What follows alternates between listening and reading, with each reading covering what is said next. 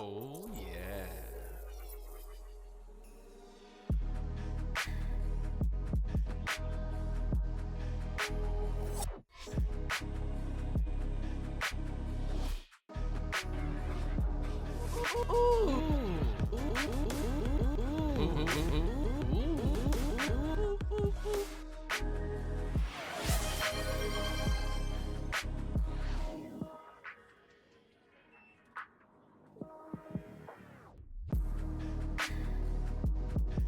Wait, no! What?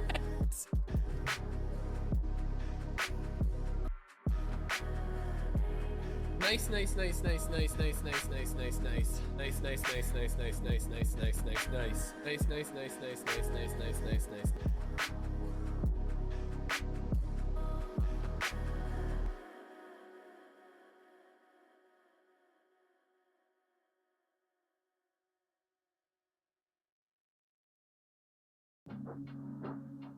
Wait, no! What?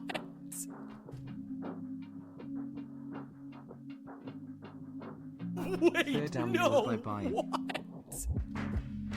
Third Annual bye-bye.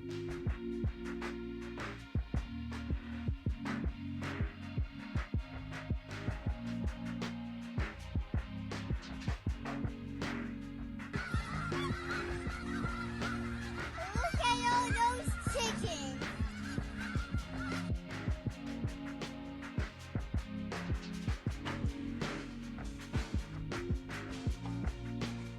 It me. Spartan, do you BB. see the timer? I'm 10 seconds behind right now. I lost 10.5 seconds there.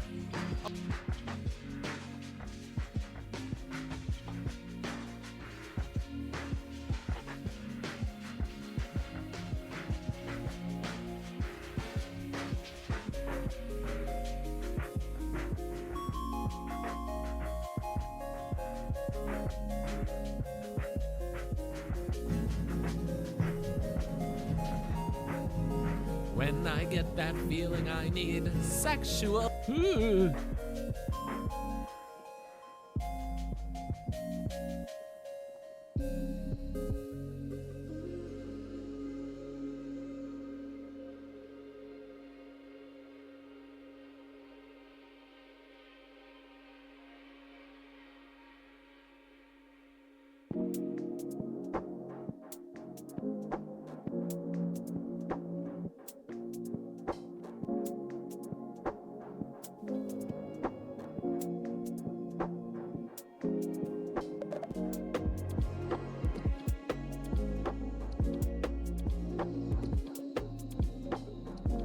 Wait. Did you just marry me? Oh yeah, hot dog. You're done for. Thank you for gifting gifting some subs to the chat. You're a winner and a scholar, and I bet you also look good in hats. I feel confident enough to say that.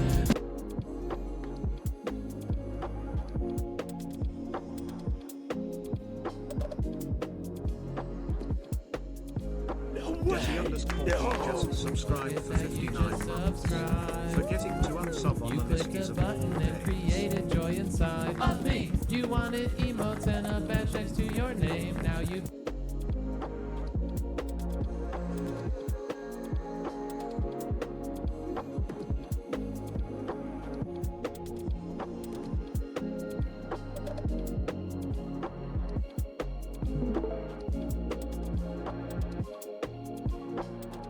Hey, thanks for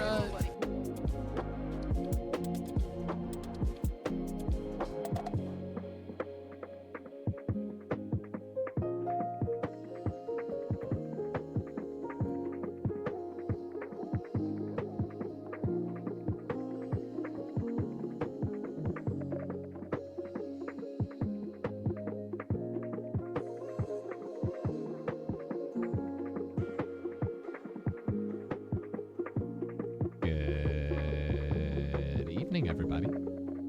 I just wanted to pop in before the show starts.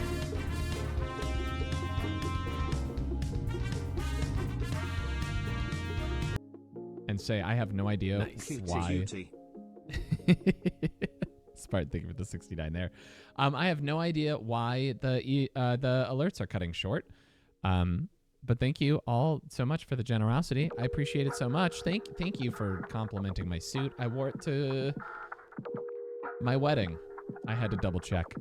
But welcome in, everybody. I just wanted to give you a little heads up before we start the show here. That All fancy dancy tonight. I like you. Thanks, All Paige. fancy dancy tonight.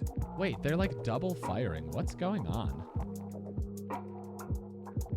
I have no clue what's happening. Everything is donked. Throughout the show, though, during the presentation portions, just so you know, alerts will be muted. You shouldn't be able to hear anything. During these breaks, whenever you see this type of screen, alerts will be live, and there's that notification up there that tells you as much. Look at you go, Glen Coco. I like you. Look at you go, Glen Coco. I, for real, have no clue why that's happening. That is so strange. I don't, like, have the stream open in two places or anything like that.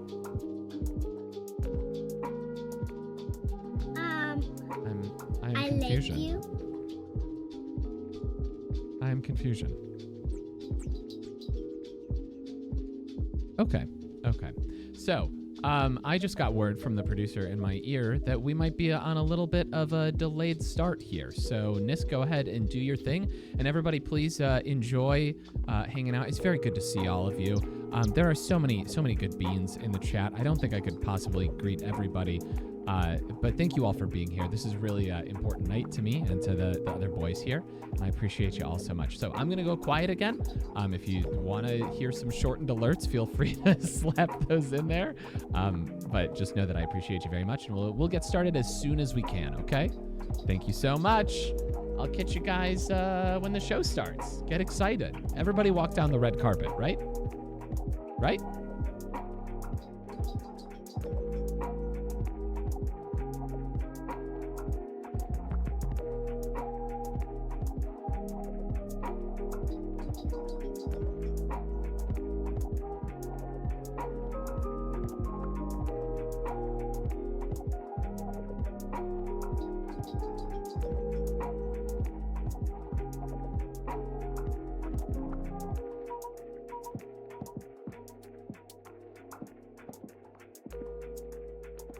Hey, thanks for, Oh, God! Hey, thanks. You just gave someone a sub. You're a baller and a real friend, and I bet they feel the love. Hey, thanks. Ah!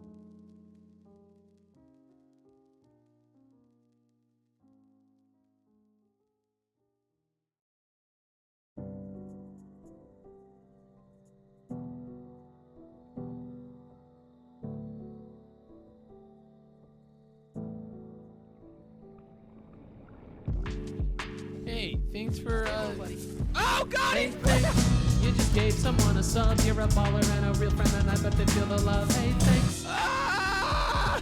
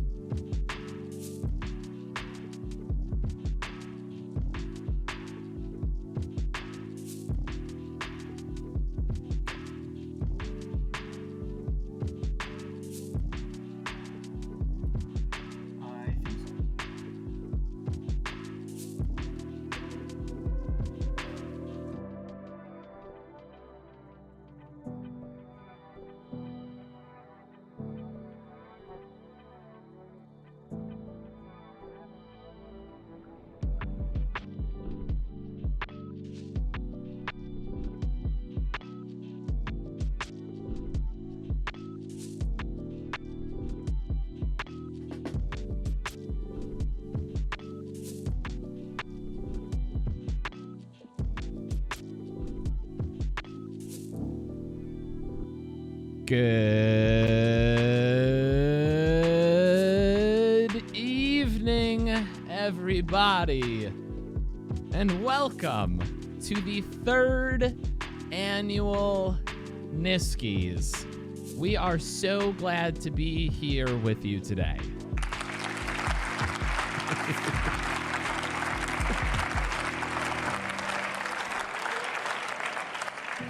I want to say, on behalf of everyone here, thank you so much for being here this evening. We're really proud to do this, really happy to do this, and so stoked that y'all have let us do this a third time. There are so many people in the chat right now, so many incredible people, lovely beans, usernames that I recognize, some that I don't. That's really, really cool. I'm so glad that you're all here, and thank you for bearing with us as we dealt with some technical difficulties there. Y'all are the best. Nisk says this is weird, and that's okay. We're gonna jump in anyway. For 3 years now, we have gathered here to celebrate the brain of one very movie-obsessed boy. And I'm happy to say that this year's show will be just as bad as the last two. Let me first say welcome back to anybody who's been here for a Nisky or two before, and welcome in to anybody who is experiencing this spectacle for the very first time. Since my Twitch following has literally doubled in the last year, I have to assume that there are a decent amount of people here who have never attended the Niskies before. You can self-identify in the chat if you want to. We promise Nisk won't be mad at you. This is officially, so you know, anybody who's new here, this is officially your final chance to !unfollow before you're in too deep. In all seriousness, I would love to give you a quick history of the Niskies to help catch everybody up to speed. So, let me put on my up-to-speed glasses here. Lovely. In November of 1993, a relatively short and rather pregnant woman awoke in the middle of the night thinking that her waterbed had a hole in it, but actually... I'm so sorry, y'all. I just got the notice that I went back too far. Again, the producer in my ear is alerting me. I have a habit of doing that, and I apologize.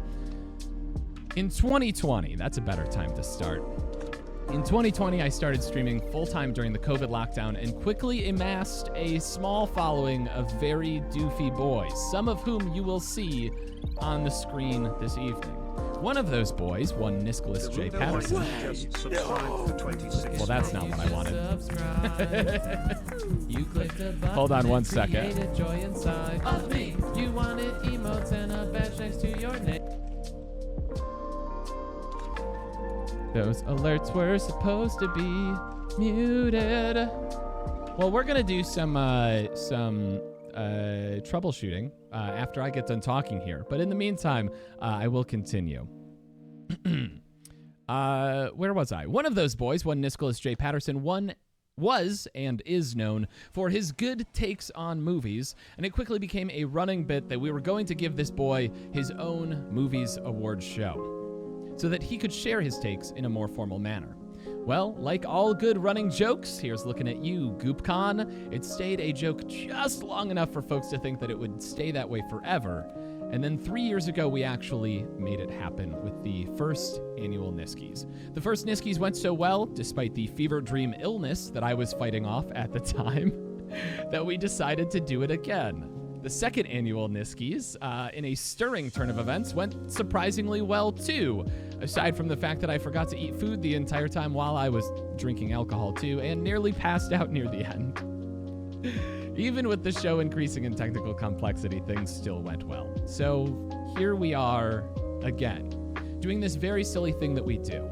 Oh, what's that? You're wondering what misfortune will plague me this time around? Well, I can answer that for you. In song! Just kidding. Oh, yo, I'll be honest, y'all. I forgot that the music was up. Thank you for letting me know. I appreciate it.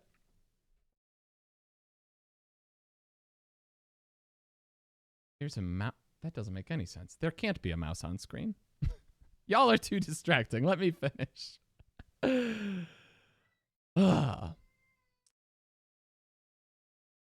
Just kidding about the song there. I would greet you with a musical number, but unfortunately, I hardly slept at all last night. My mind was just buzzing with all the things that I needed to get done for this show. So strap in, everyone, because we're doing today's show on about 3 total hours of sleep. If I get real loosey-goosey, I might just do something silly, like maybe accidentally let slip to Nisk that I have a secret Letterboxd account. If you are new here, please get ready for a few hours of silly sketches because for some reason they still won't let us have the rights to the real clips from these award-winning films. Unhinged moments, although Spartan let me know that Spartan Stats might actually be educational this year. Don't know what that's about. And genuinely good takes on the best movies of 2024 from one of my dearest friends. I'm more excited to do this show this year than I ever have been before, and I hope that you are equally excited to be here. One quick note before I let the rest of the team introduce themselves. This show has always been very beneficial to me as a streamer. I get a lot of hype built for my channel and eyes directed at me, which, to say it plainly, tends to turn into monetary benefit down the road. These other three guys put in a ton of work, both on the air and behind the scenes. Nisk literally watches 45,000 movies a year just for this. And they get very little back from it besides, the huge amount of clout that being on my channel gives them. So I haven't told them about this. This is the first time they're hearing about it. But if you would like to show some support for them, you can do !support in the chat to get a link to my Venmo. There won't be an alert on screen or anything like that. But if you choose to throw any money at that link, I will split it 3 ways evenly and pass it on to the 3 of them. I will not take any of that money for myself. So thank you for being here on one of my proudest moments of the year. I am so incredibly happy and so grateful to be here. And I'm so grateful for all of you. And speaking of people that I am proud of and grateful for, let's introduce your other 3 hosts for the evening. Let's start with the guy who might be most mysterious to some of you, but might actually be the person who knows Nisk's movie brain the best. Everyone, please welcome Bill to the show. Thank you so much for having me back. I am definitely new here. I'm not new here. This is my annual appearance on this channel for the last 3 years. I've gotten to do this. This has become a highlight of my year. I spend the whole year talking about movies with Nisk, and for the last couple, it's all kind of been about building up to this night. And it's really become a part of my own kind of annual celebration of the thing I love the most, which really is the movies. And it's a part of my tradition now. And I'm thrilled to be here and grateful to be back. And thanks for having me. Looking forward to it. Thank you for being here. We're excited to hear some great insights from you this evening. And thank you to everybody who threw some claps in the chat there for our boy Bill. Next up on the list, we've got a man who I have never made a joke about before, ever, Spartan. Please welcome Spartan to the show, everybody. Nisk, that's rude timing. My name is Spartan Mello. You guys will see me in chat a number of times, especially during the week with Goop, but otherwise I am probably the least qualified person to be in this group of 4 because I'm not producing things, nor am I seeing a third of the movies of either of the other 2 boys here. So I am just tagging along for as long as they'll let me be on this couch. But I'm really happy to be here, and I appreciate you guys spending the night with me. There's some beautiful art in this world, and it's a joy to be able to talk about it. Very, very well said there. We're going to turn it over now to, I don't know, some guy who wandered in off the street. I think it's Nisk Patter. Please welcome to the show the namesake and main brain behind the Niskies. That's what they say. I'm going to call you main brain forever now. You won't remember that tomorrow. No, you're so correct, especially with how tired I am. So the thing I want to talk about first, just especially for those people who are new here or the people who don't spend all of their year thinking about this, which you shouldn't. We've got 2 types of categories in the show. Type 1, there's 5 nominees, there's 1 winner. The usual. The other category is something that's either that we deemed as important enough or just something that's has enough notoriety that we couldn't limit it to 5. So there's 10 nominees there. In those big special categories, there are 3 winners, a gold, a silver, a bronze. So we get a podium there because the whole thing is just about celebrating the thing that I love, which is the movie. So more movies, the better. If you're watching the show and you think, Nisk, where's this movie that I love that you didn't talk about? There's 3 options. Option 1 is, there's like a lot of movies. I can't see them all. I watched over 200 2024 releases. I'm doing my best, y'all. I can't see everything. Option 2 is, there's only so many spots. We just talked about how few spots there are to be nominated. Spartan and Bill have been there for the past 2 years for the final nominee cutting session. And there are moments where I have 25 names and I have to cut 15 of them. And it hurts, and I'm never happy about it. So, you might have been real close. Option 3 is the movie that you like is bad. There's nothing I can do about that one. I'm so sorry. Get 'em. It's a 1 in 3 shot. Maybe you're safe. Now, it's not just me saying what my favorite movie is. There's no real such thing as objectivity in art, but my goal is to find a happy medium between what is just good and what is something that I like. For example, the year before we started the Niskies, 2021, my number one movie of the year, without a doubt, no hesitation in my mind, is Spider-Man: No Way Home. Like, that movie means a lot to me. I'm not gonna give it Best Picture. Am I gonna nominate it? Probably. You can't stop me from doing that. But that's not the movie that wins, even though it has all my heart. It's finding the happy medium. That's what the goal of the show is. And before we get going, I just want to talk a little bit about what 2024 was for movies. In general, but also for the Niskies and award shows, it's a year where there hasn't really been a clear frontrunner. Bill can especially back me up on this. The past couple years have felt kind of easy relatively early into the season. It just feels like everyone knows what's going to win everything. And this year, everything is all on the board. When you look at the Oscars, 4 or 5 of the 10 Best Picture nominees are still in contention, and no one really knows what's going on, for better and for worse. But that's not really what the year was about. And it's hard not to see parallels to the movie year with the world around us when you see movies like The Brutalist or La Cocina, which are touching on the immigrant experience and the failure of the American dream, or films like Sing Sing that deal with art as expression but also therapy, and how someone can cling to it in order to survive a system that's designed to oppress and silence.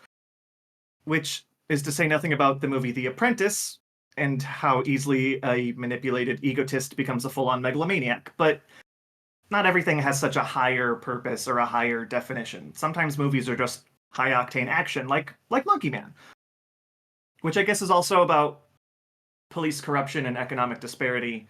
So there's movies like The Fall Guy, Ryan Gosling, Emily Blunt. If anything, that movie's just about you being honest with yourself and those you care about, getting over your own ego to express vulnerability. It's about the truth. And if I can talk about the truth for a minute, the truth is that we have a lot of...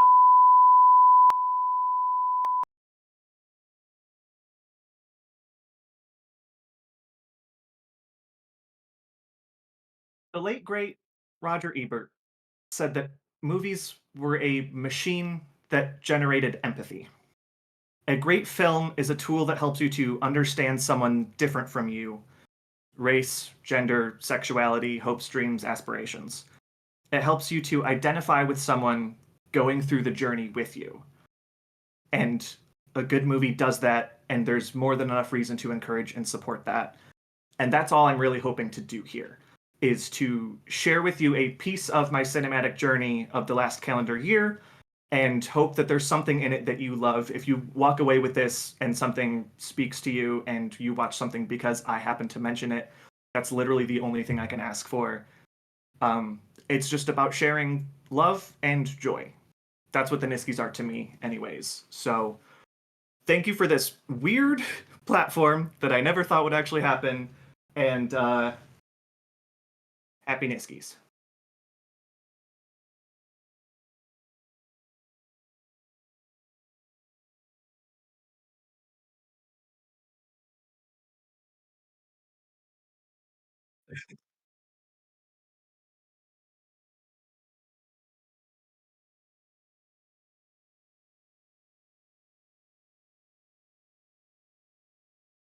Oh my Oop, you're God. muted, apparently. I did it again.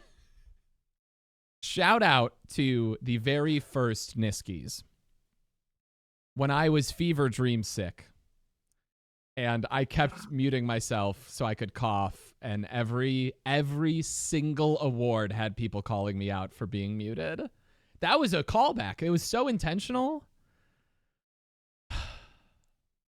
The third annual muted Mike Niskies. That's it. The thing that I was saying is I'm not drinking alcohol quite yet this evening because I don't need to add more to this sleep deprivation, obviously. Exhibit A.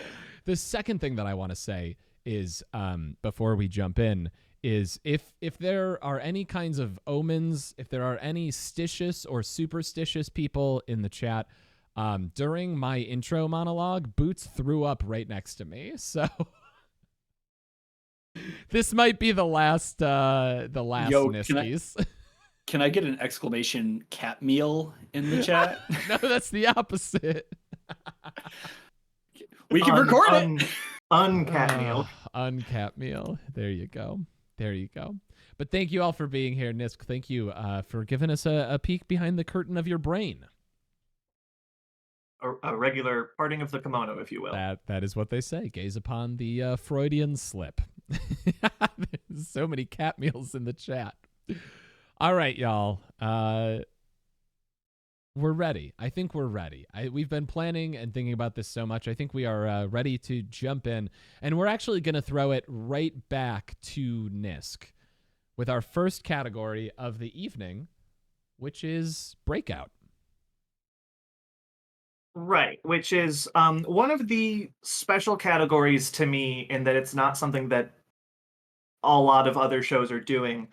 Because a lot of the times when you have the big performances, it's names you know, and there's not a lot of new things to come from that. So for this category, which we call the Breakout, I want to talk about someone who we're not necessarily very familiar with, at least in this context, or we're not familiar with what they had in store for us. So someone who jumps on the screen, really, really takes you aback, and you're left wondering, I can't wait to see what they've got next. So with that, the category of Niski's Breakout, the nominees are Vera Drew from The People's Joker, Mikey Madison from Anora, Katie O'Brien for Love Lies Bleeding, Aaron Pierre for Rebel Ridge, and Maisie Stella for My Old Ass.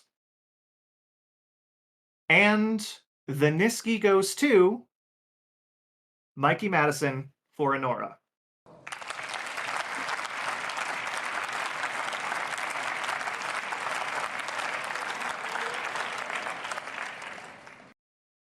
And the reason I specifically wanted to say it's not just someone we didn't know, but someone that you didn't know what they were capable of. I've seen Mikey Madison a couple of times. She was in Scream 5 as one of the secondary characters, and I didn't know who she was. I didn't think much of her. But anyone who has seen Anora, that's a person, if this is the first time you've seen them, you're just filled with the possibility of what the next 5 to 10 years is going to look like. Owns every second of that movie, even when she's not on the screen. So excited to see where we go from here. But this is an incredible year for Mikey Madison.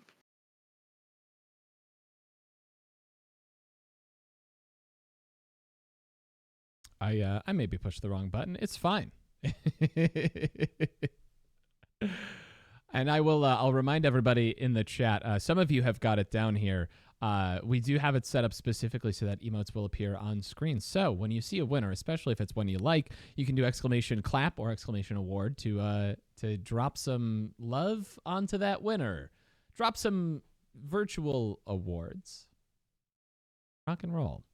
Moving right along, we're heading over to me to talk about action choreography. And big congratulations to Mikey for snagging that first Niski of the year. The category that I've got in front of me is action choreography. And action choreography, or choreography in general, really, is the type of thing that makes me not angry at actors or people on screen, but angry with myself that what am I doing with my life, that you can put in an incredible performance on screen as an actor or actress, a person who is creating film, and you can also kick and punch and flip and jump and all of these incredible things. I'm a big fan, personally, of a good action film because I love the spectacle of somebody showing how proficient they are in moving their body. And that's why I'm excited to introduce to you this evening the action choreography category. Nisk, I gotta be honest, I forgot how we do this. Do you read the nominees or do I? You do the nominees. I pop in for the winner. Fantastic. Thank you so much. I can't remember a year ago. All right. And the nominees are Furiosa, a Mad Max saga, Kill, Monkey Man, The Fall Guy, and Twilight of the Warriors, Walled In. And the Niski goes to Monkey Man.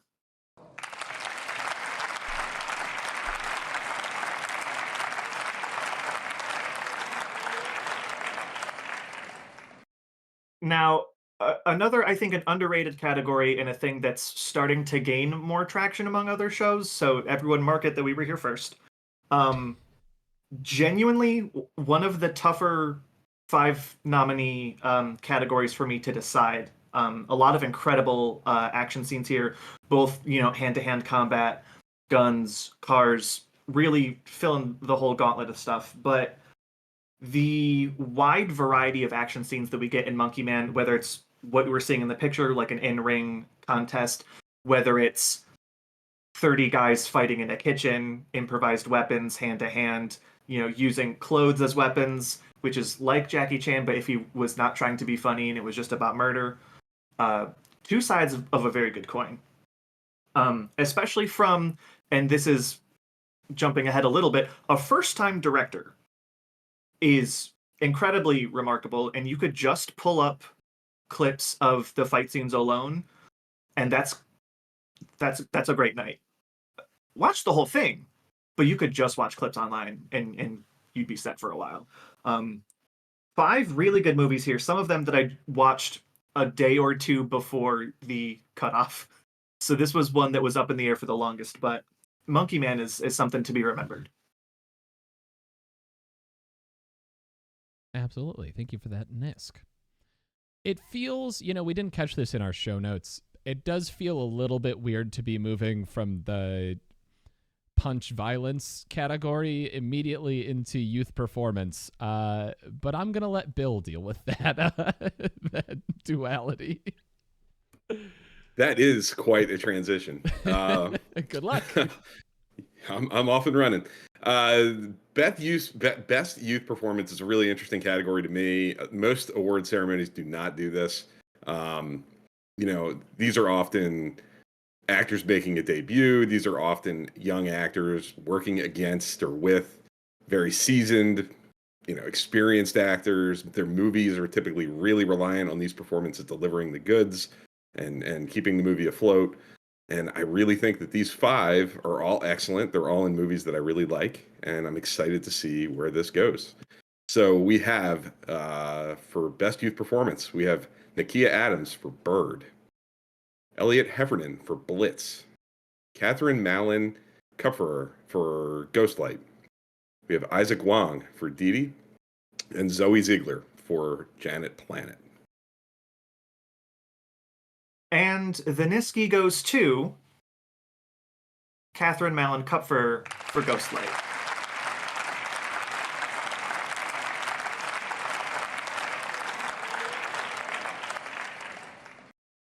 Also, shout out to Bill for having good voice. Ghostlight is another one of those movies that says, hey, theater good? And what a thought to hold on to as we go forward. Theater good and important, and it is a real life family playing the family in the movie, which was not something I knew going in. So it helps when both of your parents are basically theater legends, but to show up as the daughter and the second or third character in the movie and really take hold of everything and steal the spotlight from your parents has got to be a good feeling. But this is the kind of early performance that really sets the tone for what could be such a fascinating career, whether it stays just in stage or it comes back into more of a film world. But she handles a lot of complex emotions that a lot of people can't do. Acting's not easy. But to be such a strong performer at this age is huge, and I'm really excited to see where we go from here. Bill, I know that you did like a lot of these, can you talk to me a little bit more about our winner, but also some of the other nominees? I mean, I think that the ongoing theme here is like kind of like I mentioned in the intro to the category. I think a lot of these actors are working side by side with really seasoned and talented actors. Elliot Heffernan working with Saoirse Ronan for at least some of Blitz, but working with a variety of character actors coming and going through his portion of the movie, being directed by Steve McQueen. Zoe Ziegler in Janet Planet is working with a very experienced lead actress, and that movie is completely reliant on Zoe Ziegler putting you into her head. The entire movie is kind of seen from her inner life and her inner perspectives. I don't think you could have gone wrong here. I love Bird. That is a really dynamic performance. That Bird is really ambitious in some of its imagery and the kinds of things that it's again using the child's perspective and putting you into the mind of a young person dealing with a lot of difficult things in her life, and kind of showcasing that through the visual stuff that the filmmaker's doing, but also through what Nikia Adams is doing through her performance. So I love all five of these. Ghostlight, I think, is excellent, and I think everything you said about what that movie means and what it's talking about, and how the dynamics of the lead actor and her being father-daughter in reality translates on screen, and is a big part of why that movie's so great. And everybody should watch Ghostlight. Real quick, my favorite thing about this show is that I can just go, Bill, you got 5 minutes. You're not prepared. Do it. And it's the best part of the show. It's not the best part of the show, but I appreciate it. Agree to disagree. That's part of how they wrote the Dick Van Dyke Show. They would just say Dick does 5 minutes of physical comedy, and like that was just what happened. You're the Dick Van Dyke of this show, Bill. I just love to talk about movies. What can I say? Oh, well, with that incredible segue, we're going to move on to our first big featured category of the evening. For anybody who is here that is new, this is something you're going to see happen 4 times this evening. There are 4 categories that we think should be featured especially, and that, again, they don't let us use the official clips from the movies for some reason. My lawyers are on it. We're working so hard. The lawyers that I totally have. But in the meantime, Spartan Mello and I have really put our acting chops to the test to give you some replacement clips. I will say, for anybody who's been here the last 2 years, we have made a small adjustment this year. Our first 2 video categories that you're going to see are for documentary feature, which you'll see in just a few moments here, and foreign language feature. And we made the choice this year because we felt that we weren't always doing justice to some of these films that might not be as well known, but that have incredibly powerful stories. So instead of giving you our like super duper goofy pun based videos, we're also going to give you real like synopses of these films so that you might latch onto one and say, oh, that sounds very funny. I would also like to apologize to, for anything that you see in the background of one of my clips. Don't worry about it. Just close your eyes and listen to the audio, okay? That's all I'm saying. Like movies. Like movies. With that, we're going to jump into our first set of videos for documentary feature. Please enjoy.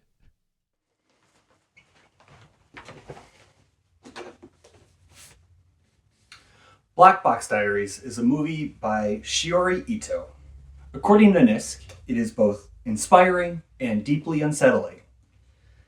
This is a documentary looking at power dynamics, specifically around the sexual assault investigation of the director herself, Shiori Ito. It looks into power dynamics as well as what those in power do to protect their friends, even if it puts others' safety at risk. Cannot highly recommend it enough. Shiori Ito's Black Box Diaries. Bread and Roses is a compelling documentary directed by Sara Mani that delves into the lives of Afghan women following the Taliban's resurgence in 2021. The film intimately portrays three women: Zara, a dentist-turned-activist; Sharifa, a former government employee now confined to her home; and Taranam, an activist seeking refuge in Pakistan. Through their personal narratives, the documentary sheds light on the severe restrictions imposed on women's rights, including bans on education and employment. Premiering at the 2023 Cannes Film Festival, Bread and Roses is available for streaming on Apple TV+.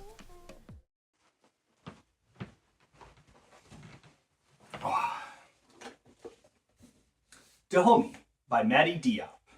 According to Nisk, more Maddie Diop, and I do not care what it is.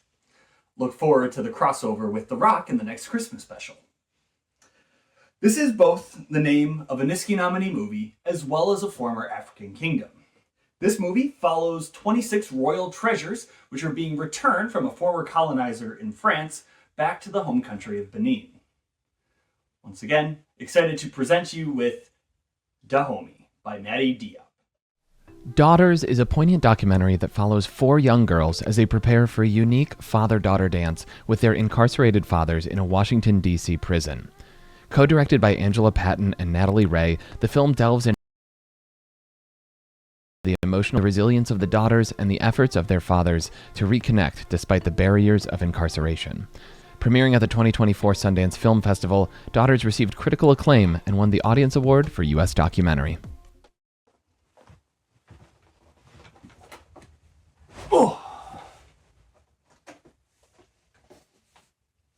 Hayao Miyazaki and the Heron by Kaku Arakawa. According to Nisk, art often goes hand in hand with pain. But if we don't create, there's nothing. This is a movie that looks into the time after Miyazaki's original retirement before his return and eventual creation of his last film, The Boy and the Heron. This is a film dealing with one's purpose, one's legacy, and of course, the pain that comes with the loss of friends in the passing of time. It's a deeply emotional picture, but I'm happy to present Hayao Miyazaki and the Heron. Jim Henson Idea Man is a documentary directed by Ron Howard that delves into the life and legacy of visionary puppeteer Jim Henson. The film explores Henson's journey from his early days in local television to creating iconic works like The Muppet Show, Sesame Street, and The Dark Crystal.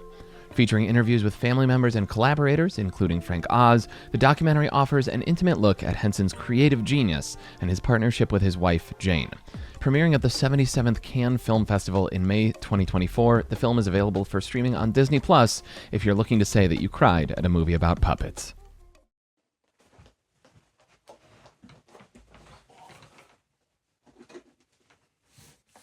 Soundtrack to a Coup d'etat by Johann Grimonprez. According to Nisk, it's a pretty difficult watch if you're coming in completely fresh. This movie looks at how jazz musicians ended up crashing a UN Security Council meeting to protest the murder of former Congolese Prime Minister Patrice Lumumba. This is a thrilling look into how the US jazz scene became entwined with the decolonization movement in a post-World War II world. While it may be difficult, I'm still excited to present to you Soundtrack to a Coup d'etat by Johann Grimonprez.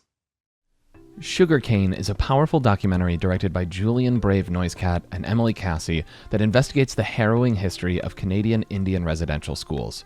Focusing on St. Joseph's Mission near Williams Lake, British Columbia, the film delves into systemic abuses and the discovery of unmarked graves, igniting a profound reckoning among survivors and their descendants. Premiering at the 2024 Sundance Film Festival, where it won the U.S. Directing Award for Documentary, Sugarcane has been lauded for its unflinching portrayal of resilience and the enduring impact of these institutions.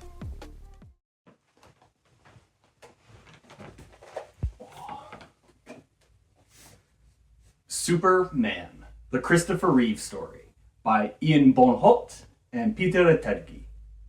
As Nisk says, no actor has truly lived the part like Christopher Reeve did with Superman.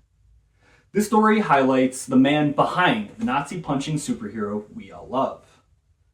Always an advocate for his fellow man, The story takes a turn when Christopher Reeve is involved in a tragic accident on a horse.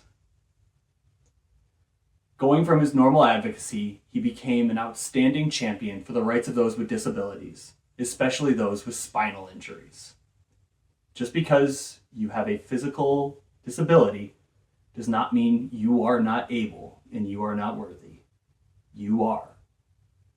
And that's why I'm proud to present Superman, the Christopher Reeve story by Ian Bonholt and Peter Atenki.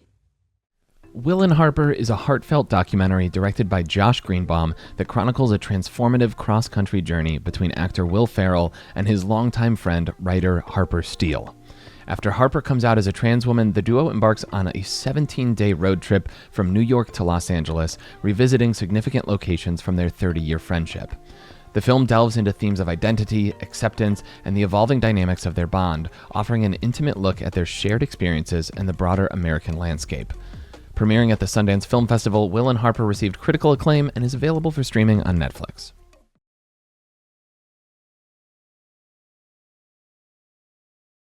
First impressions, Nisk? Yeah, because, like, Harper, I barely know her. It is really not fair that I have to go up against you in your humor, Goop. Like, that's great. Great work. If I had more time and energy, I would put together some blooper reels where you would hear me messing up so much and also just like finishing a clip and going, it's not my best work, but it's done. Oh, so look forward to more of that. Also, don't record the sugar at your local Aldi. People give you weird looks, even if it's just for 30 seconds. Nisk, take it away. In summation, if you didn't catch all that, the nominees for Best Documentary Feature: Black Box Diaries, Bread and Roses, Dahomey, Daughters, Hayao Miyazaki and the Heron, Jim Henson Idea Man, Soundtrack to a Coup d'etat, Sugarcane, Superman the Christopher Reeve Story, and Will and Harper. The Bronze Niski goes to Black Box Diaries, the Silver Niski goes to Daughters, and the Gold Niski goes to Soundtrack to a Coup d'etat.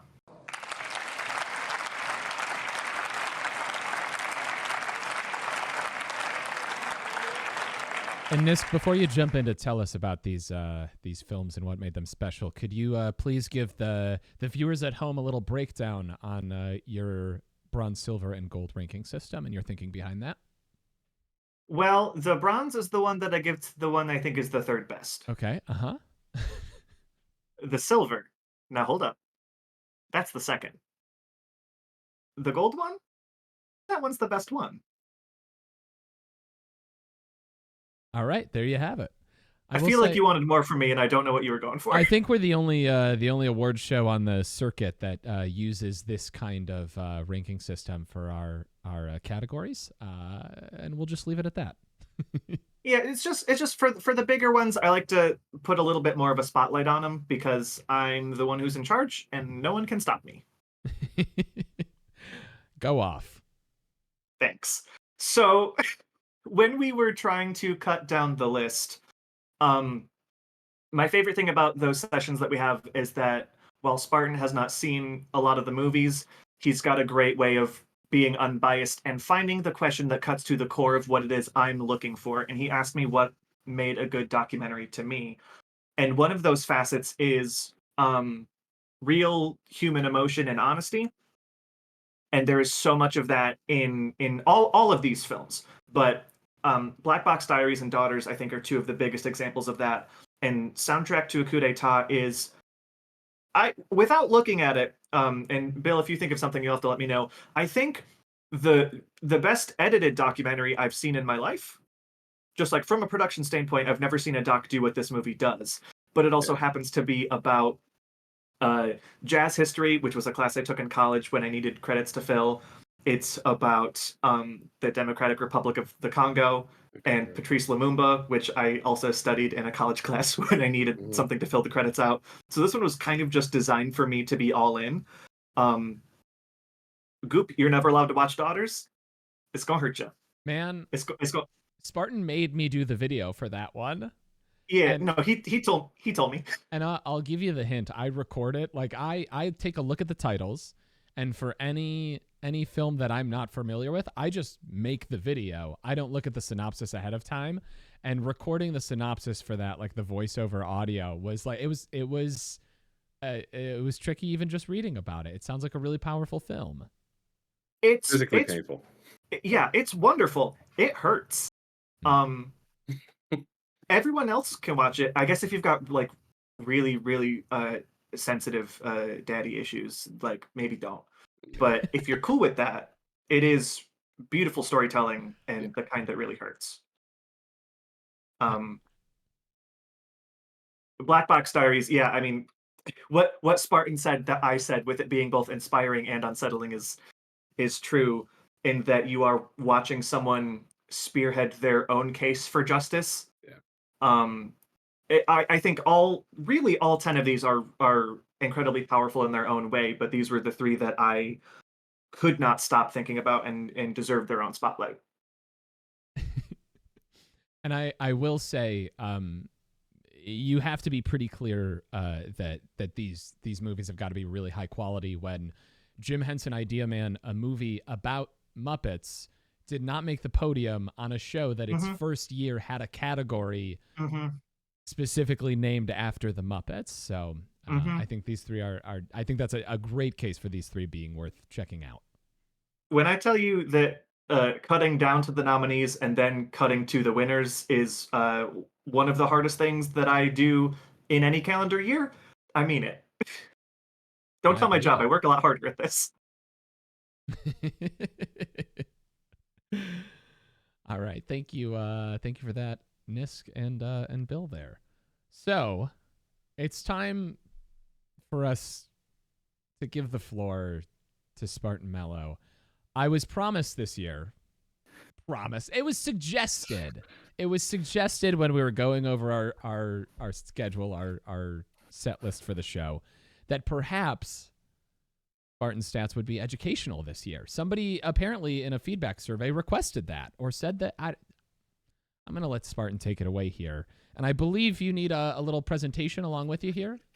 Yeah. So before we hit that, tell me. Yeah, there was some feedback given that somebody said that they felt that Spartan Stats was a really great way to like kind of start everything off, because they felt like they learned enough about the movies. And so I really had to take that to heart, because, to be frank, it wasn't previously. So this year I decided to make sure to, help you guys see kind of the method to the madness. We did a little bit where we kind of filmed part of the brainstorming session. So we're going to now throw it back to past Spartan to see kind of what all went into making the Niskies, and specifically Spartan Stats for this year. Oh, you have to give me a couple seconds. Oh. I had your So we're going to keep presentation. talking about this. Kill some time for me. Yeah. So each year with Spartan Stats, there's been one kind of major thing that we've tried to, latch onto. The first year we started to look at kind of what movies Nisk was into, and from there being able to pick out, what would be the ultimate name. We've gone into figuring out who was the best boy, which, to the surprise of many, is not actually Nisk, but it was Boots. And so, this year we're going to have another, hopefully, major revelation at the end. Good timing, Nisk. He threw up on the floor during the show. How can he be the best boy? He did not make it to the lake. He did not. Say. Exclamation, make it to the lake in the chat, please. Thank you. But yeah, so usually, each year is ended with degeneracy. But of course, this year we're being very professional with Spartan Stats. We're cutting the jokes. We're just being purely educational. And so hopefully now I've pontificated for long enough that, one, the pontiff hasn't passed, because that's apparently becoming a very potentially real issue. But we're ready for spoilers. The behind the scenes. We're ready here. Let me get to this presentation here. Oh gosh. Oh. I really need to do Spartan stats this year. I just always feel like, I don't know. I always like save it till midnight, but it's like 11 p.m. I guess I should probably do it, but need some help. I do love this song though. It's cute. Like, is it a bossa nova? Like, it's nice and groovy. But okay. So the feedback said people liked that Spartan Stats was informational. Like they felt like it was a good warm up into the whole night. I don't know how I'm gonna live up to that. I've just been literally hopped up on Diet Coke and like just going through and figuring things out. I guess I just need to review the movies. Maybe if I review the movies, I can see what I'm dealing with and maybe find something from there. Alien Romulus, the substance. Kingdom of the planet of the apes. Wallace and Gromit, vengeance most foul. Conclave daughters, Honora. Challengers. Jim Henson, Idea Man. Haikyuu, the Dumpster Battle, and Nickel Boys. Oh, we got a lot of them though. Of Real Plain Plus, Nosferatu, Flow Bliss, DD Furiosa, Love Lies Bleeding, and Dune Part 2, Saturday Night La Cocina, Mononoke, the movie, The Phantom in the Rain, Humanist Vampire, Seeking Consenting Suicide Person, The Wild Robot. Plus, I saw the TV Glow, The Monk and the Gun, Kneecap Perfect Days, Hundreds of Beavers. Evil does not exist. Nah, I don't think I can use that, but, well, let's see what future Spartan actually came up with in this year's Spartan Stats. Hey, Nisk, how you doing? Oh, all right. So, yeah, that was the informational look into the behind the scenes for Spartan Stats. It's also not Wednesday. But if any of you have seen old Nirvana the Band skit, We Shop Wednesday, it's worth a watch, and it might explain what you just had to endure for about 2 minutes there. It's Spartan Stats Saturday. It's Spartan Stats Saturday, baby. Yeah, so let's look through these Spartan Stats. You know, once again, we're being educational. You've now learned the names of about 2/3 of the movies in the Niskies this year. And so, the question is, have we learned anything with past years of Spartan Stats? The answer? Nope. TM. Nisk knows why TM there. Not much, though. We did learn, however, that Boots is the best boy. And I have to take some, cues from that. So,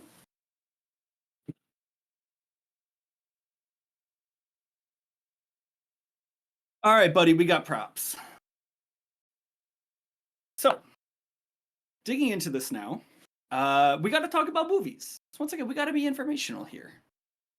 Once again, I'm not the correct human being for this. I'm not a movie boy, but here we are anyways. This being our third year, we actually have the first time that we have some returning nominees, and as well as one previous Niski winner. We got a few good boys. We're just going to fill out here. Anya Taylor-Joy is in it. We got Danielle Deadweiler. We got some Welshman named Rafe. And of course, we got a former winner in Brian Tyree Davis. So, look at that. He's even holding his Niski statue. So we got to figure out who are the top contenders for 2025. Once again, good and informational. We've got Honora. Honora has 6 nominations. We've got The Substance up there, Dune Part 2, Challengers with A, and Conclave up there as well. So these are your top nominated movies. So if you need to go out and see any of them, these are the blind ones to recommend. However, some of them are a little bit weird, especially if you look at that Substance poster. We're not touching that with a 10-foot pole, but I don't know Shaisa about movies. Apologies, I know this is a family-friendly stream. So that's all I can teach you about movies. That's all I can be educational about. I do, however, know about one thing. Magnets, how do they work? All right, so magnets kind of can be broken into two major types. You've got permanent magnets. Specifically, they are the way that they are because of the alignment of electrons inside of a material. Now, electrons have this negative charge, and based on getting their spin going in a specific direction in specifically ferromagnetic materials, which are materials where magnets are able to move around a little bit more easily, you can create two separate poles. One being designated as a North Pole and the other as a South Pole, and those sides can push on each other due to electromagnetic forces. Wait, electromagnetic forces? Well, that's magnet is put with electric. So wait, are electricity and magnetism related to one another? Yes. Short answer. So hold on to your butts. There's this thing called the Big Bang. No, not that one. But okay, Big Bang science thing. I don't know who hijacked my presentation here. But four fundamental forces are created as a part of this. Trust me, we're going somewhere. There's a strong nuclear force, which is by far the coolest. Unfortunately, we're not talking about it. There's a weak nuclear force, which is also pretty neat, but weaker. Whatever. We got our electromagnetic force that we care about, and unfortunately, there's gravity down there at the bottom, but we can just kind of forget about it. Yeah, that's also a movie. Wait, I can't talk about movies. I don't know anything about movies. Okay, how are they related? Not movies. How are forces related? Math! There's this thing called Lorenz's force law. So we've got the force on an object is equal to the charge times the magnitude of the electric field, plus as well as that charge times the voltage in a cross product with the magnetic field force. Now I get it. Numbers are scary. It's worried. Oh well, trust me. It's the main ideas because this is a relationship.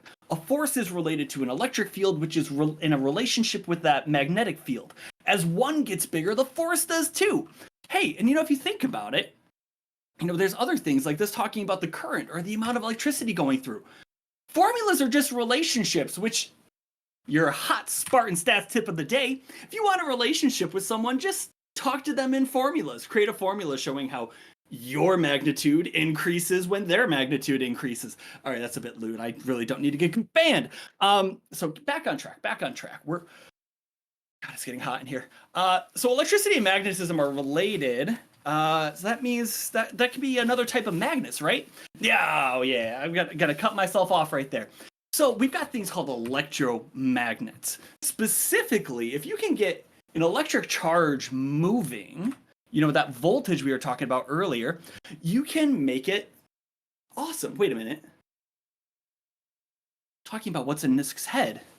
Oh God, that's not science though. What about Nisk? We're here for Nisk. What am I doing talking about science? Oh God. All right. Step one in life: do not let Spartan make you a spreadsheet. It will end poorly for you. Right here is an actual screenshot from a spreadsheet Nisk asked me to make for him. Going great. What movies does Nisk Patter actually own? Wildly enough, he's mostly into good movies. These are his Letterboxd scores for every movie that he owns, which is over 900, by the way. There's some interesting ones in there, though. Like, if we go back here, that's a singular 1-star review. A few 2 and a 2.5 stars. So let's talk about that 1-star review. Nisk, huh? It's an interesting one, isn't it? Yeah. All Monsters Attack, a 1960s Japanese movie out here that he just has. He's got 7 with a score of 2 of them X-Men movies, and 1 Sonic the Hedgehog. Oof. 13 2.5-star movies, which includes 2 of the Fast and the Furious and Star Wars Episode 2 in the correct place. I'm good with you on that one. But 71% of these movies, these 2.5-star and below, he keeps in his bedroom. Because yes, I have access to that.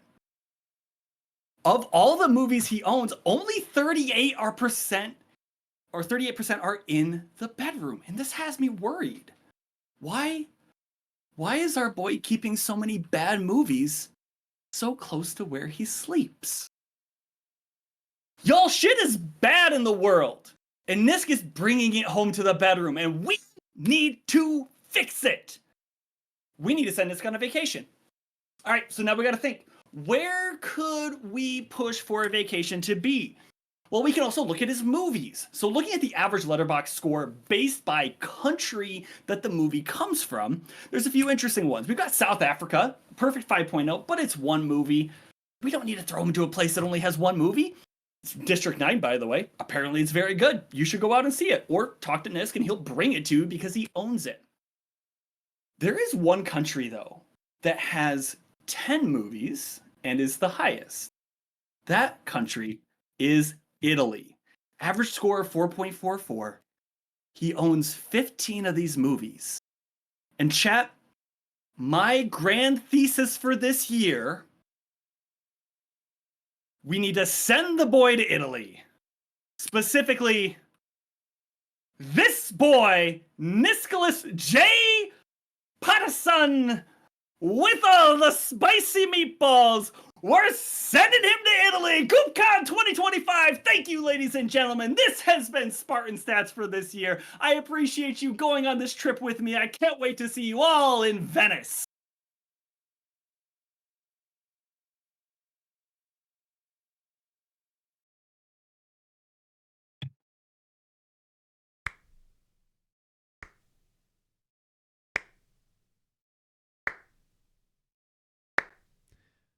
Nisk, how you doing over there?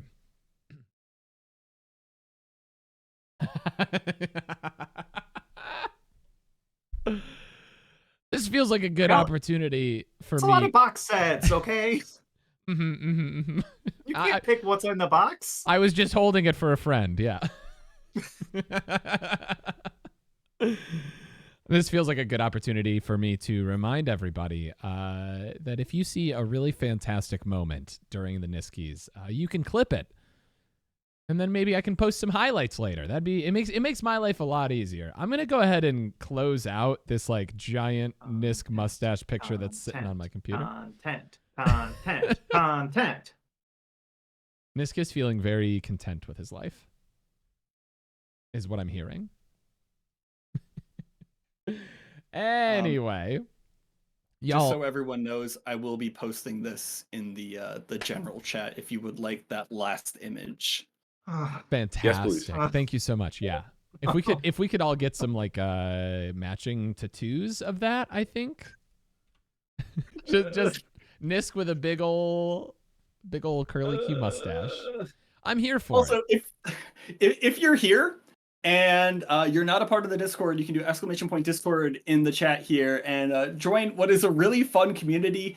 There can be a lot of things going on, but you can mute the specific servers that you're not as interested in. Being able to talk with not just Goop, not just Nisk or Bill, but like everyone who's out there, it is a truly wonderful time. So if you're not a part of the community or if you're not a part of that Discord community, I highly recommend it. There's a lot of great people talking about really random stuff. I'm sure you'll be able to find a niche, and if you're not, you can start it yourself, and I bet you there's going to be people who join in. I appreciate you shilling for the Goop Troop Discord. It's my favorite place on the entire internet, believe it or not. Believe it or not. Tonight, this is my favorite place on the internet. Every other night of the week. Wait. Every other night of the year. We're doing weekly Niskies, baby. Every other night of the year, it's the Goop Troop Discord. This feels like a good time for us to hear from some friends, some loved ones, maybe take a little break for a drink. It looks like Spartan's going to do. This is something that we introduced last year for anybody who is new here. We wanted to expand the Niskies so that some of our lovely, incredible, talented friends could partake, could share some of their opinions on movies. And so we've got some messages here from some friends. We're going to hear from a couple of them that you might know. And we're kicking it off with our buddy Tebrin. So everybody get your toast ready. And then after this video plays, we will take a 5-minute break. You'll have a break screen here, and then we'll come back and we'll do some more categories here. Thank you guys so much for being here for the 3rd Annual Niskies. We appreciate you so much. Enjoy. Hello everyone, and happy Niskies to you all. For those that don't know me, I'm Tebrin22. I'm here to talk to you about my favorite movie of 2024. There we go. Kung Fu Panda 4, A Tale of Two Dads. This is an approximately 11-minute film shot in unusual style, where they intermingled it in the fun but much less masterful movie, Kung Fu Panda 4. Our story follows Ping, Po's adoptive goose father, and Lee, Po's panda biological father. When their son sets off to face his greatest foe yet, these dads set off to find and support their son. Along the way, they use dad skills like worrying, arguing, heart-to-heart talks, and complaining at a restaurant to find their boy. And when the plot needed them most, they tear down a character with one-liners, dad talk a bunch of criminals, and then drink cocktails while being sassy during the final battle. So, if you want to see two co-parenting dads and an excellent on-screen story that never wavers from the message of love and acceptance, then buckle up, champ, and check out Kung Fu Panda 4, A Tale of Two Dads. Enjoy the Niskies, everybody.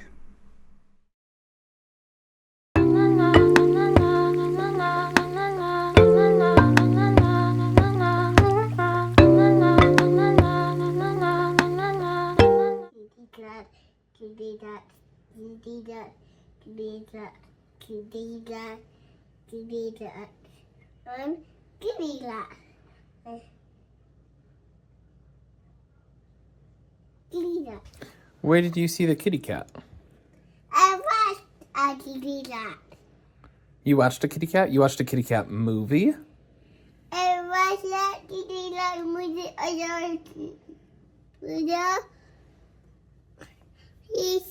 You wanna watch the kitty cat movie on my computer? Yeah. You liked it that much? Yeah. What was your favorite part? Watch it. Watching it was your favorite part? Yeah. That's a pretty good review. What do you have anything else to say about it? Watch it. Watch it? Okay, that's a great review. Thank you.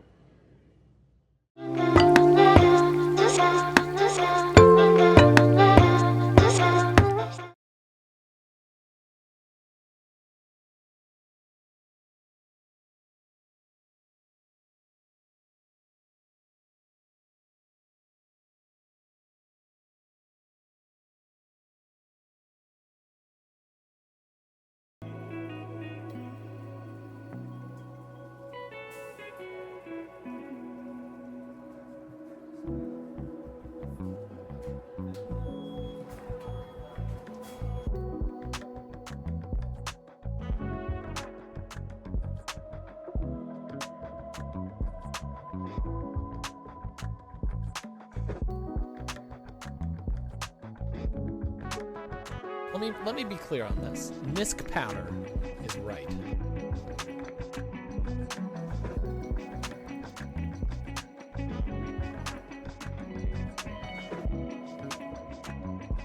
So Samoa Joe, you take your 33 and a third chance, minus my 25% chance, and you got an 8 and a third chance of winning at sacrifice. But then you take my 75% chance of winning.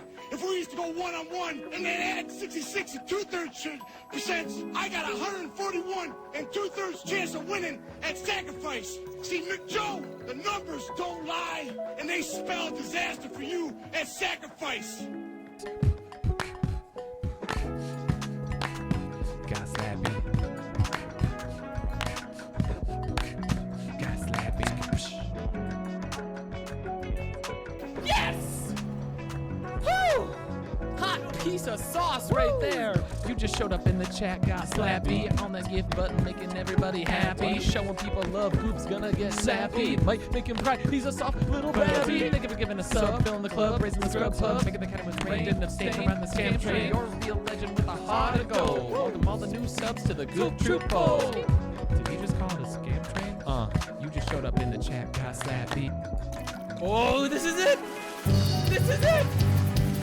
Thank you for subbing, that was something really cool to do. I couldn't do this if it weren't for awesome folks like you. And so I wrote this song, I hope you sing along. But let me just assure you, you'll be in my heart the whole month long. Yes!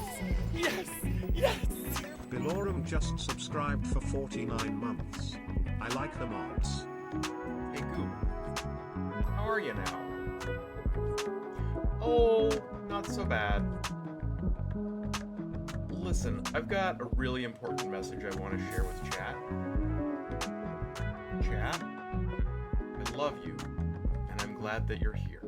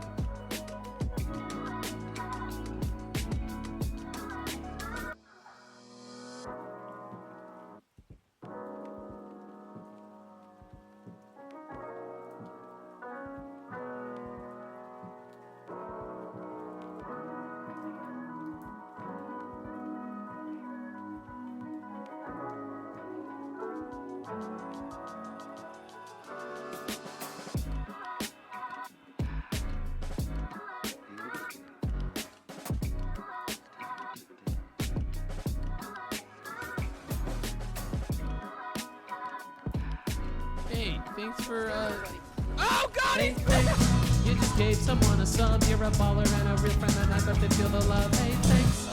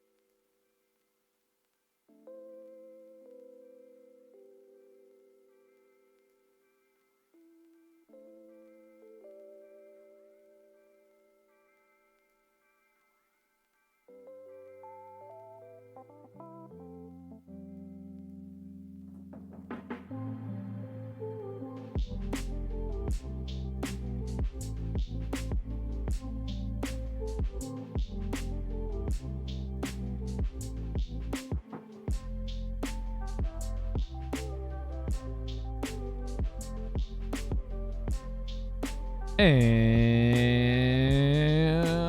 we are back, everybody. Spartan, thank you for changing into the cat ears. Oh, and the tie around your head. That's a nice touch. That's very frat boy. You know, sometimes if you, I don't think I can go back to normalcy after Spartan stats, so this is just unfortunately the new normal. That's Yeah, the gin will keep you there. My goodness. Well, we are cruising right along here. And I don't know about y'all, but it might be the sleep deprivation talking, but I am having an absolutely lovely time. And I'm very, very happy with all of you and how all of this is going. I get very emotional when I'm very tired. If anyone was curious, we were about to start the show, and I was like, I just want to let you guys know that I'm proud of you. Nisk wasn't there. He was like restarting his whole electricity to his house or something. But yeah, it's great. Let's jump into our next category. I'm gonna throw it over to Mr. Music Man himself, the Music Man, Spartan Mello, to talk about scores. I was going to say, I don't know that I am the music man on this, but this is actually a change because we do have 3 music boys on, the Niskies Council here. This historically has been a 5 nomination category, but this year for best score, we ended up expanding it to 10. And it wasn't just because we didn't want to cut any of them out, although that was definitely not a minor part of it. But this feels like something that is important enough that we really want to be able to highlight as many scores as possible, because a movie can be great by itself, but to really elevate it to something which is art, you need some sort of musical direction behind it, even if that's minimalist. Sometimes minimalist music can really help take a movie over the edge, but what's not necessarily minimalist is these 10 amazing finalists for best score that I'm proud to present to you now. The nominees are Challengers from Trent Reznor and Atticus Ross, Conclave by Volker Bertelmann, Dune Part 2 from Hans Zimmer, Flow by Jens Zobaldowis, La Cocina from Thomas Barrio, Look Back by Haruka Nakamura, Saturday Night by John Batiste, Sing Sing from Bryce Dessner, The Brutalist from Daniel Blueberg, and The Wild Robot from Chris Bowers. The bronze Niski goes to John Batiste for Saturday Night. The silver Niski goes to Daniel Bloomberg for The Brutalist. And the gold Niski goes to Trent Reznor and Atticus Ross for Challengers.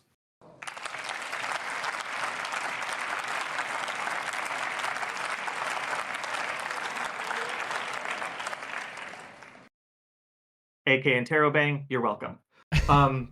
It was that truly your full deliberation there? Yeah. You just yeah, asked yeah, AK? Yeah.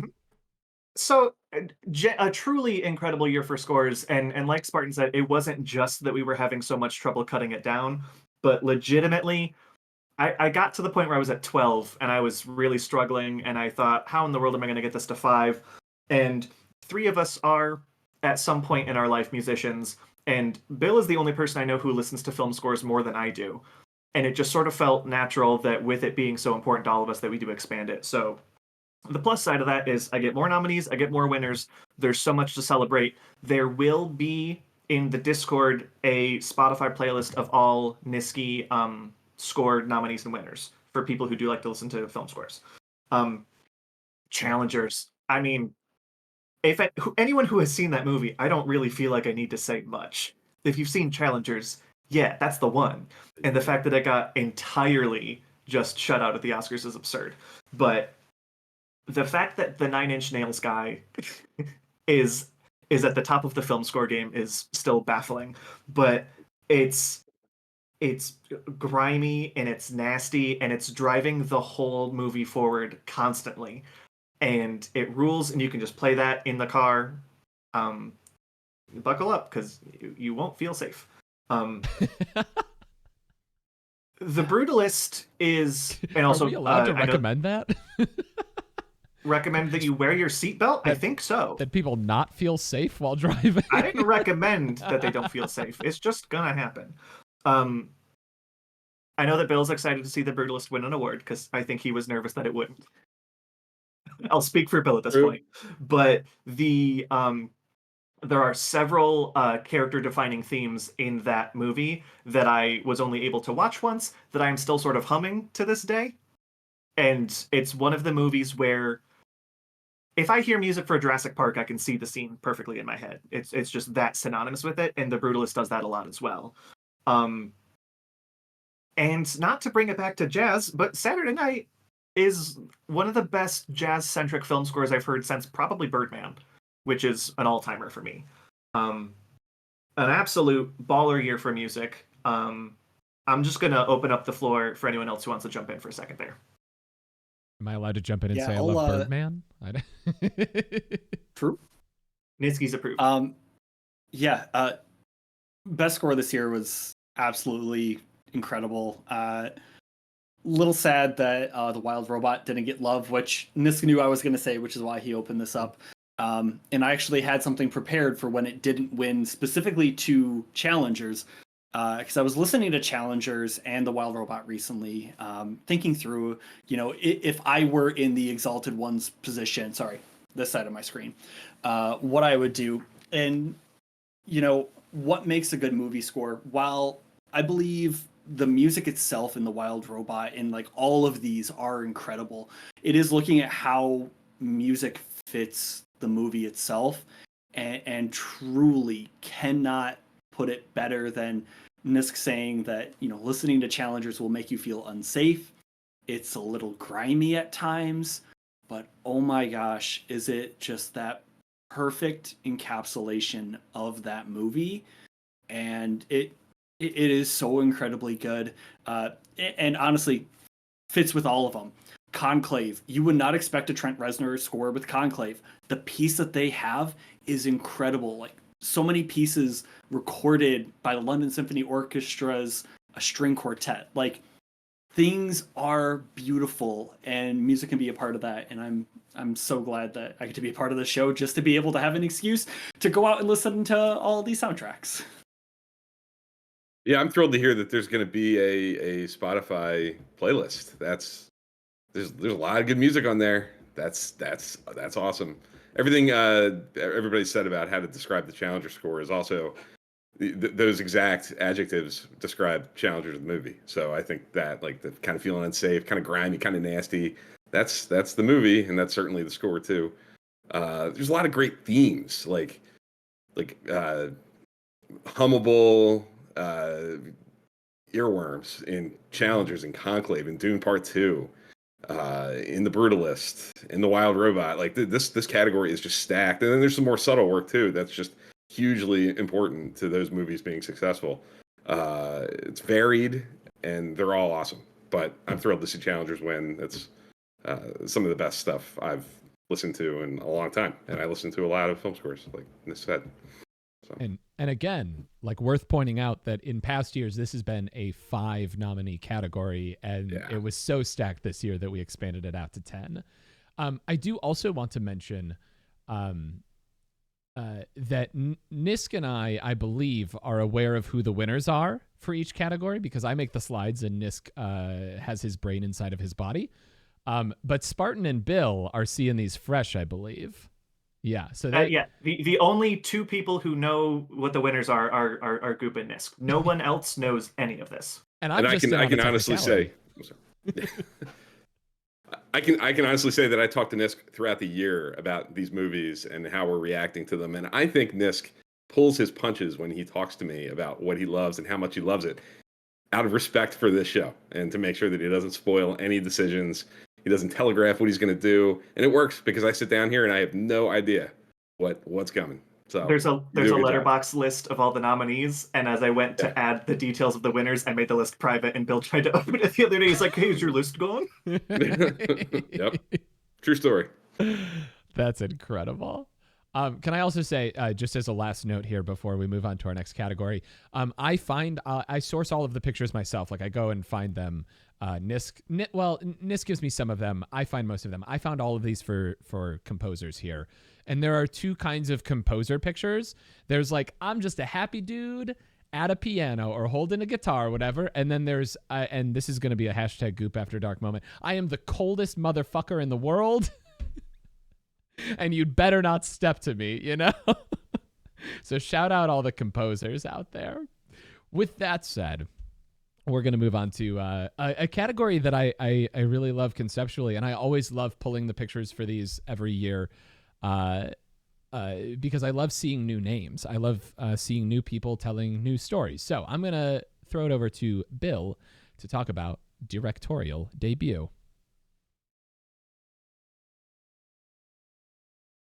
Oh, hold on.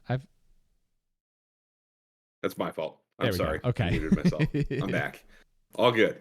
Very similar to the last category that I introduced with the youth performances. I love that we do this. This opens a doorway to a kind of movie, a sort of filmmaker that probably would struggle to get into the heftier, big categories for the year. And I love that we take the time through this to spotlight some real indie stuff, some really raw independent filmmaking, and I think that is reflected in this set of 5 nominees for Best Directorial Debut. And they are, we have Mike Chislik for Hundreds of Beavers. We have Anna Kendrick for Woman of the Hour. We have Dev Patel for Monkey Man. Sean Wang for Dee Dee. And Malcolm Washington for The Piano Lesson. And the Niski goes to Sean Wang for Dee Dee.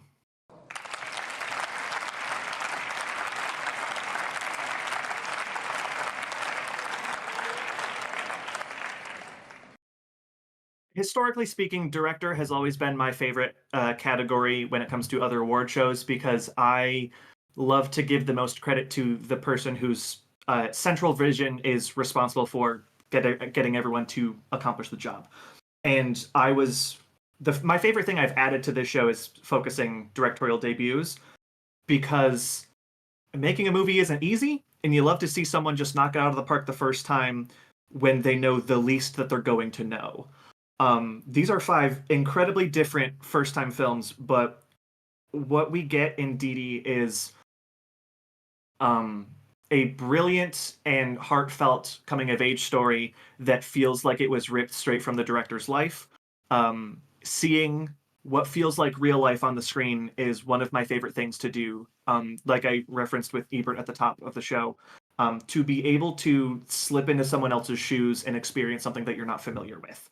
I think all 5 of these movies are great, and I'm absolutely going to open the floor to this one a little bit for a couple of core reasons. But what I had to do was think about what this film means for what is going to come next. And if all 5 of these names are on a marquee and I have to pick one ticket, I'm finding a way to sneak into all 5 of them, but the one that I'm paying for is whatever Sean Wang is able to bring us next. Spartan, I'm going to throw it straight to you. I was going to say you could do me last. Hello? But I thought he was going to throw it straight back. Speaking of throwing it back, Spartan Mello. Y'all are something else. No, I mean, I don't know much about directing. All I'm going to say is this is the one chance I have to talk about a particular movie. And I'm going to try to say as little about it as possible. Which I'm seeing the agreement from these guys, so I know it's the right thing to do. Hundreds of Beavers is a movie that is available with Amazon Prime. And it is not like anything you will have seen in live action media before. Wild. It is something which is amazing alone. It is even better with family and friends who are experiencing it with you. It is a great use of time, and the fact that, you know, that's not even at the top of the category shows how strong of a performance that this director had with Dee Dee. And while I may love the true uniqueness of the movie Hundreds of Beavers, every movie that it's nominated here tonight is truly a powerhouse in its genre, and at the very least deserves looking into. I do believe all 5 of them are currently streaming, actually. Currently streaming on Nisk's computer, actually. He's watching all of the movies all of the time. Yeah. I know that you wanted me to watch our copy of the stream happening. I minimized it. He's got a similar screen with 4 boxes, but it's just 4 Niski nominees. He snuck into all 5 movies. I just want to say real quick that I think this group of 5 movies is really awesome because they're all debuts, obviously, because they're in this category, but they're all efforts that could have been kind of cookie cutter in theory. They're of like, I mean, other than Hundreds of Beavers, that's such a singular vision and so unique in its own concept.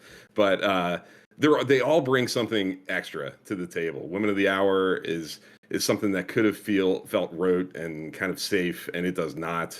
The Piano Lesson does some insane things in its third act. It becomes a different kind of a movie in those last 40 minutes or so. Dee Dee is like you said, Nisk, like unbelievably personal. It's one of those things that you know it when you see it. When it's coming from a filmmaker who it feels like it's just being ripped out of their soul. I think you said that, and it's just unmistakably them, and it's reflecting, what makes them who they are. You can't mistake it, and it's there in spades. Monkey Man, is an action movie, but there's so much more going on there, and there's so much innovative stuff going on with the action choreography that you already awarded. These are all really spectacular efforts, and if you didn't know they were directorial debuts, you wouldn't know they were directorial debuts. And I don't actually know, I haven't looked through the records, if Anna Kendrick has been nominated for a Niski before, but I'm excited to say Niski nominee Anna Kendrick from now on. That's also one of my favorite things about the show is that that's a benchmark. Mm-hmm. Yeah. You get to carry that forward for the rest of your life. I was going to say, when do we get BBGB to start correcting anytime someone says a name of a movie or a name of somebody who is nominated or accepted? Coop, don't give me that look. I swear if I type in Dee Dee right now. No. Okay, good. It's a very good idea. Is the thing. It's a very good idea, and I hate how good an idea it is, and also it's work. Yeah, for sure. Oh yeah. I've got lists if you need. Spartan is the king of, hey, I had this just like little idea for you.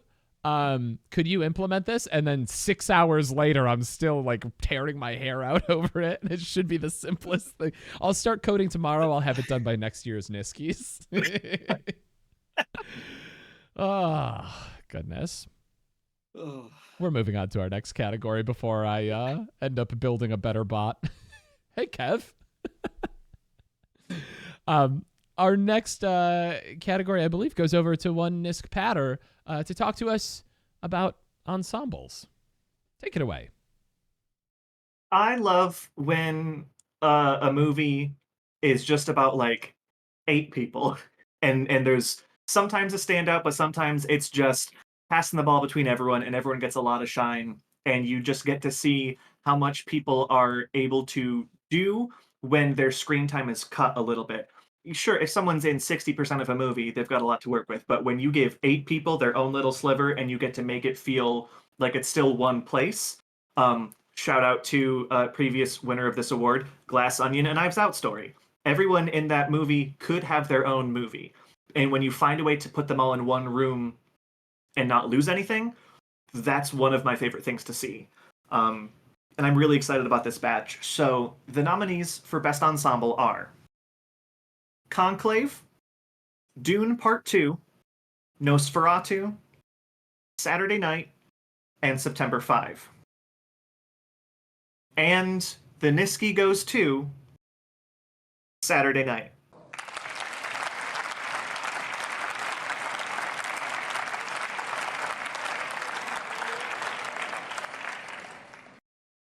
Now, for all of the Spartan Mellows at home who are checking the Letterboxd review of every single thing we talk about here, I am pretty sure I said in my review this movie was designed in a lab to win the award for Best Ensemble from me, and they did it. About the first episode of Saturday Night Live, with a cast of mostly not well-known people. Niski nominee Gabriel LaBelle is in there. But it's a lot of people that you've maybe seen before, but not someone that you recognized. And to take on a character list as iconic as the original SNL with Chevy Chase and Dan Aykroyd and Jane Curtin, and then Jim Henson is there and Billy Crystal is there. It's a tough thing to do with people that we're all so familiar with, and you forget the moment the movie starts that they're based on real people because I'm just watching those actual people live. And it's mostly a one person gets most of it, but everything else is spread so well between the rest of the cast, and it's so hard to pick a standout. I tried really hard to not do it, but I keep coming back to that cast for a reason, and I needed to give it a shine. It's on Netflix. Absolutely fantastic. I feel like this year I have missed out on being a longtime SNL fan. It seems like this is the year for it. It's being talked about everywhere all the time. Mostly by Desi B in the chat, for the record. Shout out. All right. Any final thoughts on Ensemble before we move forward? Rock and roll. We're gonna wrap up this little block. Well, we've got one more before we technically wrap up, but we're gonna talk a little bit about visual effects, and that's me. So I get to push the ego button and make my camera really big here. Visual effects is a category that I think can take a film over the top. We've talked a lot on my stream, like it's something that comes up in casual conversation for me all of the time, that my suspension of disbelief is like the simplest thing in the world. I take no issue with believing any film on any point ever, and I think that makes visual effects absolutely stunning for me, because it can be cheesy, it can be on the nose, it can be incredibly technical, it can be the most mind-blowing visual, and all of it is absolutely delightful for me. My suspension of disbelief comes easily, but I know not everybody is quite so easily swayed. So let's see who the best of the best are for this year. Your nominees in the visual effects category are Alien Romulus, Dune Part 2, Furiosa, a Mad Max saga, Kingdom of the Planet of the Apes, and The Substance. And the Niski goes to Dune Part 2.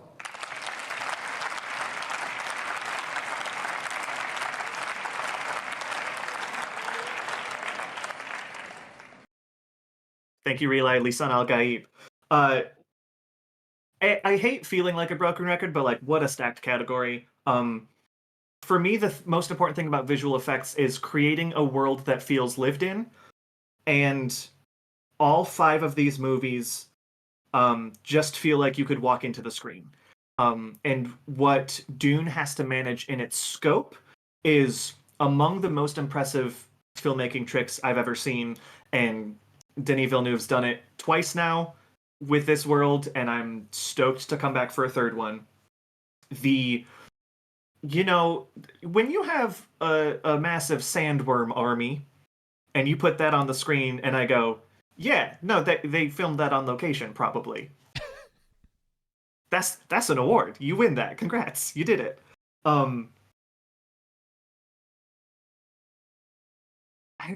Y'all seen Dune, right? This is one of the awards where I was like, literally, I don't have to say anything. It's Dune. We know. This is the category also for colons. This is Alien : Romulus, Dune : Part 2, Furiosa : a Mad Max saga, Kingdom : of the Planet : of the Apes. Yeah. Which the working title was Of the Apes, and that was... Yeah. Moving on. I don't know about that one. It's hashtag Goop After Dark, baby. 0 for 3 on Niskies hosts. Oh, man. Spartan, you want to throw your hat in the ring on that, or? Oh, I said we're moving on. No, we're... All right. Fair enough. I will say the point on making a universe feel lived in is something that's really classically said about like the original Star Wars films, and that is always something that has impressed me when you feel immediately entranced in it. And Nisk, you're gonna make me see Dune and Dune Part 2. Look at that evil man rubbing his little grubby mitts together. Coming together. This is the real purpose of the Niskies, is actually to get me to watch more movies. I watched 8 movies. 8 this past year. That's a new record for me. One of them I watched yesterday. All right, y'all. It's time for... It's worth it. It's so good. Stop, everyone. Stop. Where will I find the time? I'm busy rewatching all the Twilight films. It's time for another video category for us. Again, this is one that we have decided to give you synopses for over some maybe goofy, maybe very articulately, niskily said synopses here. The category this time, though, is foreign language features. These might be some titles that you're a little bit less familiar with. Nisk, you have something? Yeah, I just want to say one thing real quick before we jumped into it. So, and I think we might have talked about this last year, Bill. The Oscars changed from referring it as foreign language to international film.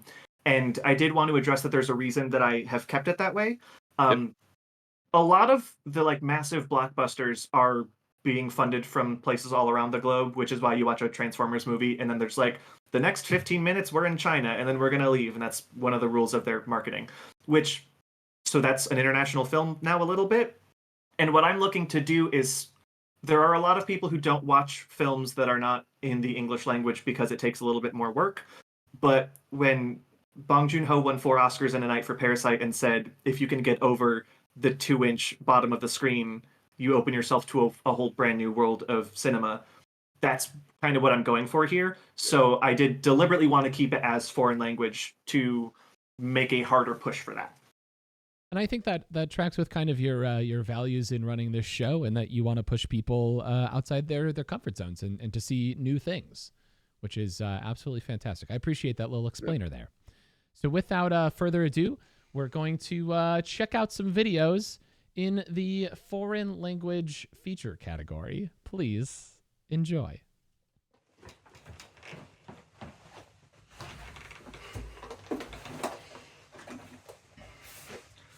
All We Imagine as Light by Payal Kapadia. As Nisk says, it's simple, beautiful, quiet, poetic, superb. This drama follows some nurses from Mumbai as they deal with unique issues to each girl.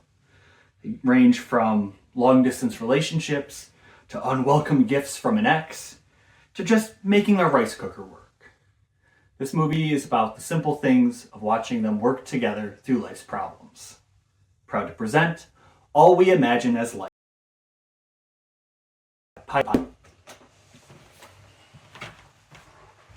Hey, are we running out of things to sit on?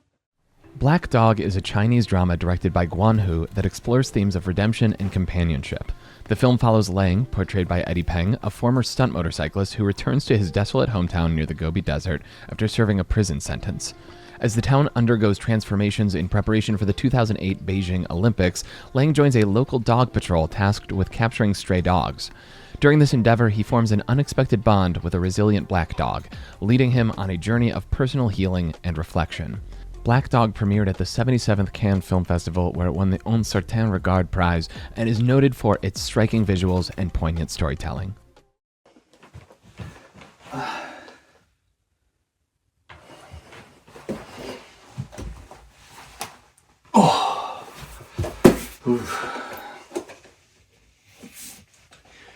Evil Does Not Exist by Ryusuke Hamaguchi.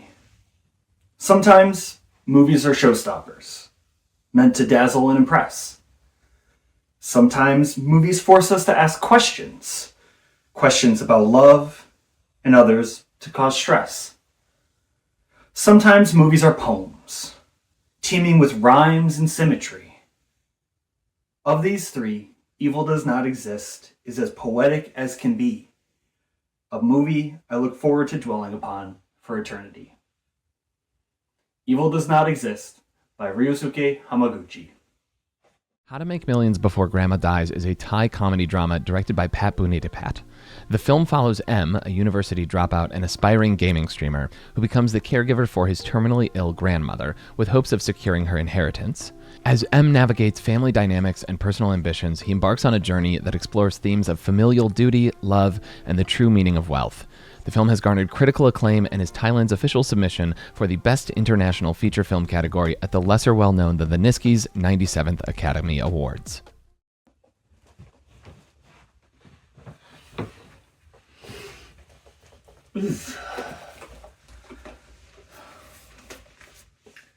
Green Border by Agnieszka Holland. Nisk says, not a very easy one, but an important one nonetheless. This is a movie which takes a look at a modern war and crisis surrounding it, dealing with refugees and the wars that have displaced them.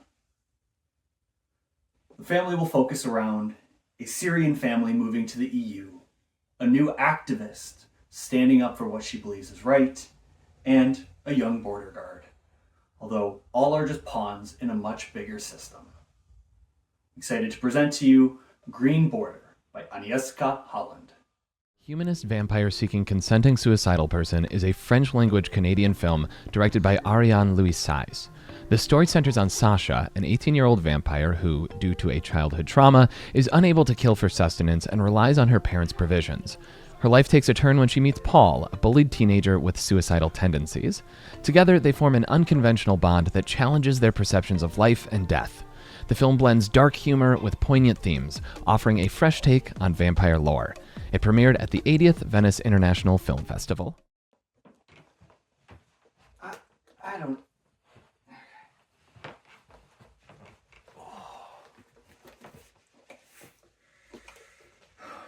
Kneecap by Rich Pepiat. Refreshing and kinetic, says Nisk Patter. After a student is arrested in Belfast for refusing to speak English to the police, a teacher finds a songbook and ends up creating music from it, noting that it's all in traditional Gaelic. This rap group, named Kneecap after a punitive technique used in Northern Ireland in the Troubles, the group goes on to utilize the Gaelic language in beautiful ways in an attempt to keep it from obscurity and to save the language entirely. I'm excited to present to you Kneecap by Rich Pepiat. Perfect Days is a Japanese-German drama directed by Wim Wenders. The film centers on Hirayama, a Tokyo public toilet cleaner who leads a simple, structured life filled with routine tasks and personal passions such as reading, music, and nature. Through his daily interactions and unexpected encounters, Hirayama's past and inner world gradually unfold, offering a contemplative exploration of finding beauty and meaning in everyday moments. Koji Yakusho's portrayal of Hirayama earned him the Best Actor award at the 2023 Cannes Film Festival. Okay, sure.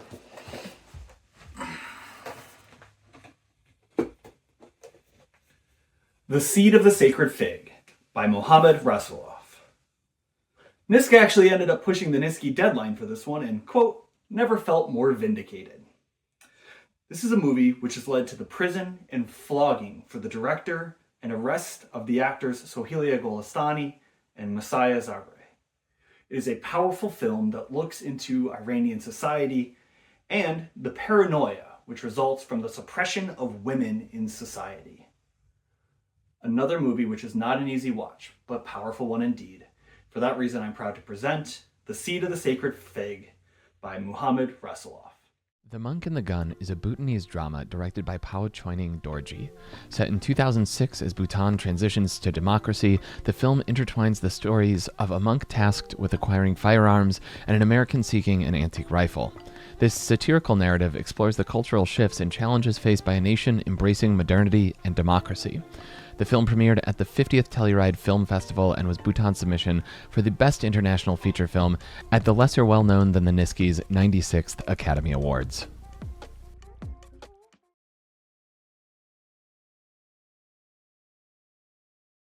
How you feel about those ones, Nisk? Yeah, it's both monk and gun.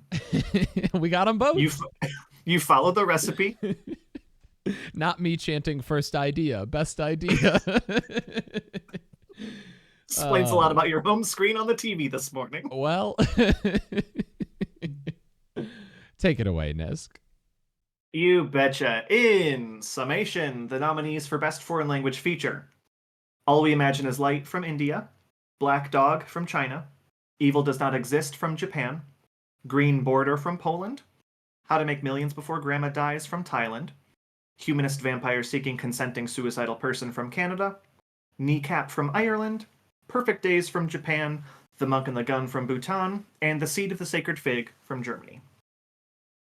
The Bronze Niski goes to All We Imagine Is Light.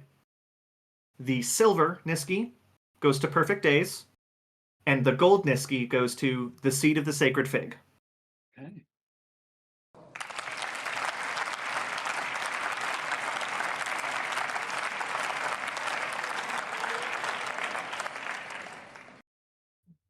As Spartan said, we had set the deadline for nominations, and I found out that 2 days after that deadline, The Seed of the Sacred Fig was available to watch 80 minutes from my house.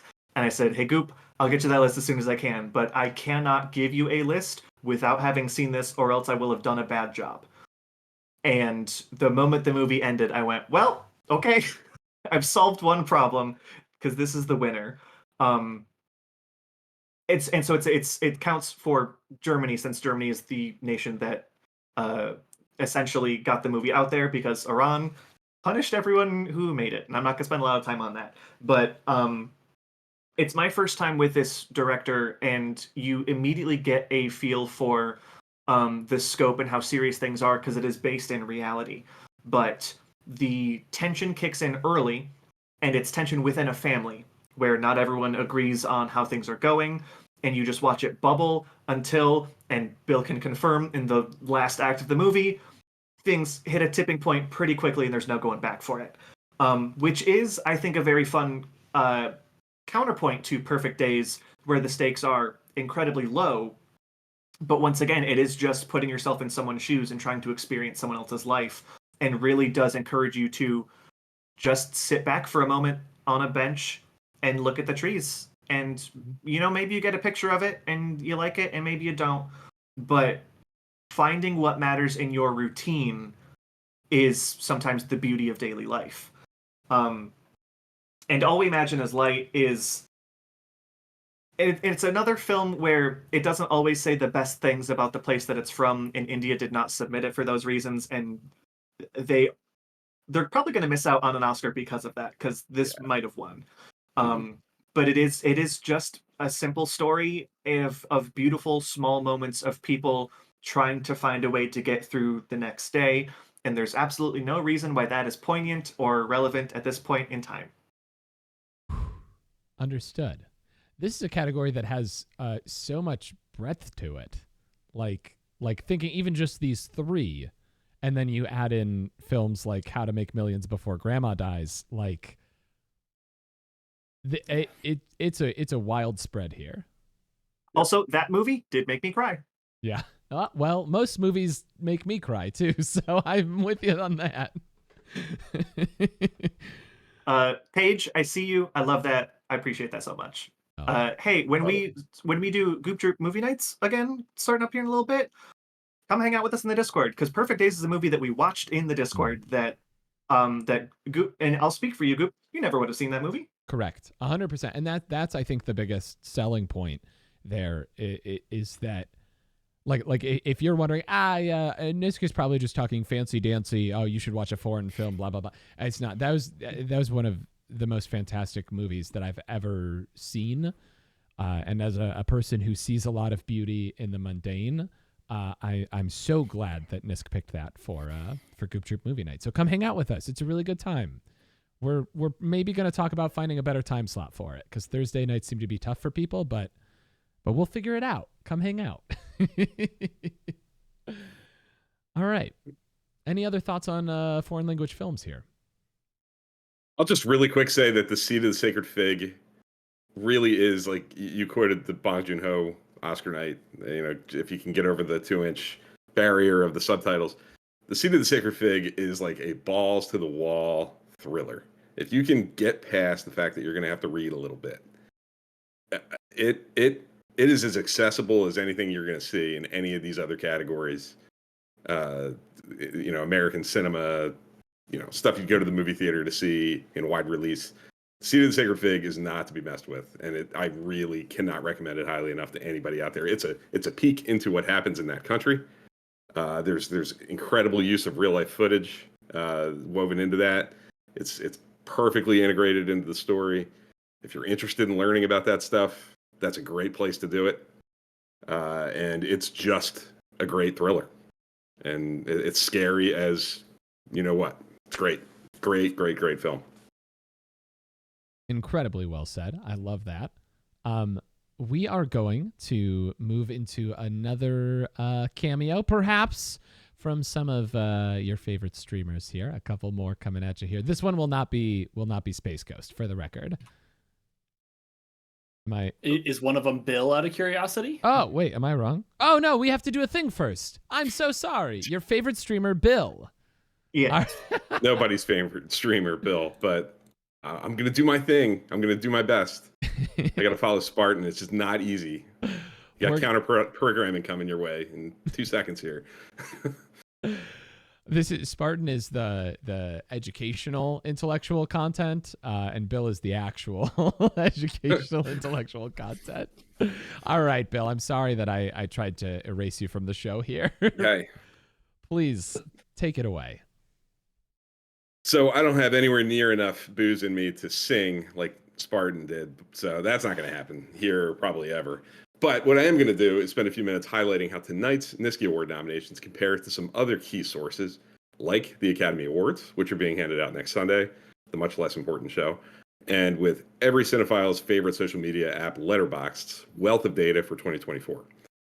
This is really just aimed at highlighting some of NISK's unique choices while giving a moment to briefly mention a few more films which landed with big impacts in the last year. So first, kind of looking at Letterboxd's key stuff that they put out for the film year 2024. For those unfamiliar, Letterboxd is the place to share film-related opinions, reviews, lists, rankings. It's definitely the best place to meet people, make connections, if you are somebody who enjoys going to the movies and listening to stuff like this. It's how I know NISK. It's why I'm sitting here doing this. It's a great place to be if you're into movies. In the early part of January, every year, they release a year in review publication article containing loads of data, most notably including a list of the films most highly rated on average released in the last year. 8 of those top 10 titles cross over to make appearances as part of tonight's Niski Awards. They include Dune Part 2, How to Make Millions Before Grandma Dies, which we just saw as a nominee in international or foreign language film. Look Back, Sing Sing, The Wild Robot, Haikyuu, The Dumpster Battle, Hundreds of Beavers, and The Brutalist. 4 of tonight's Best Picture nominees are ranked among Letterboxd's 10 most frequently seen and logged films from 2024. Nora, Challengers, Dune Part 2, and The Substance are all contending for tonight's top award. Another 4 of those 10 are here as nominees, making appearances in non-Best Picture categories in a variety of categories. And there we have Inside Out 2, Gladiator 2, Nosferatu, and Wicked, all mixed in and represented with nominations tonight. The last 2 of that group are otherwise absent and unnominated, but this is their moment, getting at least one mention in this portion of the show, and that's Deadpool and Wolverine and Longlegs. Longlegs I really recommend if you're looking for a good little thriller. Very good movie. Expanding that Letterboxd list out to a top 25 as of earlier today, we have 16 making appearances tonight with nominations, including Best Picture nominees Conclave and A Real Pain, Alien Romulus, The Fall Guy, Furiosa, A Mad Max Saga, I Saw the TV Glow, We Live in Time, and The Wild Robot are all on that list. Unnominated tonight here at the Niskies, from that batch of 25, we have Baby Girl, Beetlejuice, Civil War, Joker, Folie à Deux, Maxine, Trap, and Twisters.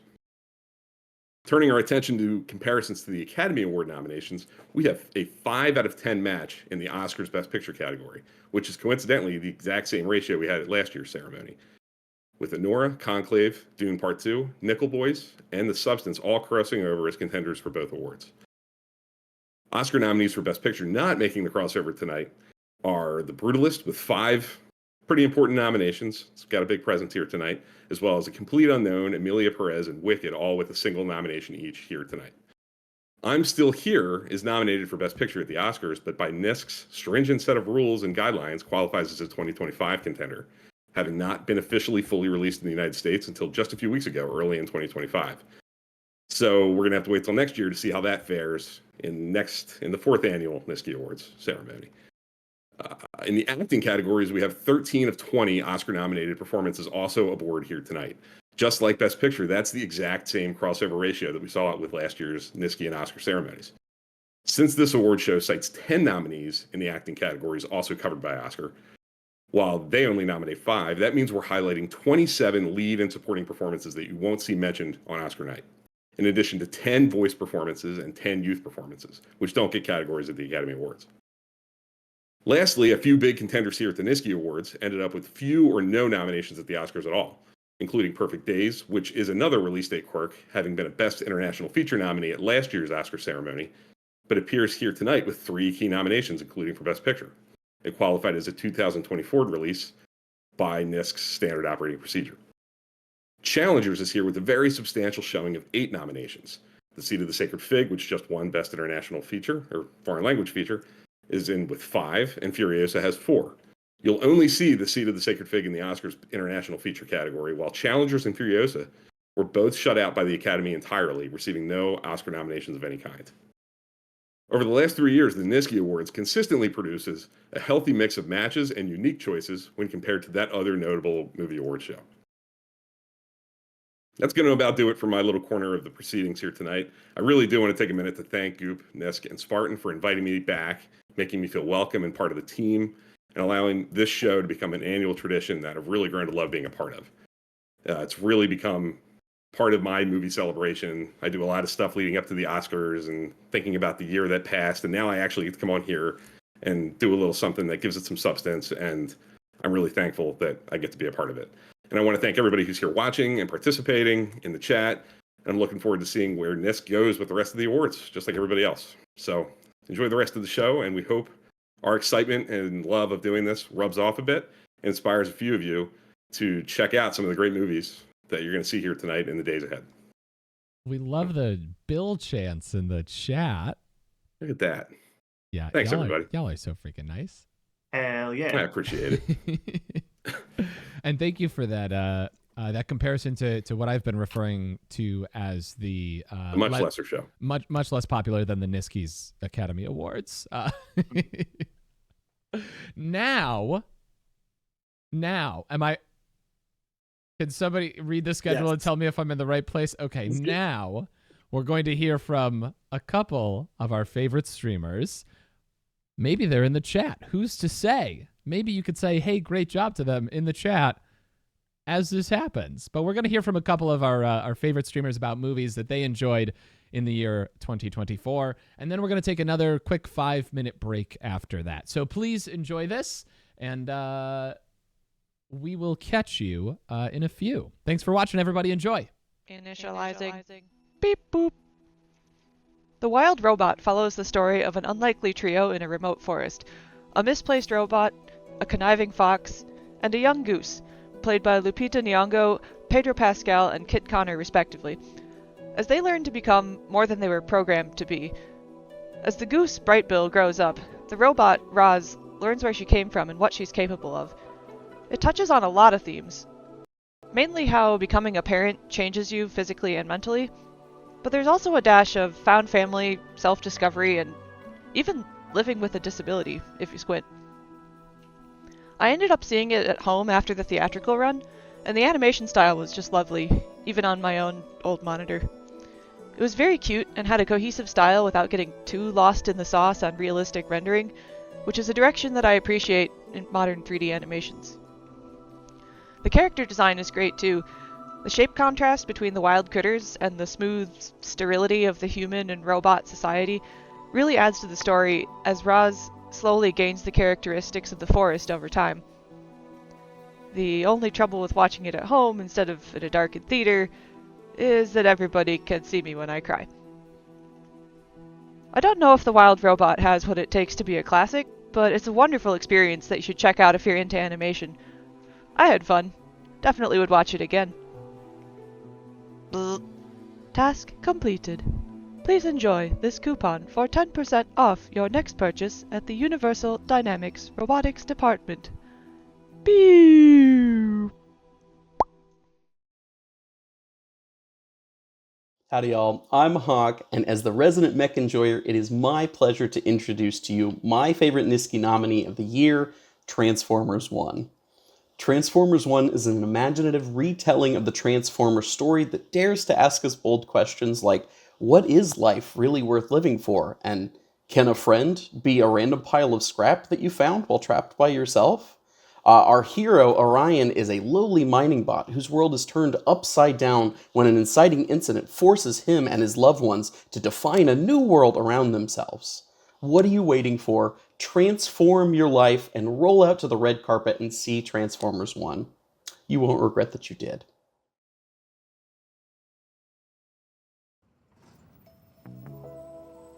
All right, 5-minute break. Let's call it 8:11. Oh, and I'm gonna run an ad this time for real. Yeah, I'm gonna go pee.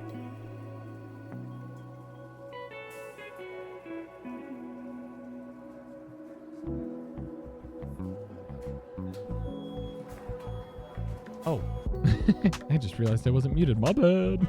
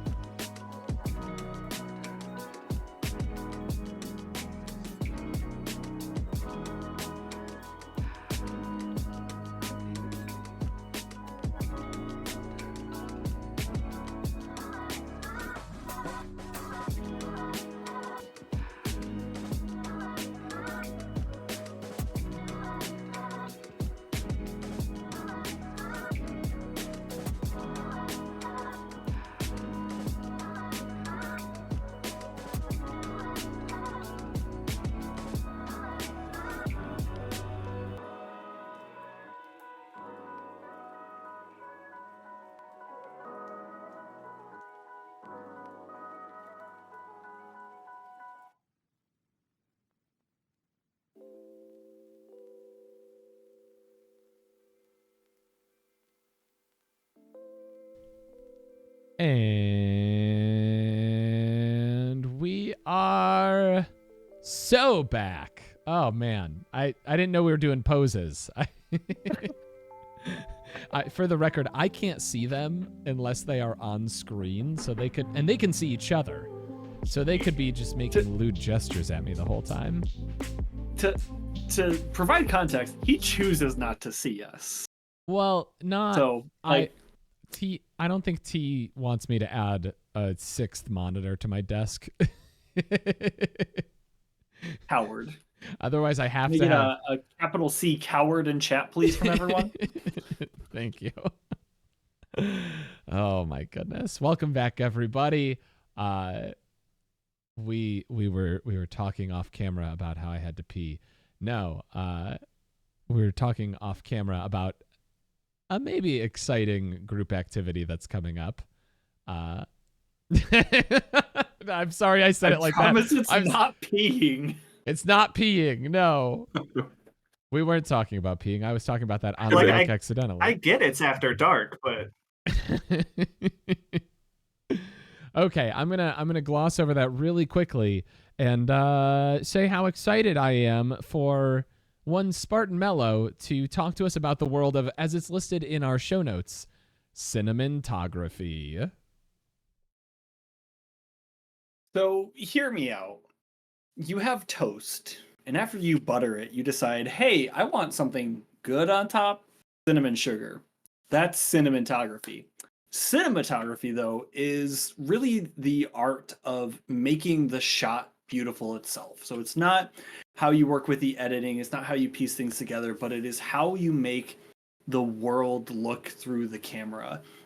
And we've got 5 movies highlighted here. I'm not going to have the most technical expertise, but all the same, I am glad to present this year's finalists for the Niskies for Best Cinematography. They are Conclave, Dune Part 2, La Cocina, Nickel Boys, and Nosferatu. And the Niski goes to Nosferatu.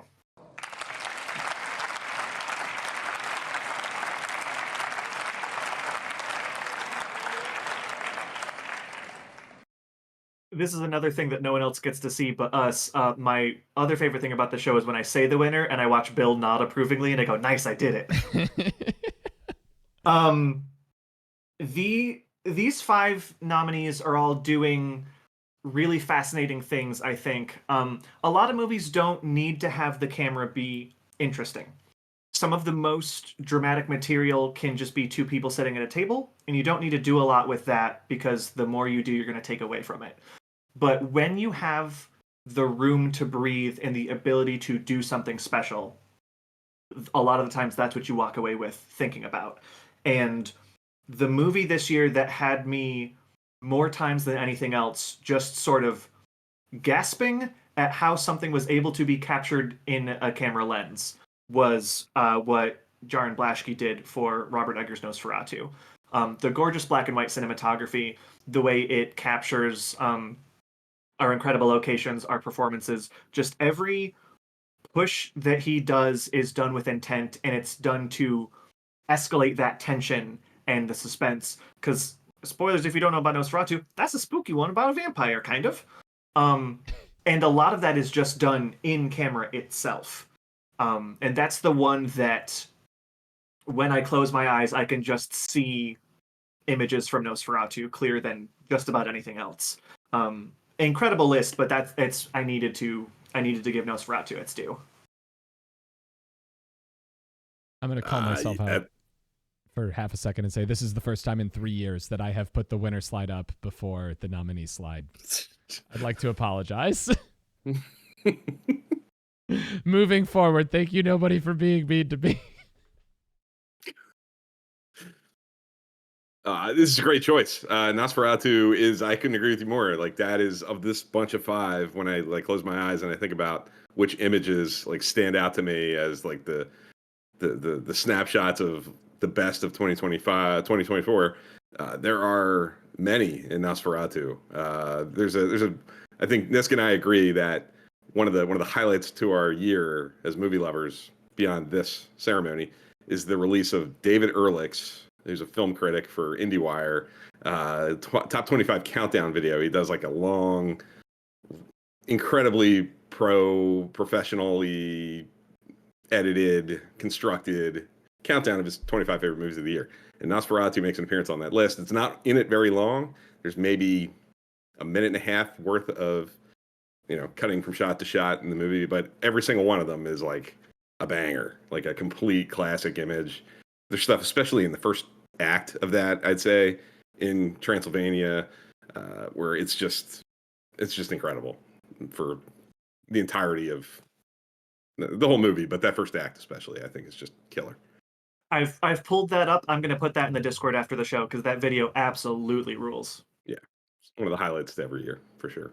Nickel Boys is really tough too because Nickel Boys is like the unique one of the bunch. It's the most like technically different than anything really, maybe ever, or maybe not ever. There's a handful of examples of movies that have attempted the first person kind of experiment, but I think this by far is the most successful at that. And it's tempting to go there, but I think the imagery in Nosferatu is just incredible. So, we're not even talking about Greg Fraser. The magic tricks he pulls off. Yeah, absolutely. There's an overhead shot in that. Movies are good. Yes, they really are. Y'all ever think about how movies is good? I think about it every day. Can I get an exclamation Nisk patter in the chat, please? Please? Can I also get an exclamation relay? Please. Oh my goodness.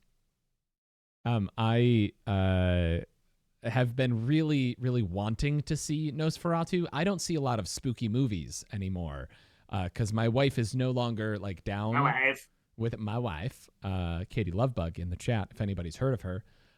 She's not super down with spooky movies, but I was excited when I saw they were doing like a modern Nosferatu because I remember learning about it in what you could call film school that Nisk and I went to. I was more there for the broadcasting side of things. Not me. But that's how we met in an audio lab. That's true. We accidentally fell into each other's arms and embraced so tenderly. That's the new story. It's interesting that you said accidentally. Wait. Has this all been scripted the whole time? I don't even like movies that much. Shut up. Somebody quote him on that. Somebody quote him on that. AK and Terabang did mention it earlier. Nosferatu is on Peacock, I believe, as of like yesterday. And it is an extended cut, so I'm stoked to catch that. Yeah. I've been in the last few weeks trying to, anytime I have some time where T is like working or busy or something, like catch a movie that's on the Niskies list. So maybe I'll get some time seeing that it's on Peacock, which I do have. So I'm very excited. I am before we move on here to our next category, I'm going to mute my mic for the audience and say something to these three boys. I'm letting you know that I'm muting myself on purpose, okay? They'll be able to hear it. You won't. Don't panic, okay?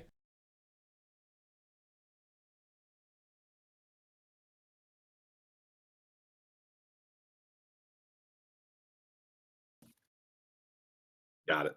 No. Fantastic. No.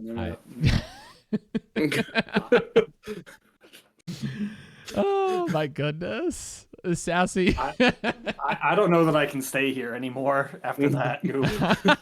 Oh no, is this how I get canceled? Okay. Did you finally make the command? I haven't, no. I want too much from it. We gotta keep things moving though. We gotta keep things moving. We're trying not to do a 12-hour show today. Martin got pinned. Okay. We're moving on to our next category. And I'm excited to hear Bill talk about editing. Bill, take it away. Editing is one of my favorite categories because it's really difficult to. I am not an editor. I'm not a film school guy. I don't have an official background in any of this, but especially since we've been doing this, I think Nisk referenced it earlier. We have like a little powwow in the lead up to the show where we try to whittle down nominations and start with a long list and work it down. Sparty asks incredible questions to help with that process.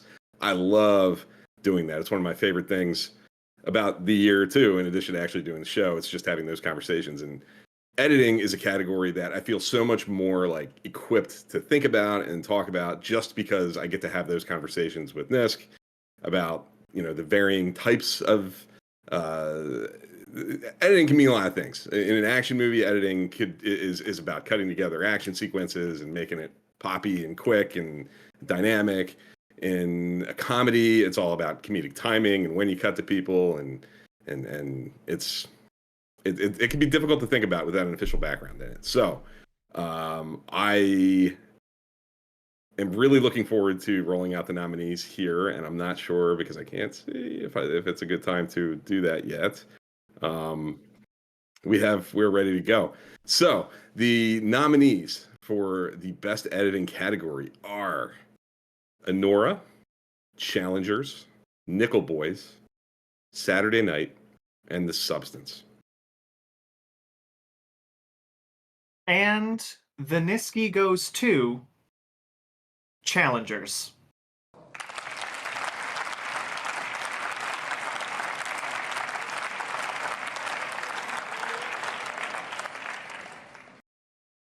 It was what I'm just going to reference chat a couple of times throughout the show. It was mentioned editing is something that you either don't notice or you do because it's so good. And adequate editing, get the job done, get out, great. You don't draw attention to it. But sometimes when you have someone who is just an absolute master of their craft and you have a story that lets it work, you can't help but look at it. And once again, the only award show out here, I guess, that's stumping for Challengers, which baffles me to no end. One of the most impeccably edited movies I've seen in several years. That also goes incredibly well with that Niski winning score that we've talked about already. So for those of you who don't know, I'll say it's about tennis, but it's not really about tennis. But tennis do be happening in the movie, and when you watch tennis, it's a static camera for the most part. You move a little bit back and forth, but to get the camera inside of that match, if we were only nominating it for the way that the tennis matches themselves are cut together, it would still be winning first place. But there's so much more going on than that. The thought process really was the same thing as Nosferatu for cinematography, where I looked at the list and I said, what's the one that I think about basically every day since I've seen it?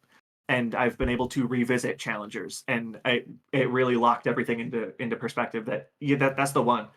In my brain, while all 5 of these are very good, it is not close for me. It's Challengers by a mile. Can't argue with that. I think with Challengers, it's all about. I mean, it's doing a lot of things. It's the the structure of the tennis sequences, keeping that exciting. But it's, to me, when I think of challengers, it's all about like structurally when they reveal information to you that is necessary at the time it's necessary. Like they hold things back, they get to things over time, and at the end of the movie, all the stuff comes together. How that's done, how that's handled over the 2 hours and 15 minutes or whatever is critical to the movie not feeling, you know, typical at all. It's all in the unorthodox structure and the way it rolls out information.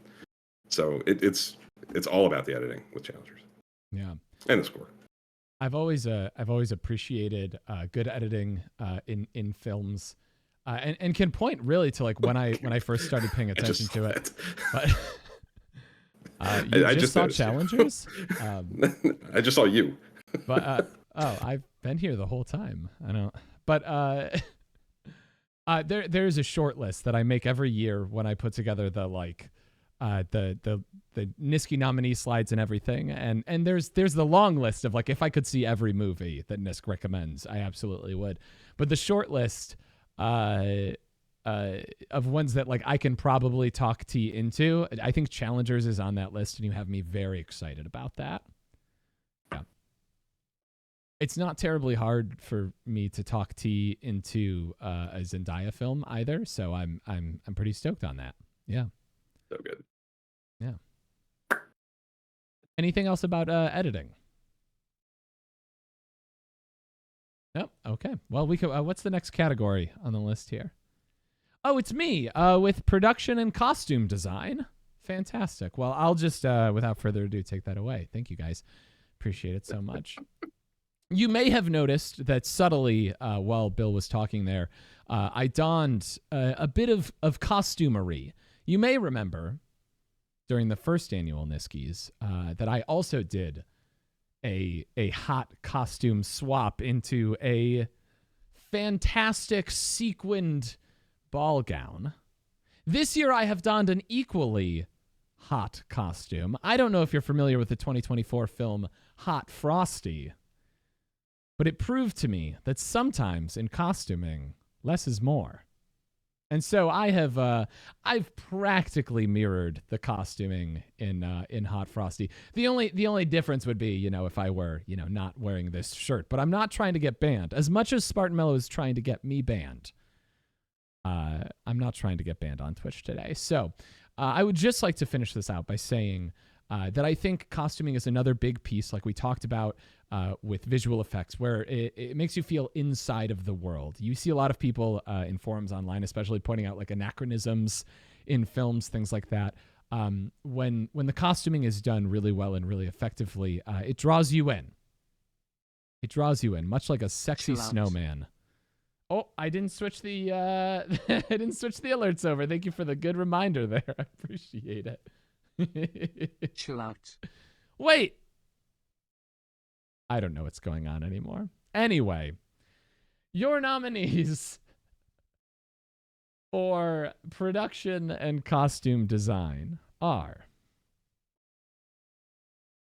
Alien Romulus, Conclave, Dune Part 2, Furiosa, A Mad Max Saga, and Nosferatu.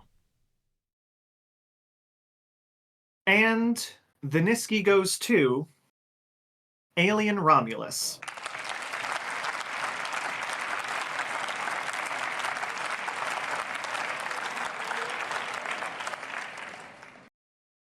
I'm especially grateful that you did connect this back to visual effects in as far as making a world that feels real. And there are several different locations in this movie, whether it's, you know, their home planet or they're up on the spaceship or they're up on another spaceship. Every single location in this film does just feel like it's real.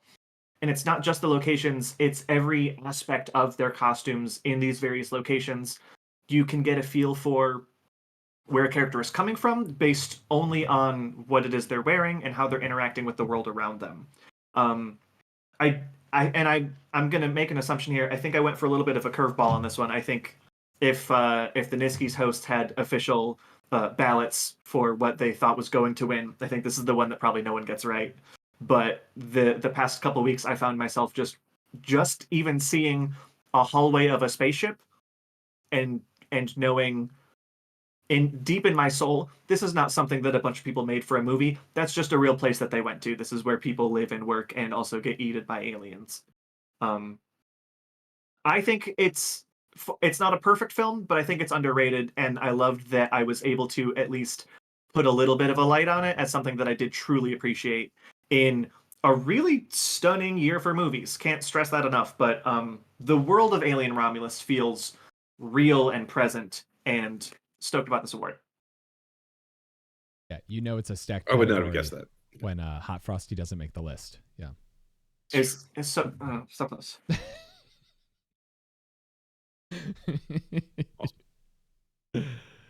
Oh, I have always had a deep desire, Nisk, to catch up on the Alien films with you, because I've seen exactly one, and you'll never guess who I watched it with. You know who has a box set that's on the spreadsheet? Oh, suddenly box sets are a good thing? I didn't say they're a bad thing. Spartan's the one who made me look bad. During that first commercial break, I had to defend myself to the Niskies hosts. There's 15 Godzilla films in one box set. It's not my fault that not all of them are great. Interesting that you keep it in your bedroom, though, right next to you.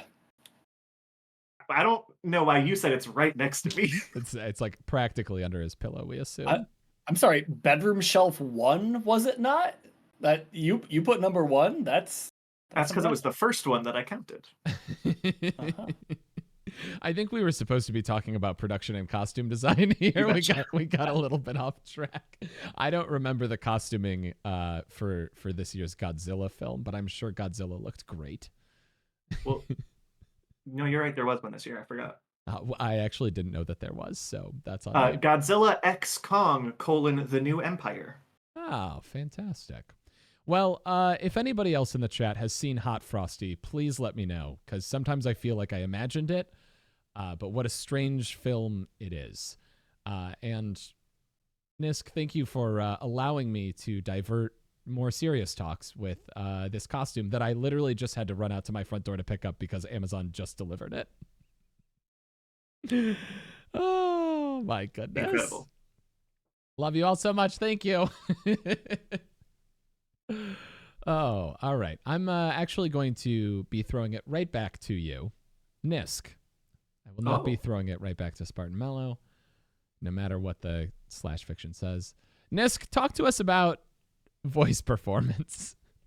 Once again, another category that basically outside of the Animation Guild doesn't exist, because people don't give voice performances or animation in general the respect that it deserves, because it's kids' movies and it's the thing that my 5-year-old watches 100 times in a year, and I'm annoyed by it. And they do that every time at the Oscars, and it frustrates me to no end, because it's so much more than that. It's just a different way to tell a story. We're going to calm down. Voice performances is one of my favorite categories, because while you don't get to see, there's a lot of visual acting that you can do, just a lot with your face, with your body language.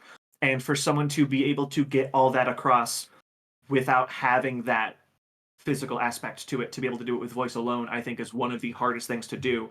People think it's just, I don't know, I'll name like a random actor. I don't know, we'll get like Chris Pratt to do every animated movie now. And you can't just pull a famous person off the street and put him in a recording booth and have him do it and have it be at the top of the tier. There's a lot more going on than that. So I am excited to reveal to you the nominees for Best Voice Performance. We have Ali Carvalho for Moana 2, Brian Tyree Henry for Transformers 1, Hiroshi Kamiya for Mononoke the Movie, The Phantom in the Rain, Yumi Kawai for Look Back, Lupita Nyong'o for The Wild Robot, Pedro Pascal for The Wild Robot, Amy Poehler Inside Out 2, Ben Schwartz Sonic the Hedgehog 3, Gaia Wise The Lord of the Rings The War of the Rohirrim, and Mizuki Yoshida for Look Back. The Bronze Niski goes to Amy Poehler for Inside Out 2. The Silver Niski goes to Ali Carvalho for Moana 2. And the gold Niski goes to Lupita Nyong'o for The Wild Robot.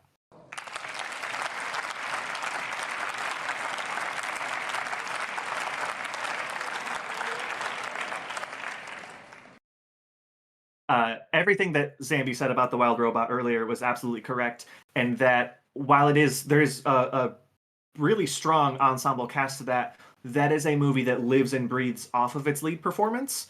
And it's a little cliche, but to make a robot feel human is not something that's easy to do either. And Lupita, after bursting onto the scene in 12 Years a Slave, has been, in my opinion, frustratingly underused. But every time she shows up, it is just some of the best acting you've ever seen. It doesn't matter what the project is. She's incredible.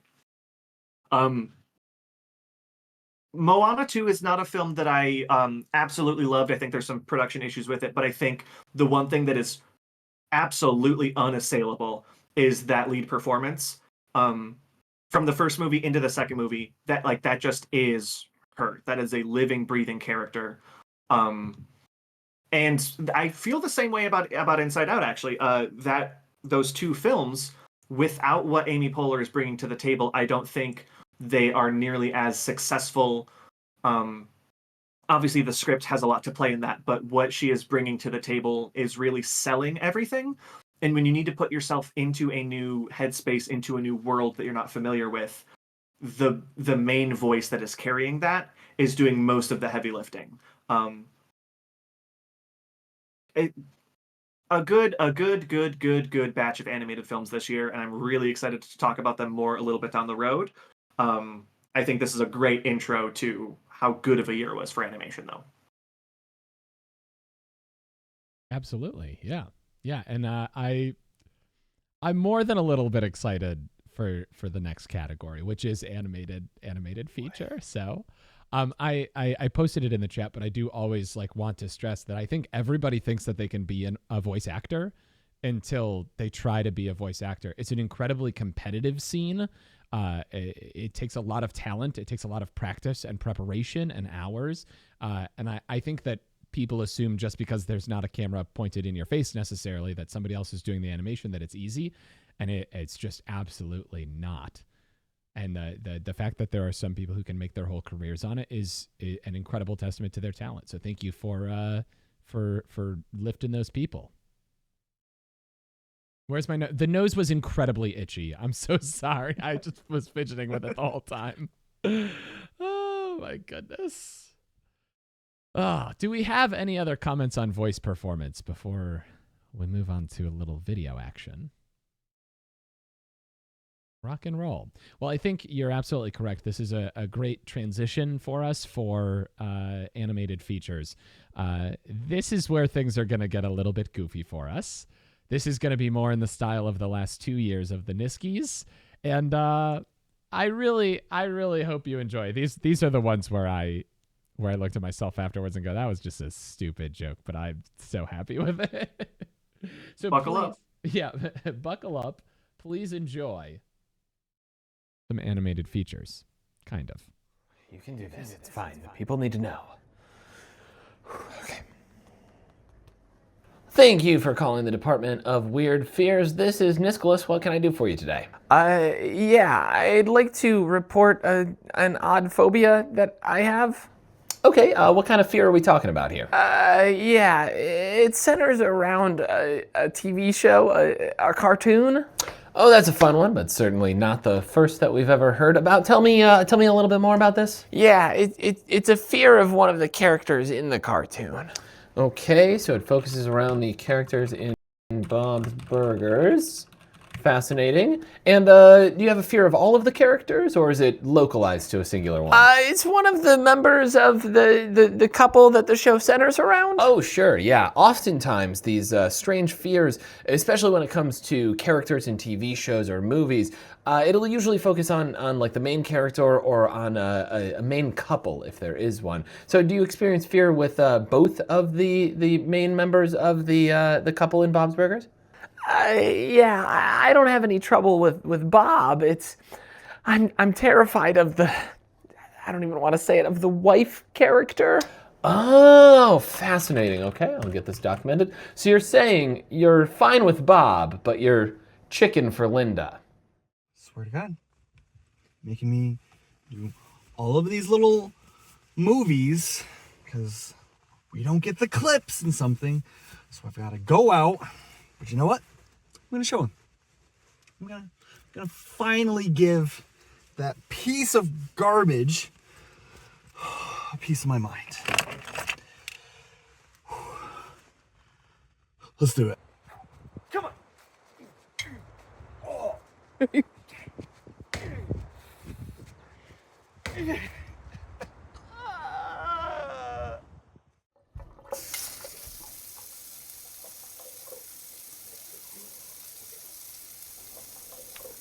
Hey, man. Oh, hey. What you doing? I just, being a little bit of a dork, I just installed this new faucet, and I'm just watching how good the water pressure is, you know? Like, the rate that the water comes out is just absolutely fantastic. It's so much better than our old sink. Nah, it's a nice looking faucet, dude.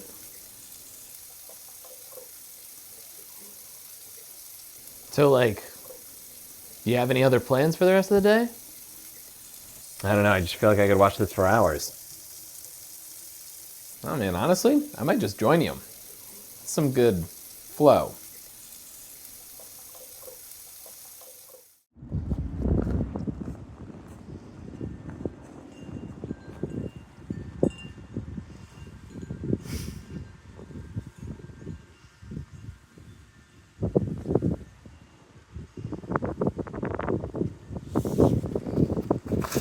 I'm sorry, it was hard not to look back.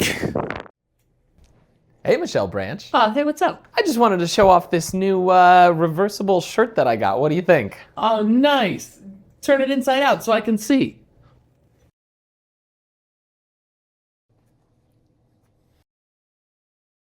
All right, what do you think? Oh my gosh, that looks incredible. Yeah, I thought it was really fun. Yeah, you know what? I think you're going to be the most fashionable person at school. I am a little worried that people aren't going to like it. Like, they're going to think that it's weird. No way. In fact, I think you might even start a new trend. You know what? Right now, I'm going to do the same thing. I'm going to do the same thing to my jacket. do that. I'm going to turn it inside out too. What a beautiful winter day. Although, why does it sound like it's raining? It doesn't rain here. Is that coming from upstairs? What? All right, come on. What do we have here? Is that... I guess technically that's rain. Why is this on? Hello? Oh God, no. Nope. I do not get paid enough for this shit. Hey man, you doing good over here?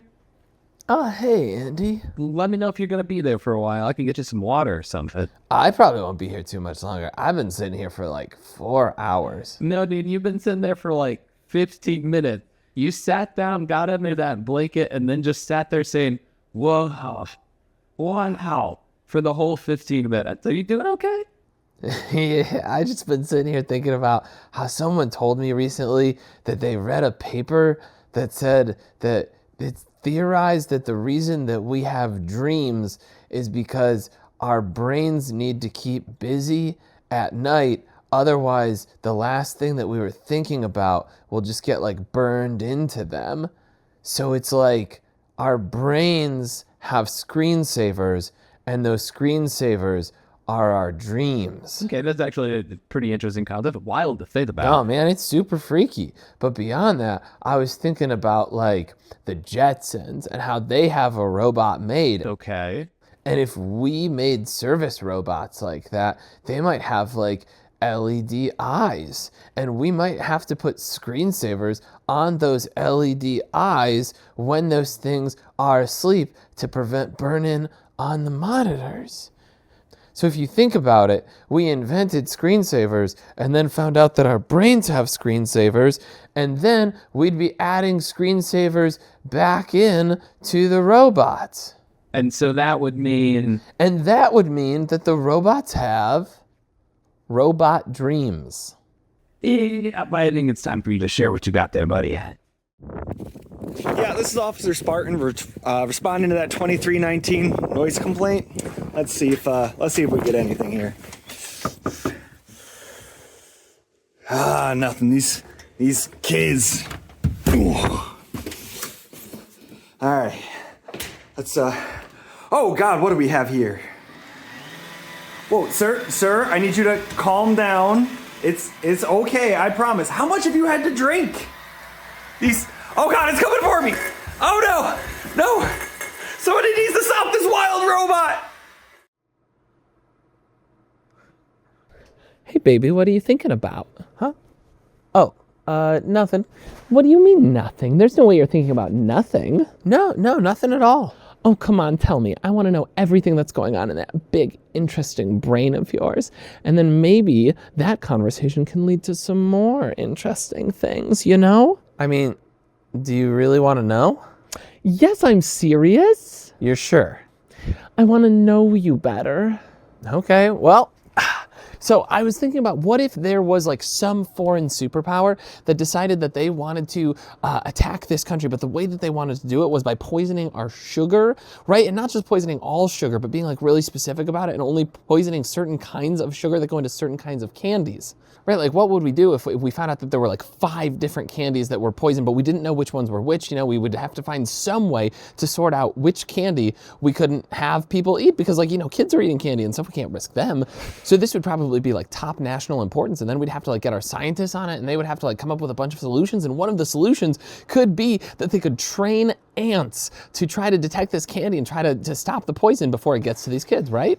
But so the way that they'd have to do it is they'd have to create these different teams of ants that could sniff out different kinds of candy specifically. And then if they were affected by the poison, we'd know that that candy wasn't okay. But there'd have to be all of these different teams, one for each different kind of candy. So you'd have like the Snickers ants, and you'd have like the Reese's ants, and you'd have like the Butterfinger ants, and you'd have like the Pez ants. You know what? I'm sorry I asked. Crime never pays. Well, except for my salary, but like that's not important. Okay, look at what we got here. All right, these poor little ducklings cut down in their prime. All they did was a silly little prank, and yet here they are. Let's follow the blood trail and see who may have done this. Oh gosh, this.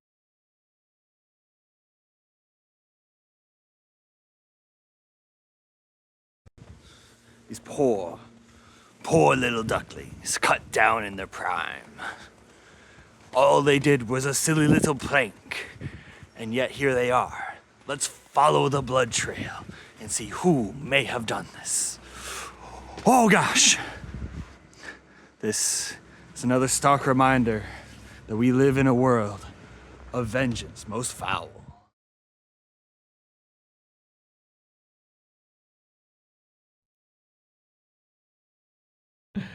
Sorry about that, everybody. We had an issue with my my audio engine there that only affected us, but I assumed that it affected everybody. So you got a little double play for Spartan's last clip there. Nisk, how'd we do? Were we pretty close to the plots? Yeah, actually, you were more accurate to the plots than the movies were themselves.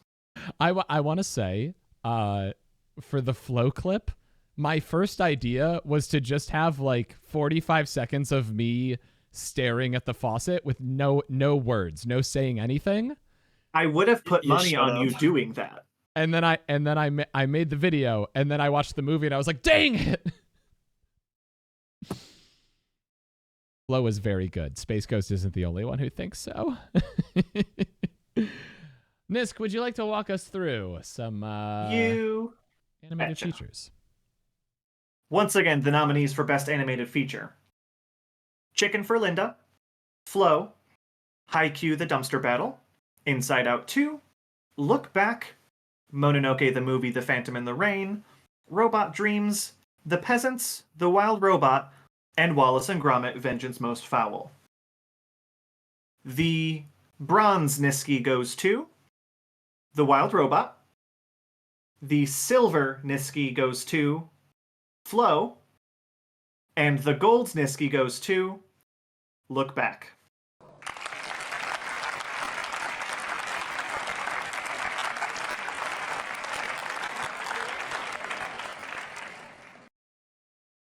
For me, this was a year, not just in animation, all over the board, but especially in animation, where a movie came out and I had the active thought, I don't know that I've seen anything do what this movie is doing, whether it was thematically or stylistically. Half of the movies in this category are the only movie that looks like that. That's not the only thing there is to do, though, because if you have a very pretty movie that just is boring and doesn't do anything, it's not going to work out for me. That's just a video I can put on YouTube on mute.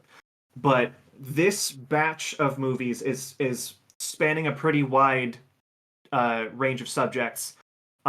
The Wild Robot is by far the most popular one here. I don't feel like I need to stump for it a lot. I think most people are at least aware of it. So obviously deserves the watch. Flow is from Latvia and is basically made by one guy alone. And it's going to sound like an insult, but I do mean it as a compliment. Looks like a feature-length PlayStation 2 cutscene with no dialogue at all. And it grabs a hold of your heart within the first couple minutes and doesn't let go until the credits hit. Look Back is like 54 minutes long or somewhere around that. It's just under an hour. For people who are in the anime space, it is a one-shot manga from the creator of Chainsaw Man, which isn't to say that it's like that, but it is the same sort of visual style. But a recurring trend also among Niski nominees is what it means to make art, and the process of art is a thing that always fascinates me. And in this story and its multiple interpretations of the same events of what drives people to make art is the thing that refused to let go of me the most among these nominees. All 10 of these are currently available for streaming somewhere. And if I can get anyone to just check out a animated movie that they weren't familiar with, I've won. The night is a success as far as I'm concerned. One of my favorite categories, especially this year. I love it. I concede my time. Someone else can step in. I absolutely adored Flow the whole time, and Space Ghost did watch it with me. We watched it yesterday.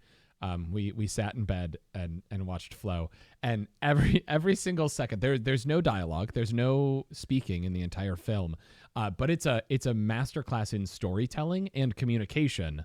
And it looks like if I can tie this back to sometimes I play video games on this channel, if people weren't aware, it's like Little Kitty Big City if you left the city.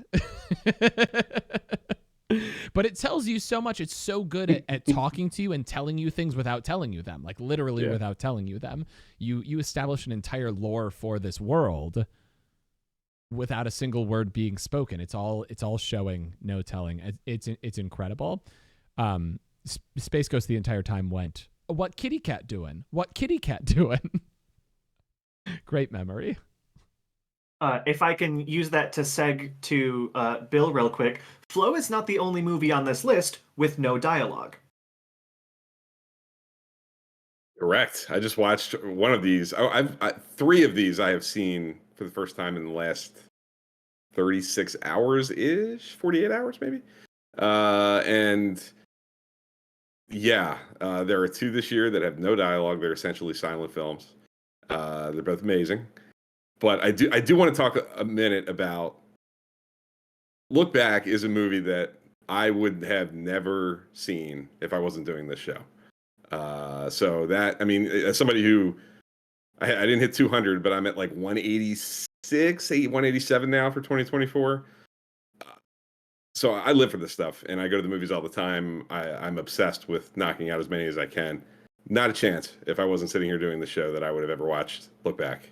And I'm glad that I did. I knew it was 54 or 56 minutes, whatever it was. Had no idea where that thing was going, and it knocked me out when it took some pretty heavy turns. It's well worth a look, and I'm really glad that I saw it. and I appreciate you because it's expanding my horizons, and isn't that the whole mission of the show? Even the guy who's here because they love movies already, my horizons are being expanded through doing this. So thanks. So that's 2 anime films for you in the past 2 days. Yes. That do not feature the name Hayao Miyazaki, and Yep. before the past 2 days, your number was 0. And Big 0. I have to call these 3 boys out because they had me facilitate for them, helping Bill to watch Haiku the Dumpster Battle, and they led with a PowerPoint presentation. It was absolutely very thorough fantastic. PowerPoint. Yeah. Okay, we're going to. I think we could talk on this for a good long while. There are quite a few films that I think several of us really loved. Well, all of us loved. I think a couple at least in here. Yeah. But we're going to move on for time purposes here. And we're passing things over to me. This is potentially the most interactive part of the entire show for us. So get really, really excited about that because it is back once again this year. Format's a little teeny tiny bit different, but we're doing some movie trivia. We're deep enough into the show that we have the real ones here, the real diehards for the Niskies. So let me do this and then bring this down a little bit. And then let me do this. And let's do a little bit of trivia. The way this is going to work, all of these questions are formulated. They're all questions about movies that came out in the year 2024. This is very present trivia. T makes this for me each year now, and she has a real blast doing it. So if you have problems with the questions, do not blame me. Talk to T about it, okay? I think she does a great job, though, and she seems to have a lot of fun with it. So all you have to do is go to either crowd.live and enter the code QPNZE, or you can scan this to join this QR code here to join on your phone. It works very similar to a Jackbox game, and I can see that people are trickling in. We've got 6 people in so far, so make that 7.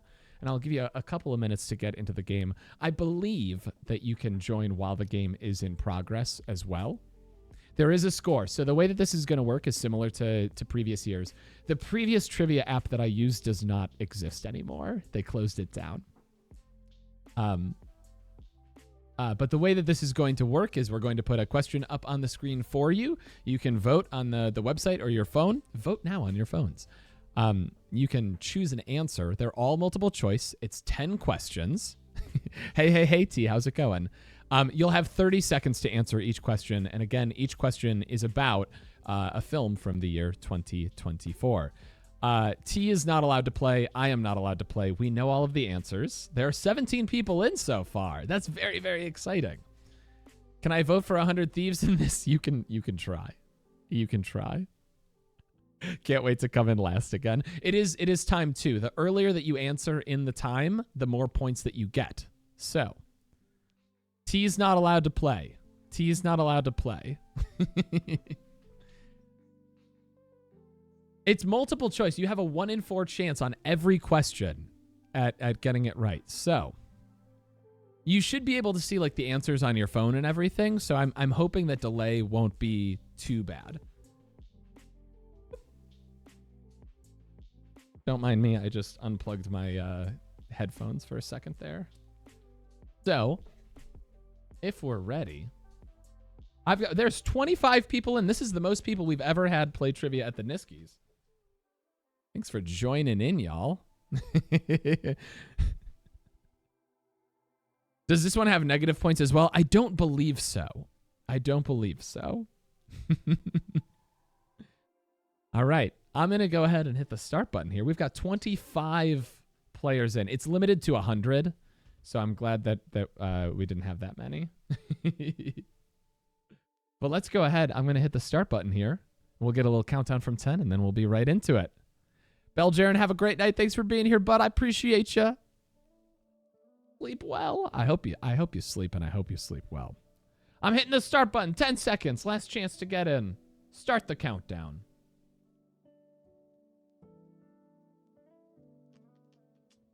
3, 2, 1.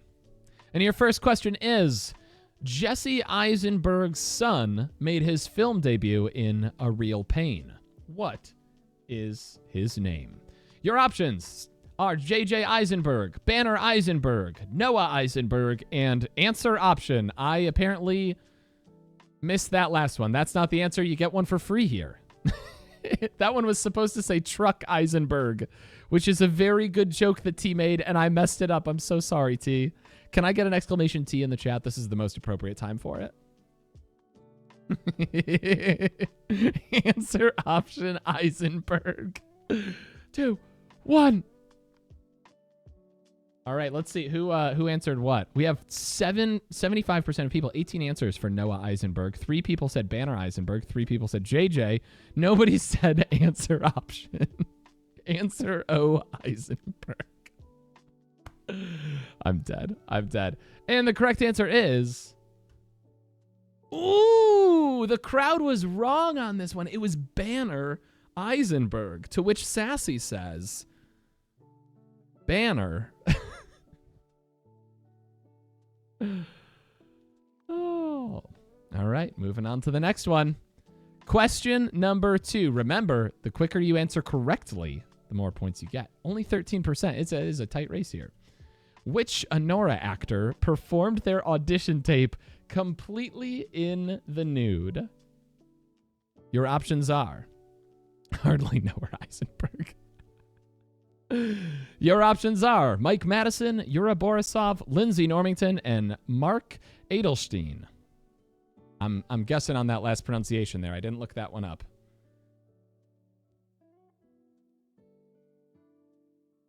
$15 seconds left on the clock. No, look really bad when one of the hosts gets 0 points on all this. We're very transparent, Spartan, about how we haven't seen nearly as many movies as Nisk. All right. 41% of people said Yura Borisov. 32 with Lindsay Normington. 1 person said Mike Madison, and 5 people said Mark Edelstein. I'm getting that wrong every time, and I know it. The correct answer was...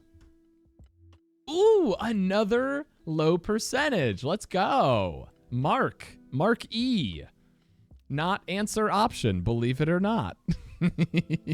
I also know nothing. I would have gotten this one wrong for sure. Moving on. Mark Edelsteiner? Oh, no. Yeah, my favorite Steiner brother. Yeah. Oh, Cozy, how's it going? Good guess. Moving on. Question 3 of 10. Who was considered for the role of Art Donaldson in Challengers before Mike Feist was ultimately cast? Your options are Austin Butler, Tom Holland, Timothy Chalamet, and Noah Centineo. 30 seconds. 20 seconds now, really. I'm going to take a sip of water. Hardly Noel Steiner. These are 4 pretty boys. You're correct.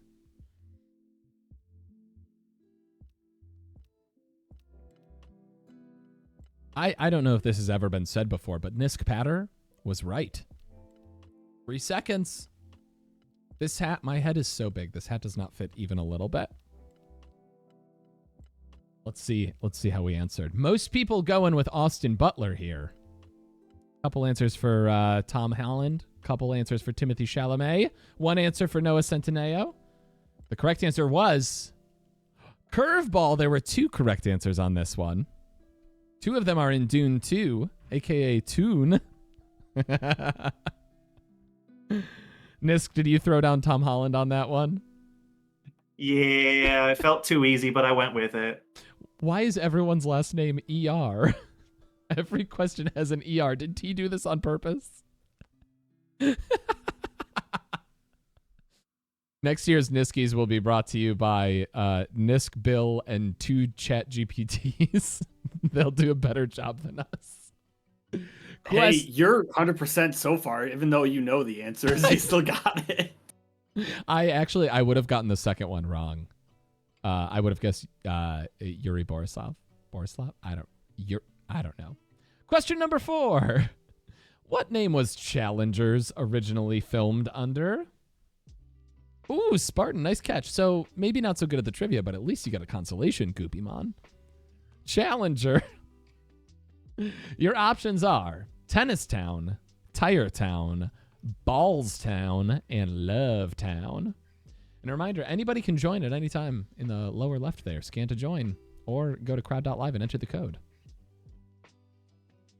Somebody had to be the brave person and put the correct answer, and I did for this one. So if you can go ahead and mark C as correct, we appreciate it. You can't rewrite history if it's not that, but it might be. All right, we're out of time. The correct answer here. Oh, well, let's see how everyone guessed. Most people thought it was Love Town. 25% said Balls Town. Thank you for committing to Balls Town, everybody. 4 people said Tire Town. 4 people said Tennis Town. Correct answer. Tire Town. I hardly know her town. Disc is the name of the regional. Oh my goodness. Oh, God. It's the name of the Challenger event. Oh, fuck. Hashtag Goop After Dark. Damn. I was too excited about Ballstown. Everyone was too excited about Ballstown, let's be honest. Question number 5. We're approaching halfway here. Stay strong, everyone. Lot of points still on the board. Question number 5. During filming of Dune Part 2, aka Toon, how long did it take to apply Stellan Skarsgård's body makeup? Your options are 8 hours, 4 hours, 12 hours, or 2 hours. To which I say, hour. I hardly know her. They get a little more stretchy as we go. Yeah. Ooh. What did you just say, Sassy? Ballstown was the coolest answer. I think you're correct. He just looks that way. It was 0 hours. No. Before that, you said a different 4-letter word. ER. I hardly know. All right, let's see what the people said. Most people going with 12 hours. 9 people going for 8 hours. 4 people going for 4 hours. Nobody going with 2 hours. They assume that it's an extended stay in the chair here. Let's see who's right. It was 8 hours. Congratulations to the 38%, I guess. We're past halfway. Time to make up some points. Should we check in at the leaderboard? Yeah, can you imagine sitting in the chair for 8 hours? Tebron made you change your guess. Tebron, how could you? Whatever, man. I hardly know her, man. Let's check our leaderboard here. We've got Gorski in first. I don't even know who that is. With 264 points. Desi B, who said he was going to come in last again. In second place, the quote-unquote real Nisk in third. And then this person who their name is just the code with 0 points. Oh my goodness. Errol doing pretty well. Mama Nisk up there on the charts too. Well done. Well done, everybody. Let's move on to question number 6. How long did it take to shoot Perfect Days? How many perfect days did it take to shoot Perfect Days? Was it 7 days, 5 years, 17 days, or 9 months? Flying Toaster, is that you in first? Nice work.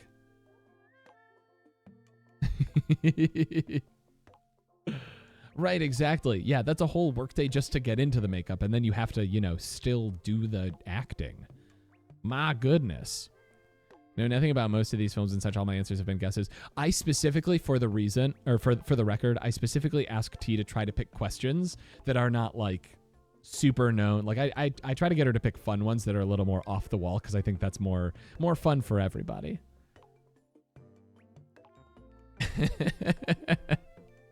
Just like when I was in middle school sports. Y'all were playing sports in middle school? Let's see what we got. Most people, I can say half of people who voted here or who guessed here guessed 17 days. 8 people with 9 months, 3 people with 5 years. Nobody thought 7 days. Nobody thought it was a real quick shoot. Let's see the correct answer for question 6 is 17 days. 11 people getting that one correct. Nice work. Nice freaking work. I think I played sports in elementary school, and then I stopped playing sports in middle school. 17 days, yeah. What a good film too. I can't. One of my favorite movies of the year. I can't encourage you to watch it enough. It's just lovely the whole way through. Moving along, question number 7. What was the original name for Perfect Days? 2 Perfect Days questions. Was the question maker a little biased? Was the original name for Perfect Days Tokyo Toilet, Beauty That Lasts, Okay Days, or Fleeting Moments? Good work, Paige. Balls Days. We missed an opportunity.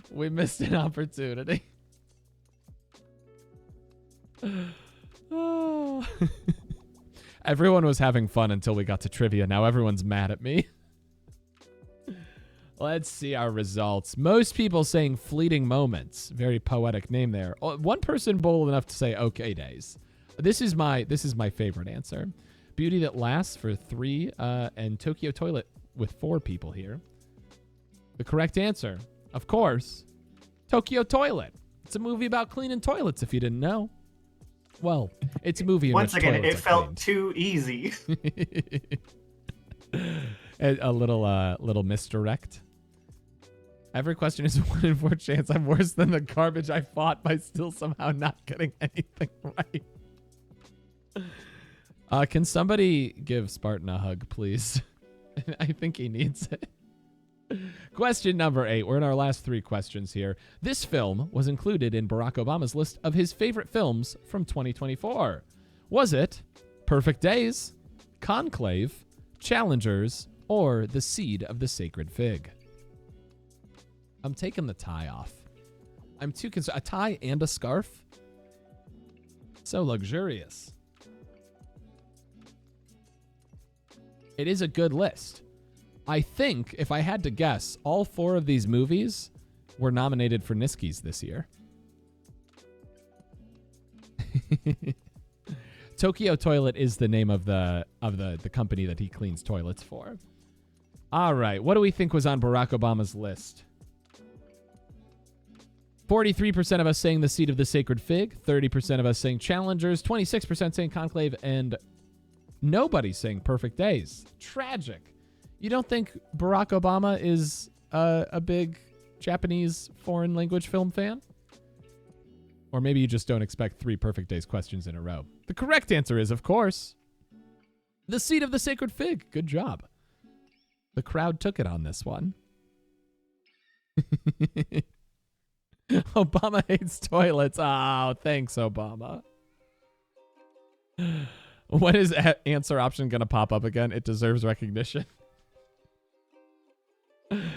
All right. Question number 9. Dennis Quaid replaced which actor in The Substance? Was it Sean Penn, Ray Liotta, Jeff Daniels, or Sting? Look, direct your exclamation rigs at T, not me. Yo, fire up chips, Jeff Daniels. Ooh, woo! As the kids say.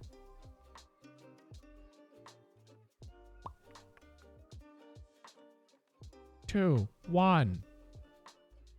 And the people said, most of us going with Ray Liotta, some answers for Sean Penn, some answers for Fire Up Chips Jeff Daniels, 2 answers for Sting. This could sting if you got it wrong. Just kidding, it's Ray Liotta. Good job, crowd. We're getting better at this as we go along. I don't know if you've noticed. All right, that was question number 9. Let's check our leaderboard going into the last question. Holding strong up at the top, 499 points. Gorski. Shadow moved up to second. Mama Nisk in third place. Let's go, Mama Nisk. Nice heckin' work. All right. Moving on to our 10th and final question. How many pounds of shrimp did Dennis Quaid eat during the notorious shrimp eating scene in The Substance? I want to note that this is total pounds. Your answers are 2 pounds, 3 pounds, 4 pounds, or 5 pounds. And I say total pounds because technically if you answered 2, it would be correct for all of them if you don't say that. Any shrimp fans in the chat?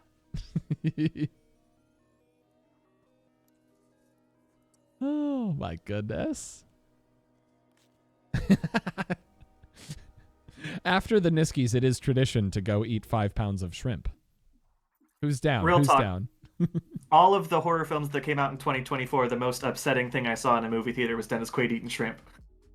I'm Here. so curious. Some of the screenshots that I saw, because like I have to look at a lot of screenshots to make the slides. Some of the screenshots I saw from The Substance look wild. The camera gets up in there. Yeah. All right. Let's see how big of a shrimp fan we are. 45% of people saying 4 pounds. 27% saying 5 pounds. They think he really went for it. 5 people saying 3 pounds. 1 person, just 2 pounds. Could be a misdirect. Who knows? And the answer is... Nice work. Again, see, we're getting better at this as we go along. The crowd has answered correctly one more time. And that means it's time to take a look at our final standings. Congratulations to our winners. Or a winner? I don't know. My hat's fallen off. Look at it go. Your winners are... Oh, I didn't know it played a nice little animation. I didn't have any winners when I was just... Mama Nisk in third place when I was just testing. Exclamation claps in the chat for our winners. Gorski in second place. Got upset at the finish line. And our winner is Shadow. GG's. Well done. Your best friend is first. Aw, Spartan. Why'd you have to hide your name and go by Shadow here? Hey, I'm not the one who drove to watch this. Mickey Mouse is, I think, a kind way of putting the type of production value we have. But I drove all the way just to watch this with my wife. So major shout out to Shadow, the not a hedgehog. You're awesome, and I appreciate you being here. That's absolutely fantastic. All right, y'all. Thanks for doing some trivia-ing with me. I thought we lost Spartan there for a second. We are going to once more now, and I think I'm getting this right this time. We're going to once more now hear from some streamer friends on some films that they saw in the year 2024, and then we'll be on another 5-minute break. So please enjoy these. Mateys and gentle germs, from inside the one single shared brain cell of the Goop Troop mind, get on your feet and make some noise! Let's play some hockey. I don't know. Did this a million times before. Why are you confused? Oh no! What if we don't win the game? Oh my gosh, look at that stick. Ugh, tell me when we're actually going to play. I've already been playing. Oh my gosh, I'm such a huge fan of yours, and now here I am getting to talk to you face to face. Okay, how can I help? I can forward, I can center, I can eat, I can brainstorm, I can defend, I can laugh, I can worry, I can say, I can drink water, I can record, I can mix, I can do stuff, I can do things, I can clap. Does clapping out now? I'm not good enough! Hey, we might not get some things right. Sometimes we might not get anything right. But if you stay true to yourself in your journey, there are so many things you can be good at. You just have to believe in yourself. And don't be so hard on yourself. Joy, you're delusional. Of course I'm delusional. How am I supposed to be so happy all the time? Inside Out 2 was a fantastic story. It was super cute. If you haven't had the opportunity to check it out yet, and you have the opportunity to do so, you should definitely check it out. It can really help to learn something new about emotions and also learn how to work with your emotions when you're going through a difficult time. Hey y'all, it's Jamie. I am picking Carry On as my movie, not just because it is, as the cool kids say, a movie of all time, but I had a little bit of nostalgia. I was looking at it, I said TSA agent, airport scenarios. I'm a fan because my mom was a tour guide when I was a kid, and I would sit by the airport with my dad and my sister waiting in the car for her to drop off her tour groups and get them through security, do all that stuff. So just imagining that all of the shenanigans of this movie perhaps would happen while she was there and she would thwart it and be the hero. I could see that happening, absolutely. But then when I actually watched it, I said, gosh, this has that kid from The Kingsman, it has Jason Bateman, it has that girl from Descendants that my niece really likes, it has that guy from Breaking Bad. The cast is really what held it together. Perhaps not the plot, but the cast for sure. So if you're a fan of any of those people, it's worth a look. I would absolutely watch it again because I thought it was cleverly done. But perhaps I am not the greatest critic of movies like that. I just liked it. I liked it. And I hope you do too. So that's my recommendation. 30 pounds out of 30 pounds. Carry On weight limit is my rating, whatever that means to you. Thank you. Bye.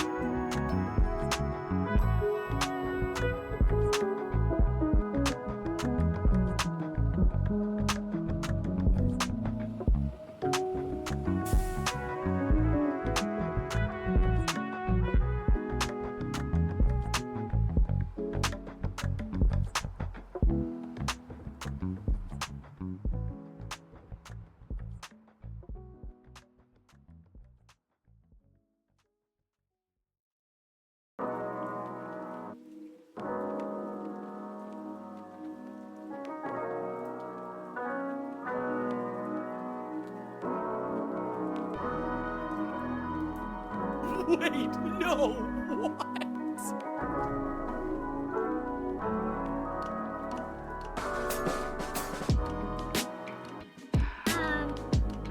I like you.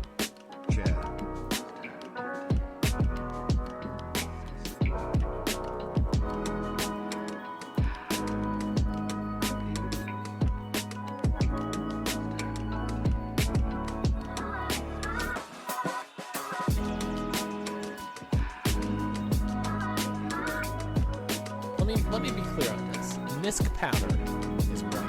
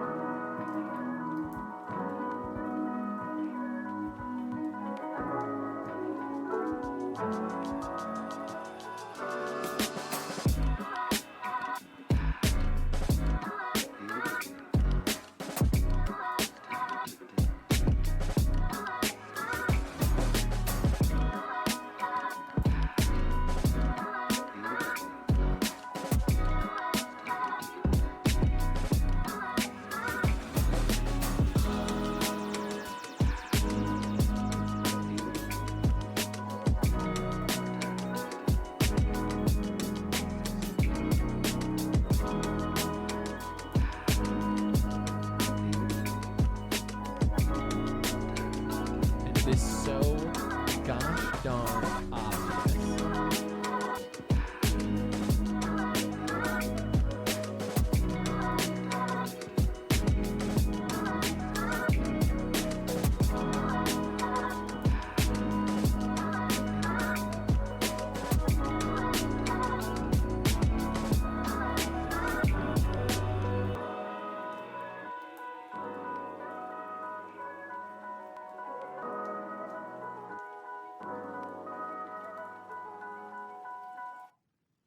And we're back. Well, now we're back. Hi, everybody. See, now I feel like I look weird without the hat on. How are we feeling? How are we feeling? We are going to try we're going to try to pick up the pace a little bit here because we are running a little bit long. We're going to be transparent about that, so yell at us if we're taking too long. I'm kidding. Be nice to me. I'm so close to crying today for so many different reasons. With that said, we're going to jump on in with me, and I get to talk. Wow, we really did like videos and then me doing trivia and then a category for me immediately. Wow, we planned that out. I get to talk. Wait, no, that's Bill. I look a lot like Bill today. I get to talk about original screenplays, which I mentioned earlier that one of my favorite things is a directorial debut because you get new people telling new stories, and I feel like original screenplay is perfectly suited for that commentary as well. I think I don't want to slam the adapted screenplay category before Spartan talks about it. I would never do that. But I am always excited to see how people can push the limits of storytelling and come up with really new, original, exciting things. So, without further ado, your nominees for original screenplay are A Real Pain, Honora, Challengers, I Saw the TV Glow, and The Substance. And the Niski goes to The Substance.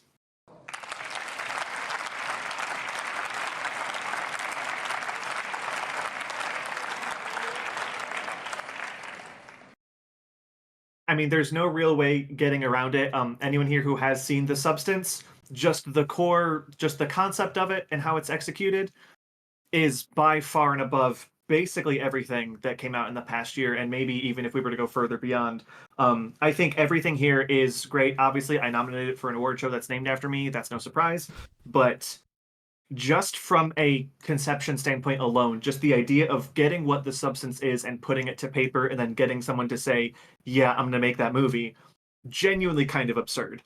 But one of the I'll say least predictable things. I don't think predictability is necessarily important for movies, but one of the hardest things to know where it's going next. And in this specific instance, I think that's hugely valuable. If you can't take it when movies is yucky, the substance is body horror. So beware. If you're cool with that, cannot recommend it enough. Martin's given that Big one old caveat, though. a no for that one. I think it means that it's probably quite rare that I'll be watching it in my household, but Yeah. I would not tell you to. yeah, the closest I got to that was Love Lies Bleeding. It had a few moments like that, which were quite intense. Yeah. Love Lies Bleeding is tame compared to the substance. Yeah. I also do want to throw a shout out to I saw the TV Glow, another one of the films that I loved this year, and watched it and went, I think that was pretty good. And then the next day I woke up and I was like, I'm still thinking about it. And then the next day I woke up and said, I'm still thinking about it. Heck yeah. I'm gonna update my my star review on my Letterboxd account that I don't have. It's a good thing you don't have it, because then I wouldn't, be able to find it. Don't, we can't let Nisk know, Spartan. I'll never tell him. Speaking of Spartan, ladies and gentlemen, Spartan Mello is here to talk to us about adapted screenplays. In Goop's opinion, the lesser of the two categories, apparently. Adapted screenplay. Legally, he did say that, and I have the camera now, so you have to listen to me. Big thing here to note is when we think about adapted screenplay, it is not just, oh, hey, you are just taking this thing from another location and doing it like shot for shot. That does not make a good adapted screenplay. There are certain things that specific mediums can do better than others that, you can utilize a live action sense to be able to really get the most out of. Or even if it's animation, there's things that animation can do that a book cannot do, like live action TV series cannot do. And the fact that these 5 are here is because they do something with that source material that really transforms it in a positive and powerful way. And with that, I'm proud to present to you the nominees for Best Adapted Screenplay for the Niskies. The nominees are Conclave, Dune Part 2, Nickel Boys, Queer, and Sing Sing. And the Niski goes to Nickel Boys.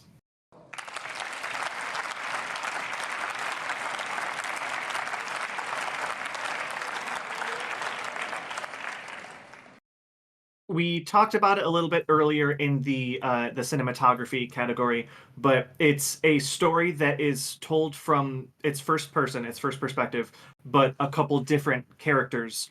And it's in line with, there's a lot of unfilmable books that people talk about. There's no way they're ever going to make this into a movie. And to be fair, Dune is also one of those that has somehow taken off.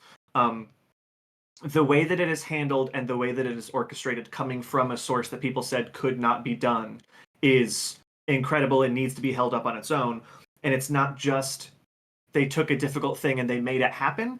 It's that they took a difficult thing, made it happen, and it is one of the most affecting movies of the year. There are some movies where I say it hit me this hard, but it's not everyone's the same. It's not going to work the same. Nickel Boys is a movie that there's not a single person who can watch this movie and not leave just feeling it.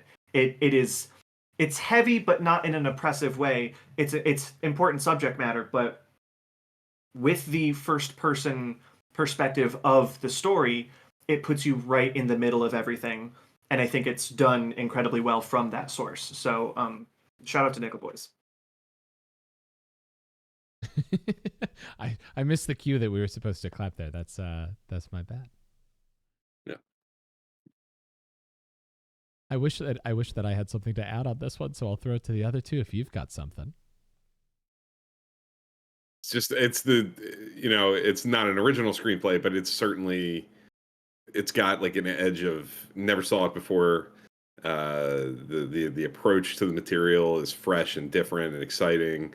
I think there's a tangible, like little extra something that comes from the fact that it's made by a documentarian by trade. His first narrative feature. There's like a real reality to it. There's a real, I think that first person, the camera is the protagonist. Really lends itself, and it's all on the page, and it's very ambitious. It bounces all over time, and it pulls the rug out from under you on a number of occasions. Great film, and I wrote something else down before you announced it because I thought you were going to pick something else. So you surprised me. Ooh. I claimed at the beginning I of thought this it was show. going somewhere else. I claimed at the beginning of this show that I think you're the person who probably knows Nisk's movie brain better than anybody. I still think that's true, and I think it's lovely that you still get surprised too. I was surprised. Yeah. Rock and roll. Nisk, you want to take us away on MVP? I'm excited for this category.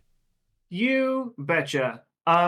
Sometimes people's is in more than one movies in the same year, and that's pretty crazy.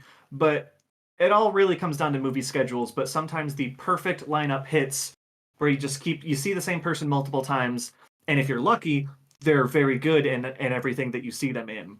So the MVP award is something that I created to just, maybe you didn't have the best performance of the year, but you did have 4 of them and they were all great, and I think it's a separate level of recognition, but it's still something that deserves to be talked about.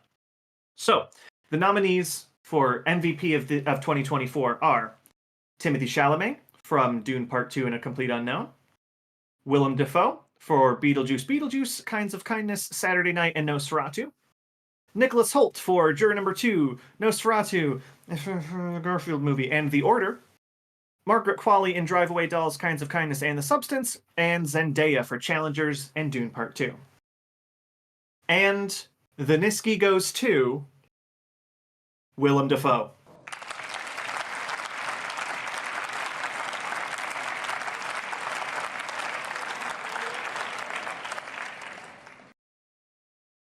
Fun fact for those of you keeping score at home, this is Willem Dafoe's second time being in the MVP category, and I'm thrilled that he does finally get to take that bad boy home.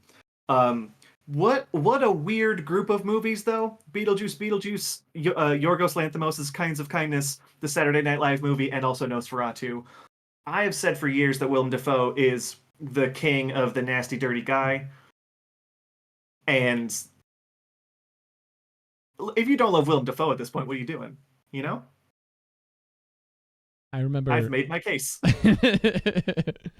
I remember when I made this slide, before I put the film names underneath, I was like, I feel like I could just leave it here for Nisk a little bit. Willem Dafoe, parentheses, just cause. Next year he'll be listed on a separate slide as like MVP emeritus, I do also want to point out specifically that the Garfield movie was mentioned, and Nisk had it in like 1-point font or something on his list. 2-point font. It's very small. Yeah. I had to increase the font size just to read it. You didn't have to. Oh. Nobody with any merit told him to do that, so it's fine. I did have a moment of what do I do with this, like for the title slide, but I will point out that Willem Dafoe plays 3 characters in Kinds of Kindness because of the way that movie is structured. So, talking a lot of performances. It's kind of like 7 movies. Right. Yeah. 4 inside of a single year is already bonkers enough, taking on 4 characters, taking on 7 characters. 6 characters? Yep. I don't know how math works. 6. Yeah. 6, yeah. Several. Oh, well, and he did have that character where he was something of a scientist as well, so. Bill, can I pass it over to you? We're getting into some of our big categories here. We're going to start talking about Best Supporting Actress. Absolutely. I am honored to be presenting Best Supporting Actress, the nominees for this category. I feel like I said the same thing last year for a supporting category. These are always fascinating. The range that you can find within these supporting categories is usually pretty extreme. We have like true, very small but big impact kinds of performances, not a lot of screen time, but they leave an indelible mark on the movie, to people who we spend time talking about these categories about, is this lead? Is it supporting? Where do they kind of fall in the in the hierarchy of the movie, and some of them are really close calls, including some of the folks that are in this lineup. So the 10 nominees for Best Supporting Actress are Michelle Austin for Hard Truths. I'm reading in a different order. I'm sorry. I'll go by the graphic. I'll start over. Natasha Lyonne and his three daughters, Zoe Saldana and Amelia Perez, Ariana Grande in Wicked, Felicity Jones in The Brutalist, Isabella Rossellini in Conclave, Joan Chen in Dee Dee, Katie O'Brien in Love Lies Bleeding, Masa Rostami in The Seed of the Sacred Fig, Margaret Qualley in The Substance, and Michelle Austin in Hard Truths. The bronze Niski goes to Joan Chen for Dee Dee. Nice. The silver Niski goes to Ariana Grande for Wicked. And the gold Niski goes to Zoe Saldana for Amelia Perez.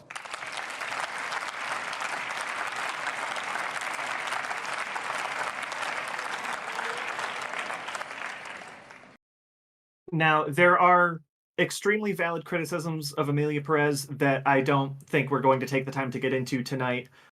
It's highly ambitious. It misses the mark on a lot of things. I would argue, the one person who is entirely innocent in that movie is Zoe Saldana, who has been around for a long time and is, I think, at this point, the highest grossing actress of all time with the Marvel work and the Avatar work. I think Zoe Saldana is number one.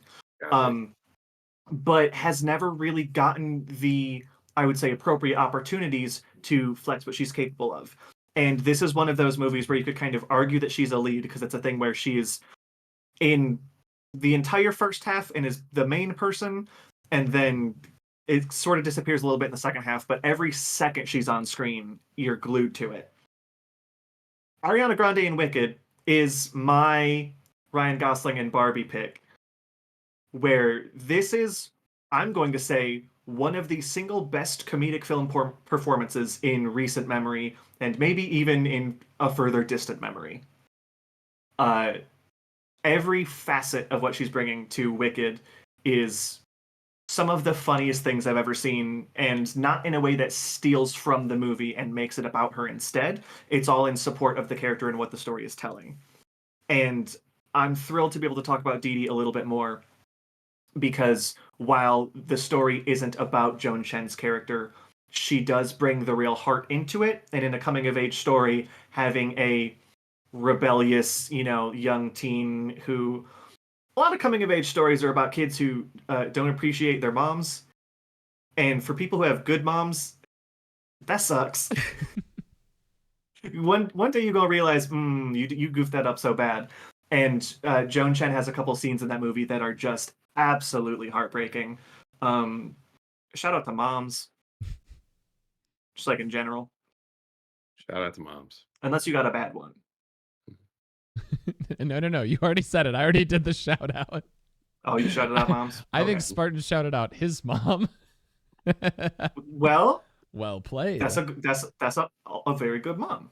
Yeah. Shout out to top 3 trivia player Mama Nisk as well. Of course.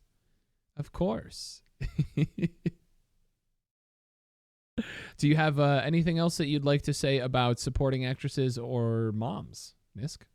Bill? Spartan? I'm good. I'm going to open the floor if anyone wants to hop in. I just echo what you said about Amelia Perez. There's a lot to talk about there, but I don't know if right now is the time. I totally agree. It's got issues, but I think she does come away innocent. In addition to being a movie guy, I am also a Star Trek guy a lot. And Zoe Saldana is Lieutenant Uhura in the new Star Trek movies from 2009 onward. So I'm on board with this in all ways. I did not know that she was on the board for highest paid actress. I didn't. Oh, yeah, let alone at the top. That's bonkers. Highest grossing, I would think, for sure. Yeah. I say it's got to be fact checked, but I'm pretty sure. Fantastic. Well, moving on from supporting actresses, you might be surprised to find out that we're moving directly into supporting actors, which I believe is my category to talk about. Thank you.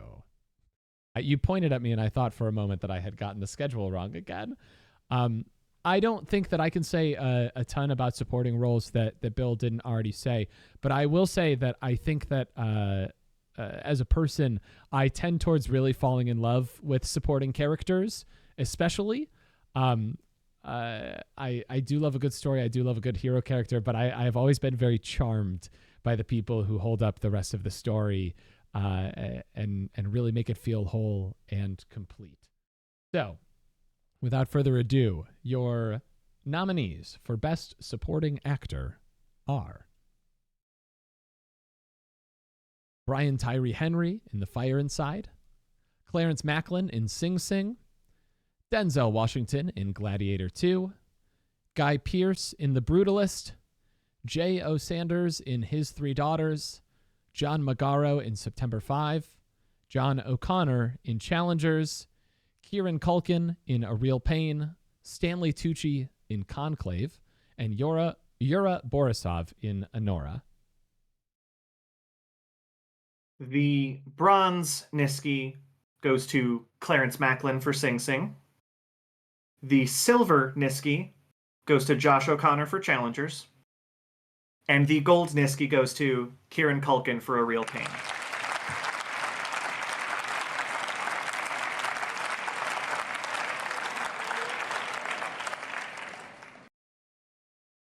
This is another one that people have made arguments about category fraud, because in other award shows, you're just campaigning for the category that you're more likely to win. Those aren't the rules here. No one's campaigning. It's just, I just make the decision. But Kieran Culkin, also someone who has not really gotten the spotlight that they're capable of, just in the breadth of his career. And just a behind the scenes thing about A Real Pain, Jesse Eisenberg wrote this script, and then I think his like sister or someone read the script and said, "Oh, you should cast Kieran Culkin in that." And then he was cast in the movie, even though Jesse Eisenberg had never seen a movie he was in. Just had never seen him perform. And said, "Yeah, okay, sure, I'll put him in the movie." And they're perfect. It feels like they are brothers in that movie. Josh O'Connor is, and since this is an After Dark, I can say this, Josh O'Connor's a nasty little bastard, man, in Challengers, and I love every second he's on screen. Clarence Macklin is someone who just comes out of nowhere in this story. This is the one that I mentioned. It's about a theater department in a prison system, basically. And Clarence Macklin is the outsider character who comes in and is how the audience is able to learn about all this for the first time, and is the kind of character where you think this is a puzzle piece that clearly doesn't fit, and that's where the tension is. And watching that develop over the course of the film is how the core of the emotion comes out. From Bill, am I correct? A non-professional actor, yes? Am I correct? Non-professional actor, yeah. Yeah. Only playing himself, and his only acting experience was from most of the cast are former inmates who went through either this theater program or something similar to it. But the fact that he is up against these other nominees in this category, but also actors like Coleman Domingo, and is not only carrying his weight but stealing some of the spotlight whenever he needs to, is remarkable. Like most times we have an acting category, could have gone anyway. There's a lot of brilliant stuff up here, and some of it in like 5 minutes of screen time, basically. Yeah, I agree with what you said at the beginning. It's a category that I love. So you're saying that they're like, this isn't a setup for a joke, but it sounds like it. They're inmates playing actors playing inmates acting. That's yes. Yeah. That's actually incredible. Wow. Yeah. It is. So like this is the problem with the Niskies. This is always the part in the show where I realize, because I'm like making mental notes to myself, this is a problem with the Niskies, where I'm like, what a cool concept, I need to see that. What a cool concept, I need to see that. By the time we get to next year's Niskies, I will have watched 5 movies from this Niskies. You did watch The Holdovers. I watched The Holdover. I watched Suzume. I watched yeah. I watched a few from last year. Yeah. I usually catch up a little bit right after the Niskies, so. But really, like, I feel like I need to take all of the time. We need to do the Niskies before the movies happen somehow. I need you to invent time you want to travel do for it? me. you want to do a Niskies with the four of us only, and then do a public Niskies. And what are you doing right after this? Actually, Why don't we use that to look ahead into the next year of movies? Incredible accidental segue there. Nisk, talk to us. You betcha. Last year, we brought a new sort of segment to the show where we wanted to look ahead. We spend the whole show talking about what just happened. We want to see what's about to happen.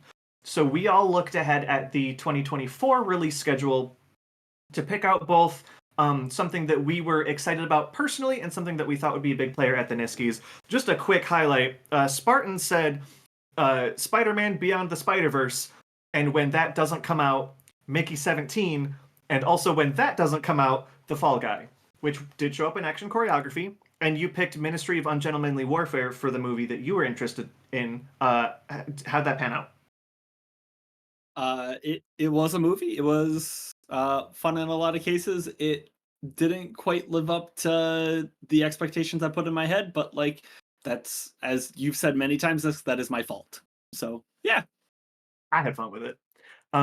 Goop, you mentioned that there was a sequel to the movie Megamind. Did that happen, or was it a TV show? I have no idea. Didn't follow up. You also mentioned Beetlejuice, the best Christmas pageant ever, and Inside Out 2. Your official pick was Alien Romulus, and your reasoning was Niski nominee Kaylee Spaney was in it. Yeah, well, and I know you like Alien, so yeah. And earlier, you were correct on both fronts. Did I not say that I want to catch up on Alien with you? I was wrong on like 4 of the other things, but I watched Inside Out 2 and loved it. So there you go. There you go. Bill, you listed Gladiator 2 and Dune 2, but you said that Dune 2 is too easy of a pick. So your official pick was Furiosa, and Goop referred to it as Niski bait. I don't remember that. It's got the receipts. I watched it back. I took notes. You said, well, Furiosa and also Anya Taylor-Joy is in it. That's basically just Niski bait. You watched it back? I watched this segment and this segment alone. Incredible. It went through the tape. Now, I mentioned the Steve McQueen film Blitz. I also mentioned Nosferatu, parentheses, I think the exact quote I said was, Rowdy Dirty Boy Willem Dafoe going to be all up in that, and that was true. He was. Now, my official pick, I think Bill is going to find this a little bit funny. My official pick was the Yorgos Lanthimos film Kinds of Kindness, which I feel like I need to rewatch because it hit me in a weird way the first time, and I didn't know it was an anthology. So I was the only one whose official pick was nominated for 0 Niskies. Spartan, we just earned our spot on next year's show. Yeah, I don't know if we can go that far. We're at least on probation now instead of being completely kicked. Legally, Bill is the winner. Furiosa did win of the 4 films picked. So shout out to Bill once again, as I've repeated, the best host. Not the best host. No. The only host. No. So boys, have we looked at 2025 at all? Yeah. What are we thinking? Or Spartan, you go. Okay, I'll take the easy one. Mickey 17 is gonna show up in at least one, if not like 7. I think that's the number I'm gonna throw on it. 7 categories I'm gonna expect that it's gonna get a nomination for next year. It's Robert Pattinson, who is a big fan of, or a lot of people are a big fan of here, as you can see with Goop. It's also Bong Joon-ho. Yeah, it's got director is Bong Joon-ho. It would be wild if it didn't get nominated for anything. As far as movies I am excited for, and that I'm kind of hoping also get some love, we've got a few big ones coming up that I'm going to hit on and take everything from all the people who are going to follow after me. Death of a Unicorn is one. It's an A24 film that just, by the name alone, like it stars Paul Rudd and Jenna Ortega. It looks like a very fun time, and I'm excited to see how those two play off of each other. a Niski nominated film from last year. I don't remember if it won a bronze in animated, but The Bad Guys has a sequel coming out that just one of those movies that was so incredibly fun. That's actually the one, if I had to say that I'm the most excited to watch with my wife, it is going to be The Bad Guys 2. My wife. Sure. Shout out to a potential Knives Out 3 coming out. Wake Up Dead Man is the name. Really hoping it does. If so, I will probably love that. But my personal pick for the one that I am the most excited for is actually coming out fairly soon. Although looking at the reviews so far in Rotten Tomato, I am a little worried. But last year I chose one that was pretty interesting. This year I am very excited to watch Love Hurts. Kiwei Kwan is just... He made my heart melt so much with Everything Everywhere All at Once. He once again looks like he is at home and having a lot of fun, and I am really curious to see what should be at least a unique movie at the end of the day. But yeah, no, the pick is Mickey 17, and Nisk, if you don't nominate it for at least 3 things, I'm putting you on Fraud Watch. Okay, the receipts do say his call was 7, though. We all heard that. Yeah. Write it down. Right, I'm just not going to call you a fraud if it's less than 7, but more than 3. Okay. Noted. Bill, why don't you take this? Okay. I'm excited for, when I think about that, I kind of go to filmmakers that I love, that I trust a lot. And Sinners comes out in April. That's Ryan Coogler. I'm excited for that. One Battle After Another is the new Paul Thomas Anderson film, which I believe is coming out in the late summer. At least scheduled right now-ish, I think. Guillermo del Toro has Frankenstein coming out in the fall. I'm in for that. But for you, Nisk, I'm pretty comfortable throwing down on Materialists, which is the Celine Song follow-up to last year's Best Picture winner. I know it's easy, and I'm gonna win again probably. He called his Best shot. Picture winner last year. Best Picture winner last year. Celine Song's film was Past Lives. That was about a not so toxic love triangle. The IMDb 1-sentence synopsis for this new Celine Song film is: a matchmaker's lucrative business is complicated when she falls into a toxic love triangle that threatens her clients. Challengers, toxic love triangle, winner of 2 Niskies already, silver in addition, still some big awards to come. I feel pretty good about this. I think that's up your alley, and I'd be surprised if it's not here next year. If I really wanted to cheat, I'd say I'm still here, which we already know, because that'll qualify next year, and I'm sure that'll show up somewhere. But I'll go with Materialists. That was a very calculated response. You clearly put the thought into that, and I so much respect, because my answers are so more Mimi. I unironically, I'll give you that though, the ones that I'm unironically excited for first. It's been mentioned in the chat. Fantastic Four: First Steps. I'm really excited for. Fantastic Four, like the first movie that came out in my lifetime, probably. Was one of my first superhero movies, and I really loved the characters, even though people love to bash on those 2 movies, that one and Rise of the Silver Surfer. So I'm really excited. I've loved what Marvel has done, bringing things back under their umbrella, like with the Spider-Man films, and so I'm really, really hopeful for Fantastic Four. Meme answer for sure, Freakier Friday. They're doing a sequel to Freaky Friday. I had it on DVD as a child. Jamie Lee Curtis. Oh, what a fun little flick, and I love that they got him back for that. I have to answer for the gamers, the Minecraft movie. I'm interested to see if it'll be even halfway decent. I have no knowledge about it. But there have been animated video game movies that have done okay recently. I'm excited to see if it takes off with fans. And then they're making a Zootopia 2, which I didn't know about, and that's fun for me. Zootopia is one of my favorite movies to drink to. For my wife, Zootopia. Somebody ban Nisk. For my wife, I'm legally required to mention Now You See Me 3, because those are her favorite, some of her favorite bad movies. But some fun folks in them. Jesse Eisenberg, who apparently has never seen Scott Pilgrim versus the World. Daniel Radcliffe, Woody Harrelson, Morgan Freeman. Justice Smith shows up in this one, apparently. Mark Ruffalo. I love Mark Ruffalo. And then for Nisk, just Florence Pugh in general. That's what I'm excited for you. I believe she's in one film this year, and I think it's Thunderbolts. So good luck. I know she's in Thunderbolts. Good luck. That's all I got. Not interested in winning this game. I am. You know that I am interested in Mickey 17. I do think that is a film that I can get T to the theater on. I'm very, very hopeful.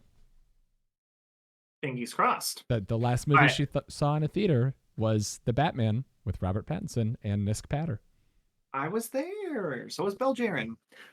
Quick hits. We've talked about Ryan Coogler's Sinners with Michael B. Jordan twice. He's in it twice. There's going to be a new Mission Impossible movie. I loved the last one. I'm stoked for that.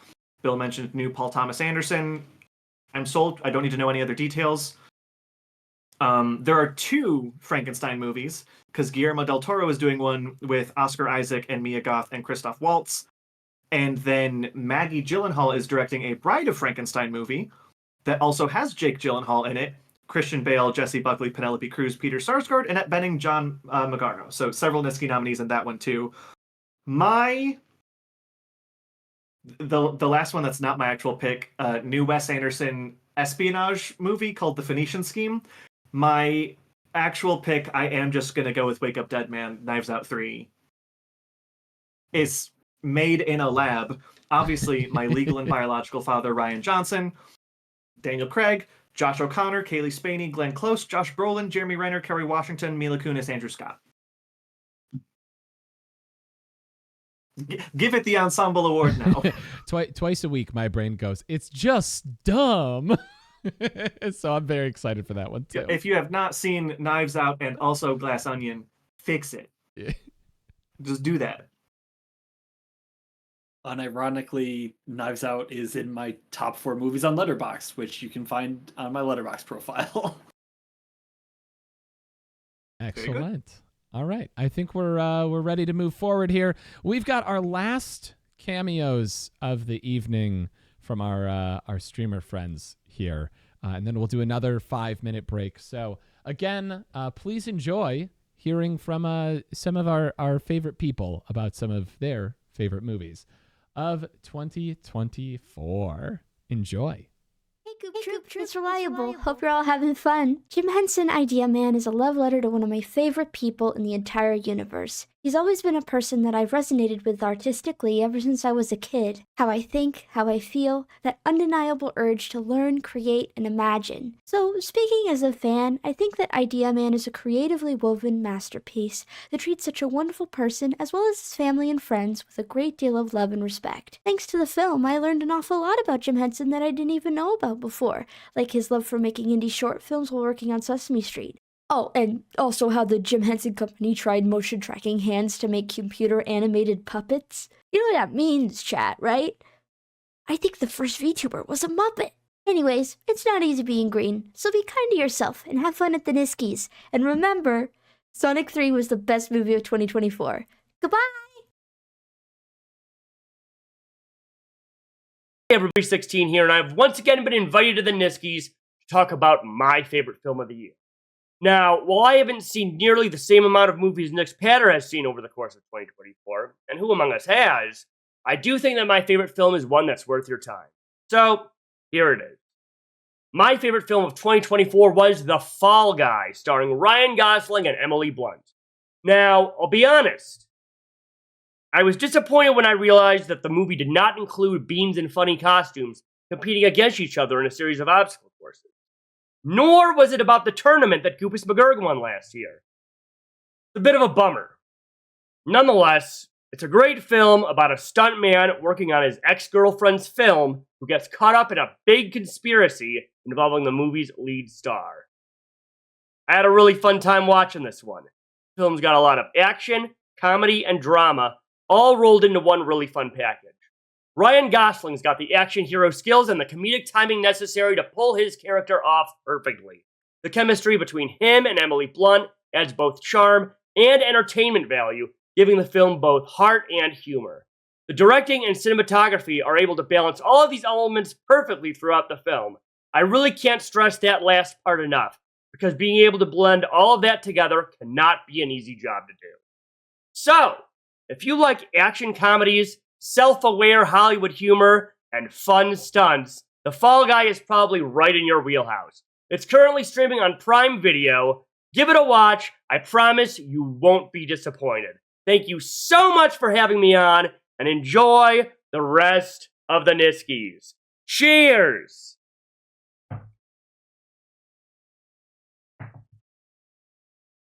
Bye-bye. And Kev, to you we also say, cheers. Cheers. Butt to butt in the hut. God, this is piss. We'll see you in 5 minutes.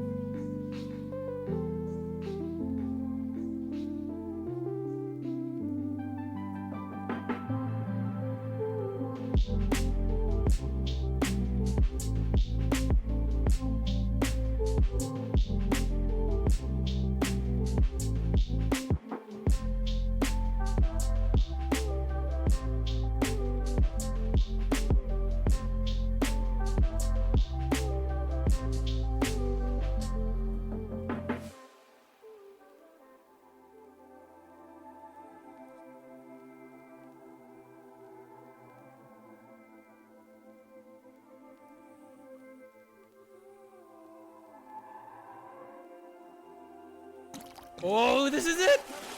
This is it! Yeah!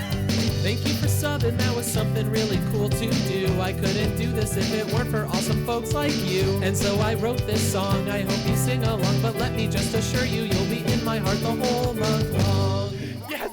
Yes! Yes! Catch the cat _ just subscribed with Prime. So Samoa Joe, you take your 33 and a third chance, minus my 25% chance, and you got an 8 and a third chance of winning at sacrifice. But then you take my 75% chance of winning. If we used to go one-on-one and then add 66 and 2/3 cents, I got a 41 and 2/3 chance of winning at sacrifice. See, McJoe, the numbers don't lie, and they spell disaster for you at sacrifice.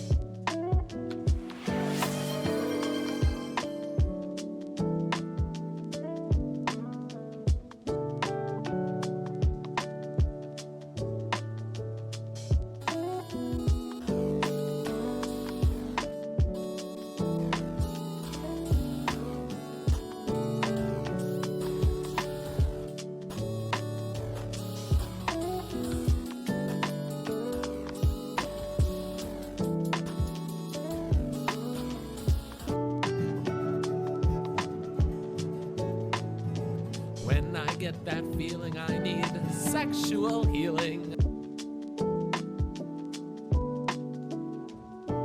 Spartan, do you see the timer? I'm 10 seconds behind right now. I lost 10 and a half seconds there. Oh, you're right. I don't have to do it. Okay, no, you're right. I'm dumb. Excuse everything I've ever said. Oh, this is it! This is it! Yeah! Thank you for subbing, that was something really cool to do. I couldn't do this if it weren't for awesome folks like you. And so I wrote this song, I hope you sing along. But let me just assure you, you'll be in my heart the whole month long. Yes! Yes! Yes! Flying Toaster 95 just subscribed with Prime. Spartan, do you see the timer? I'm 10 seconds behind right now. I lost 10 and a half seconds there. Oh, you're right. I don't have to do it. Okay, no, you're right. I'm dumb. Excuse everything I've ever said. Let me be clear on this. Nisk Powder is right. That's my sister wife. Don't talk to my sister wife. Nice.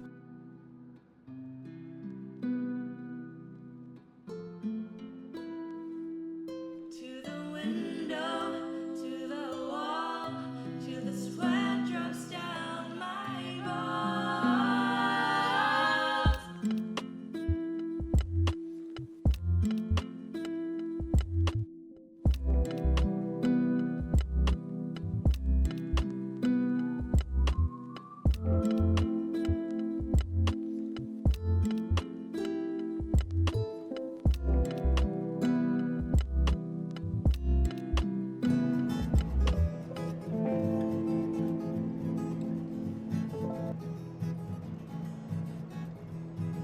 When I get that feeling I need sexual healing.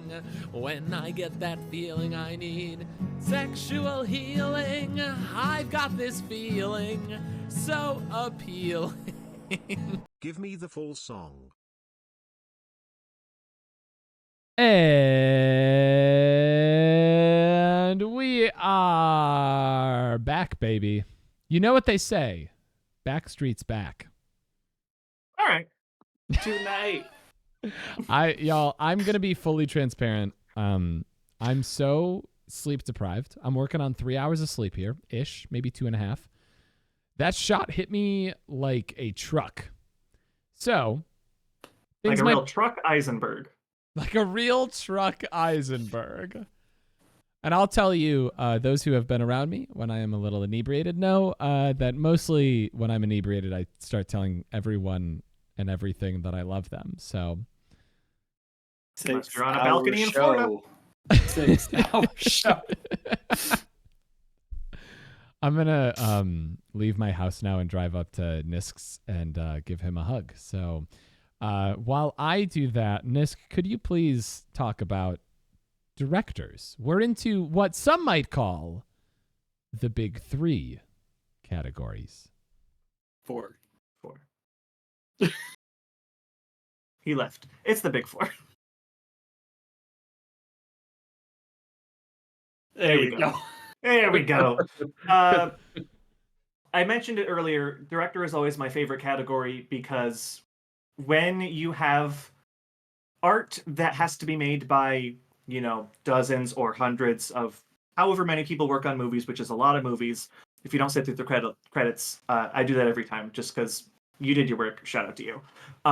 But when everyone is working on it, but trying to achieve one person's vision, I'm always the most interested in that person, what their vision is, what their process is, how we get to the screen, and then being able to watch a career go on and seeing where they started, where they go, how it grows, what's the same, what's different. I'm always the most fascinated in just looking at a director's filmography and seeing what happens. So very excited to present to you the nominees for Best Director at the Third Annual Niskies. We have Sean Baker for Anora, Edward Berger for Conclave, Brady Corbet for The Brutalist, Robert Eggers for Nosferatu, Coralie Farge for The Substance, Luca Guadagnino for Challengers, Ryusuke Hamaguchi for Evil Does Not Exist, Mohamed Rasoulof for The Seed of the Sacred Fig, Ramel Ross for Nickel Boys, and Denis Villeneuve for Dune Part 2. The bronze Niski goes to Coralie Farge for The Substance. The silver Niski goes to Denis Villeneuve for Dune Part 2. And the gold Niski goes to Sean Baker for Anora.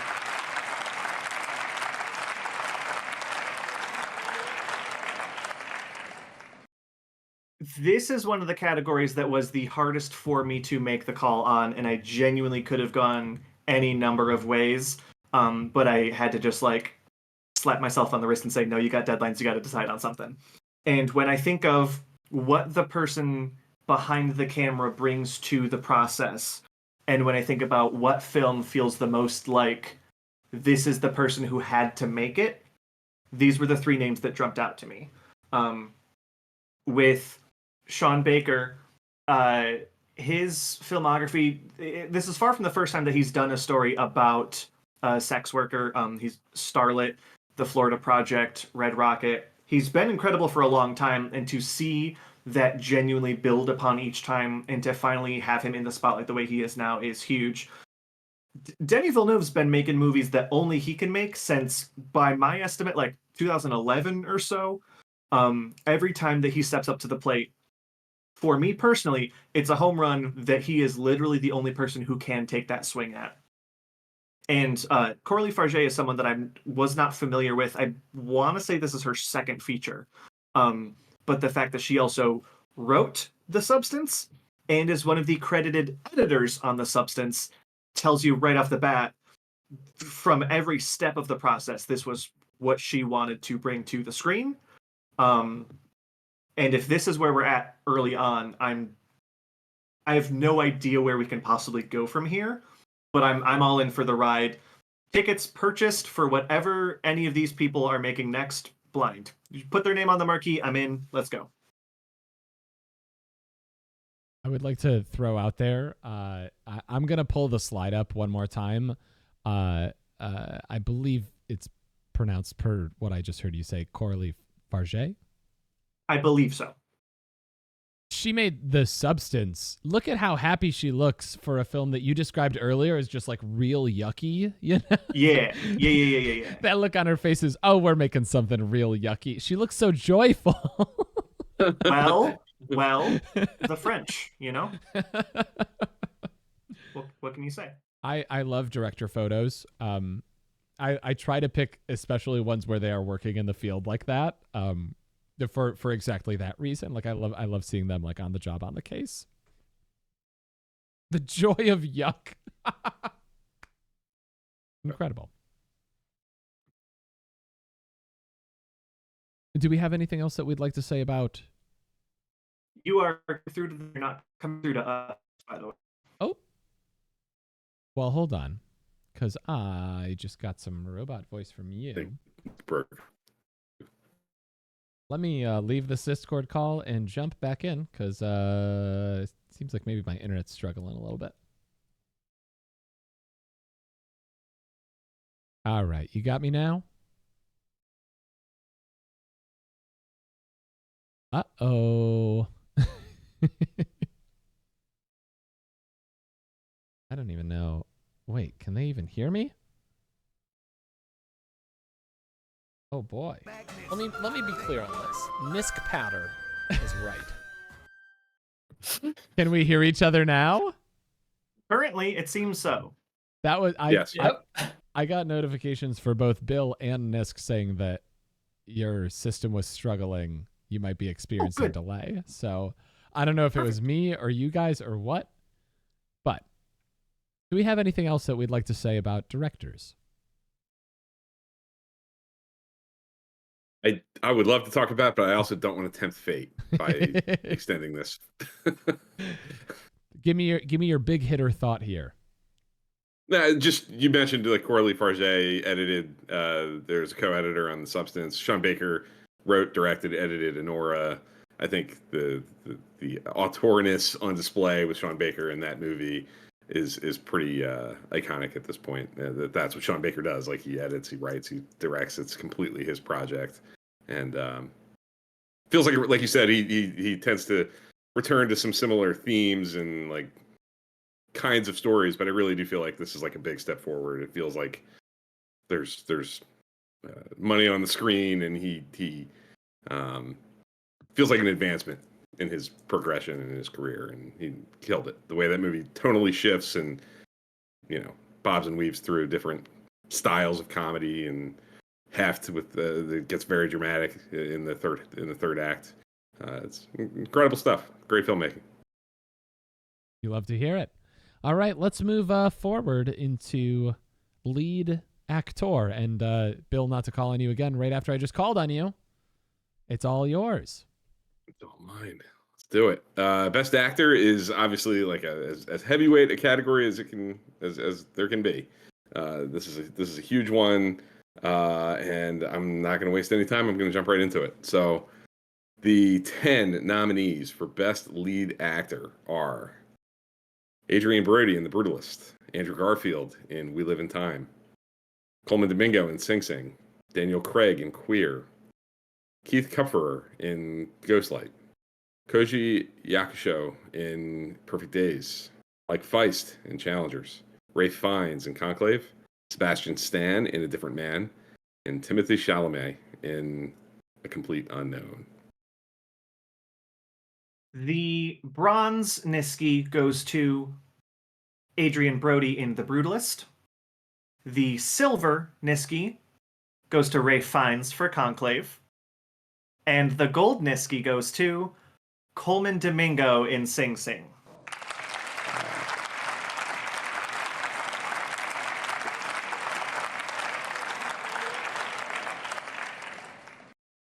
You see, Spartan, it didn't get noped. Incredible batch of incredible batch of performances here. I mentioned Coleman Domingo a little bit when we were hitting on supporting actor. But he has been the kind of guy who was the supporting actor for most of his career, who would show up in a scene or two and everyone go, "Ooh, I love that guy. What's his name? Anyways, I forgot. Let's move on." And the past, I'm going to say 4 or 5 years, he's really put his foot down and demanded that everyone pays attention to him. And I could not be more thrilled about that. There's an Actors on Actors interview with Coleman Domingo and Kieran Culkin. So our 2 male performance gold winners. Everyone should watch that because it's my favorite video that came out all of last year. I don't know that I need to really break down why Ralph Fiennes and Adrian Brody are good at acting. I feel like as long as this isn't your first year paying attention to movies, that's something that you know already. Though I would say in the breadth of their career, maybe not as much attention as one would expect. But Ralph Fiennes, not his first nomination here. Adrian Brody has won an Oscar for a performance in this sort of ballpark before. And I do think that all 3 of these men are just sort of somehow finding new heights each time they step up. Another one where I wanted to go a couple of places here, but when you make the rules and you have to limit yourself to ensure that the best rises at the top, you gotta make some choices. But in the long run, I am happy with these choices.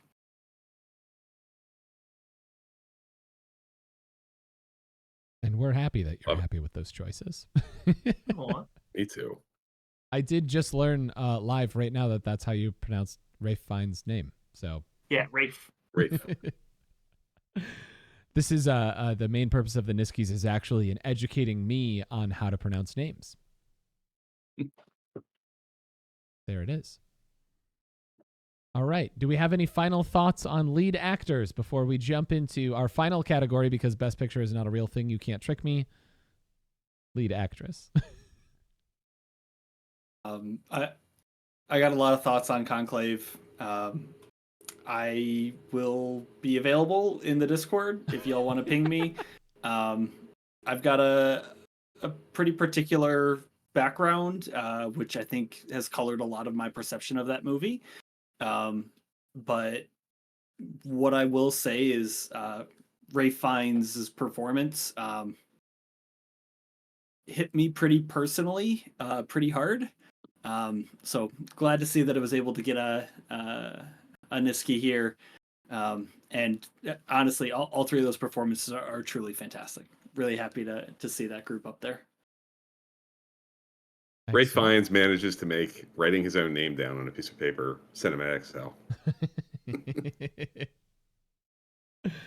People joke about the actor you want to have them read the phone book, but he just writes his name down. What a stellar review. And I think we're probably about to get some more stellar reviews as we hand it over to Spartan Mello to talk about lead actress. Take it away, Spartan. Yeah, I don't know what I'm going to say that's going to add anything to it. Let's be real here. These performers just getting on this list of 10 had an amazing movie. And if you want to see a badass woman, have a performance which is worthy of an award, let's watch these films. And now presenting the nominees for Best Lead Actress for the 2025 Niskies. We have Marianne Jean-Baptiste from Hard Truths, Daniel Deadweiler, The Piano Lesson, Lily Rose Depp from Nosferatu, Soheila Golestani from The Seed of the Sacred Fig, Mikey Madison from Anora, Demi Moore from The Substance, Florence Pugh from We Live in Time, Saoirse Ronan from The Outrun, Anya Taylor-Joy from Furiosa, a Mad Max saga, and Zendaya from Challengers. The bronze Niski goes to Marianne Jean-Baptiste for Hard Truths. The silver Niski goes to Demi Moore for The Substance.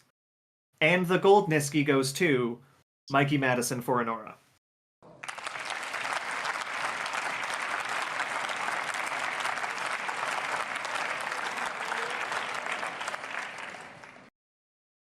As the one downside of Breakout being so early in the show was I was like, oh man, I hope I didn't ruin everything. But with it being such a...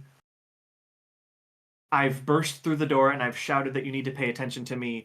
And then it just took control of the entire year. Mikey Madison is... I can't think of a performance in recent memory that basically coming out of nowhere took up this much space. And she is most of the movie... and she's incredible. Demi Moore finally getting a spotlight after so long. A role that really... Not a glamorous movie, which is something that we do talk about in the past here, where it's not the kind of thing where it doesn't make you look good. And we've talked about it. It's yucky. It makes you look yucky. But she's committed to it 100%, and that's the reason that it works so well.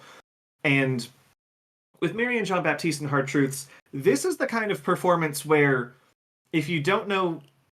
There are people who don't know what acting is, and they just see a person and they think, oh, that's the character. And if a person is bad in a movie, they go, well, I don't like that person. This performance in this movie, she is the worst. She is the worst person for, I'm going to say, 90% of the movie until it finally unlocks why she acts the way she does. And also, if that doesn't break you a little bit, I don't know what movie you're watching. Just a good year for people acting in movies. Who could have possibly seen this coming? I think it's the first one, right? We've been doing movies since, the Lumiere brothers, and they had a train arrive at a station. And this is the first time that they finally nailed it.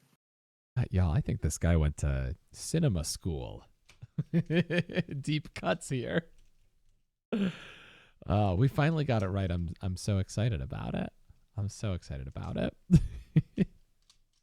Hit us with your big hitter thoughts on lead actress in the year 2024 before we move into what I guess can be our final category.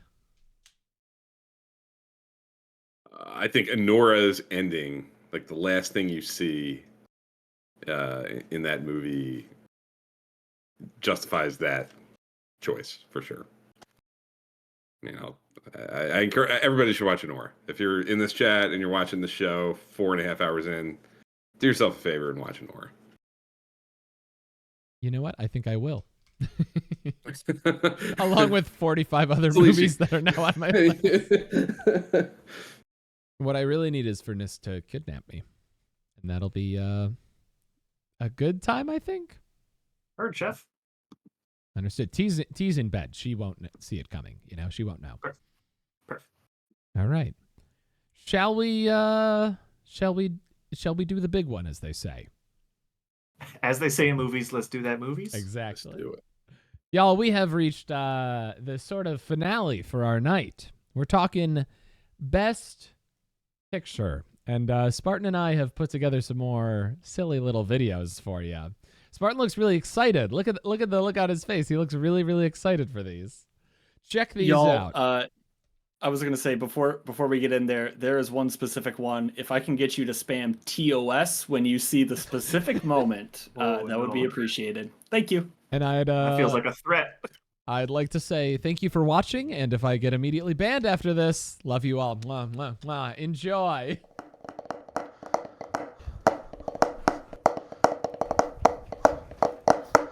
Hey man, what's up? You ever get hit by bread from the sky? No, I have never been hit with bread from the sky. Yeah, that's what I thought. But like, how badly do you think it would hurt? I mean, if you think about it, bread is mostly air, and while some types of bread have like a hard exterior, I don't think they could get the type of speed just falling from the sky to be able to cause that much damage. You know what I mean? That's a fair point, but I've been thinking about it, and I think you're wrong here. Go on. Oh, I'd love to. And this had better not be one of your stupid puns again. I would never.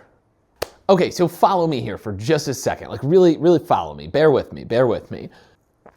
What is it called when something is doing some kind of action like up in the sky? You mean aerial?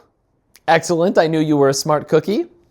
And what is the French word for bread again? I mean, it's been a while since I took any French classes, but I believe it's pain. Yeah, and how do you spell that? P-A-I-N?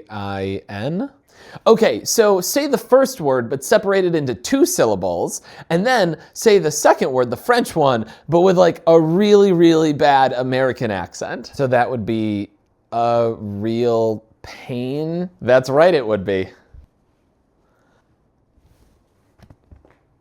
I hate you so much. Whew, all right, big audition. Liberty Bibberty, Liberty Bibberty. Best DJ Khaled impression I've ever done. All right, ready? Another one. It's another one.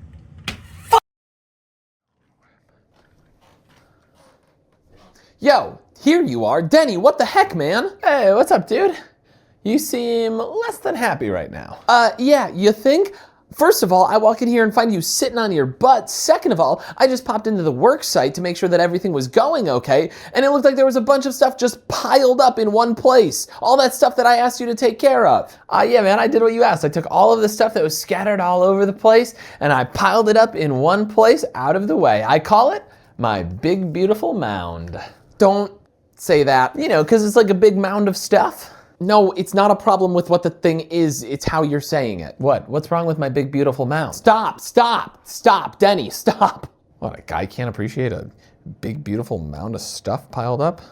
Thought it was a free country, but suddenly a guy can't appreciate a big, beautiful mound. Oh my God, we are not even going to get into that right now. Doesn't matter what you call it, none of that matters. What does matter is that you only took care of half the stuff. If you would have moved your butt to the other side of the work site, you would have seen that you missed at least half of the stuff, dude. One big pile was not enough. Oh, that's my bad. I must have missed that stuff. Yeah, no duh, it's your bad, Denny. You only did half your job and now you're sitting on your butt. We are on a tight schedule here. Our client is expecting things from us by the end of the week. Sheesh, dude, you don't have to be so upset about my big, beautiful mound. Look, I don't like to be that guy. You know I don't like to be that guy. But if you don't shape up, if this doesn't stop happening, we're gonna have to let you go, man. Whoa, hey man, let's not get extreme here. I really need this job. I'll tell you what, I'll take care of it. I'll take care of it. I'll go get everything else and I'll pile it up into a... If you don't say that entirely differently right now, I will fire you on the spot. Dune Part 2.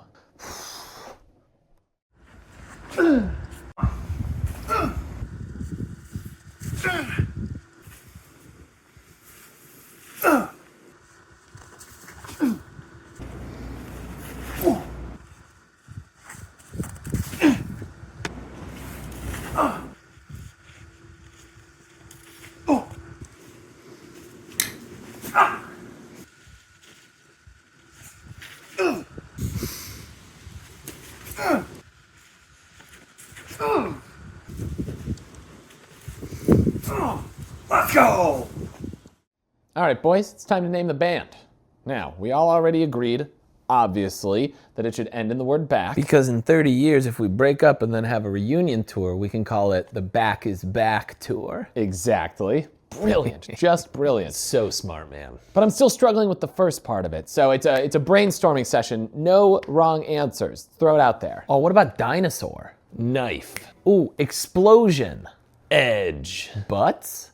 Cut. No, that doesn't make any sense. Maybe we need like a theme or something. Okay, yeah, I can get down with a theme. Like we all like food, right? Like maybe we try some food stuff. Ooh, pasta. Blood. Pizza. Flesh. Rigatoni. Corpse. Mozzarella. No, that's not working either. What about like place names? Like what about places? Okay, how about Lansing? Side Street. Kalamazoo. Back Alley. Walla Walla. Morgue. Cleveland. Back Street. Nah, none of those sound right either. Well, let's take this back. Let's think about it. What do we want? Just like so much money. Money, exactly. So maybe we need some money names. Dollar bill. Penny. Dollar coin. Dime. $half coin. $half. Silver dollar. Quarter. Susan B. Anthony coin. Wait, hang on. I got it. It's nickel, boys. Hey! Hello and welcome to Physics with Spartan. Today we're going through the concave mirror example. So if we have an object here, we can say that this distance is going to be our object distance, so DO. And we want to be able to figure out how strong of a mirror we have and kind of what that magnification is. We're going to draw one line parallel. It's going to go down through the focus point here. And then the other line is going to go down through that focus point and reflect. And where the two come together, they're going to form our image, which is at a total image we'll signify as DI. All right, so now when we get into the calculations, hold on, what's that? You said I had to do a thing on conclave, not concave? Well, I'm sorry, I don't do cinema, but best of luck to you. Hey man, you see that big story on the news? Yeah, you mean the one about the guy who held up that shrimp factory? No, the other one. No, was it the one about how they let those idiot boys run that movie award show? No, the other one. Oh, you mean the one about the golfer? Yeah, that's the one, crazy stuff. Yeah, I heard about it, but I didn't hear the details. Yeah, that guy who won the Masters. Yeah, VJ something? Yeah, he got into a lot of trouble. I think he took a plea deal. He ratted his friends out. Ugh, how could he? That's just a lack of honor right there. Yeah, they must have had some serious dirt on him. Yeah, you couldn't get me to rat my boys out for all the money in the world. Yeah, I don't know what it was, but it must have been something wild to make sing. Oh, hey honey, listen, I know I said some dumb things.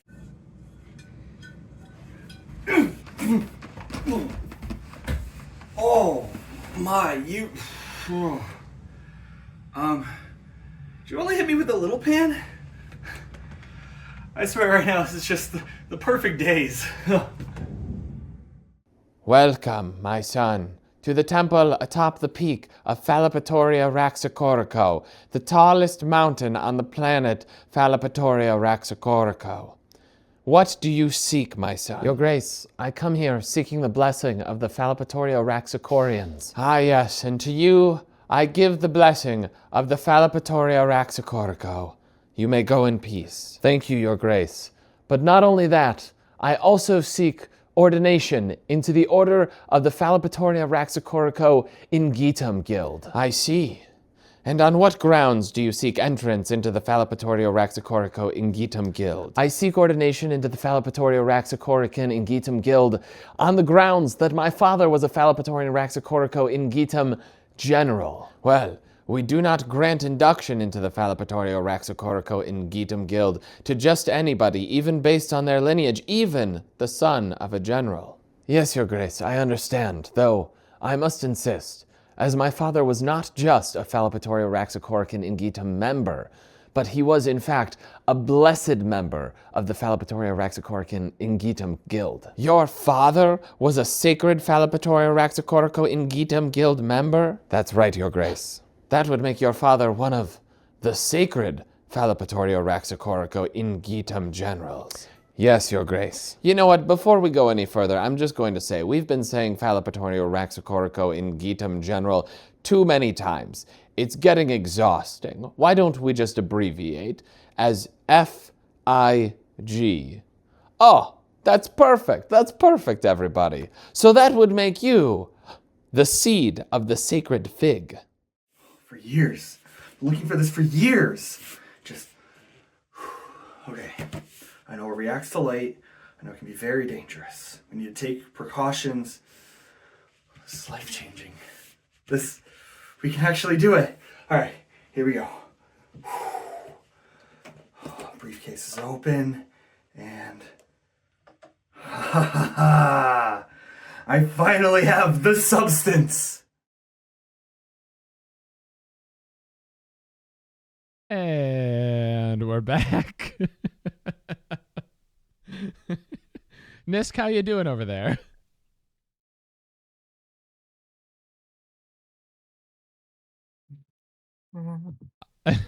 I can't tell if you're muted or acting. Can we give Nisk the lead actor, Nisky, please? That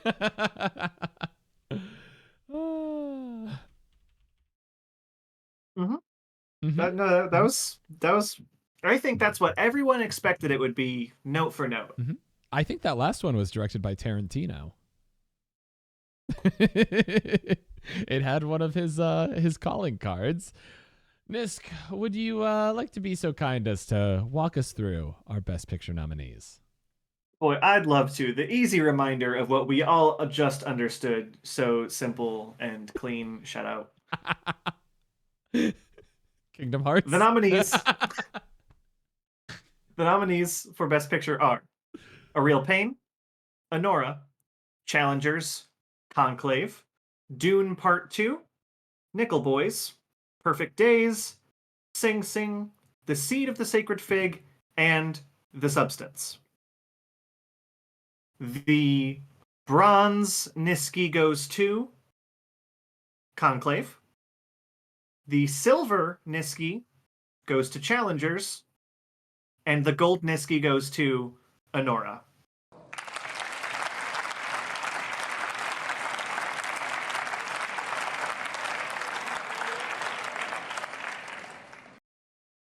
I don't think anyone's going to be really surprised that Best Picture was one of the hardest things for me to decide. That's where I put all the best movies at. I changed this order multiple times throughout the planning process of this. The one thing that I did not change was Anora. That has basically been sitting at the number one for I thought where Best Picture would go since the moment I saw it. And the only reason that Challengers wasn't there was because it was so early in the year. So it did have most of the year to itself. But these three movies are the ones that have been on repeat in my head when I think about what 2024 meant as a year of film. It is these three in a row. It doesn't hurt that alphabetically they're all so close together. So they do just sit right in a row on the list. But I've done a lot of talking about it. I'm going to do a lot of talking about these movies ad infinitum, just as time goes on. I've seen all of them more than once, and each of them, as I revisit it, just grows in esteem in my head. I've seen two of these with Spartan, and I know that Bill has seen them all and is about to go watch all of them again as he watches all of the Oscar Best Picture nominees right before the show.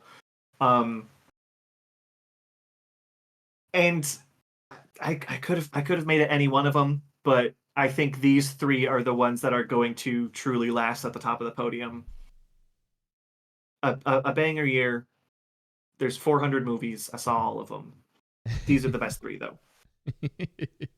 I did not see 400 of them. Do you have a count on how many movies you saw last year? During the calendar year, or ones that were released from 2024? Released. I will have that for you in a second if someone else wants to hop in.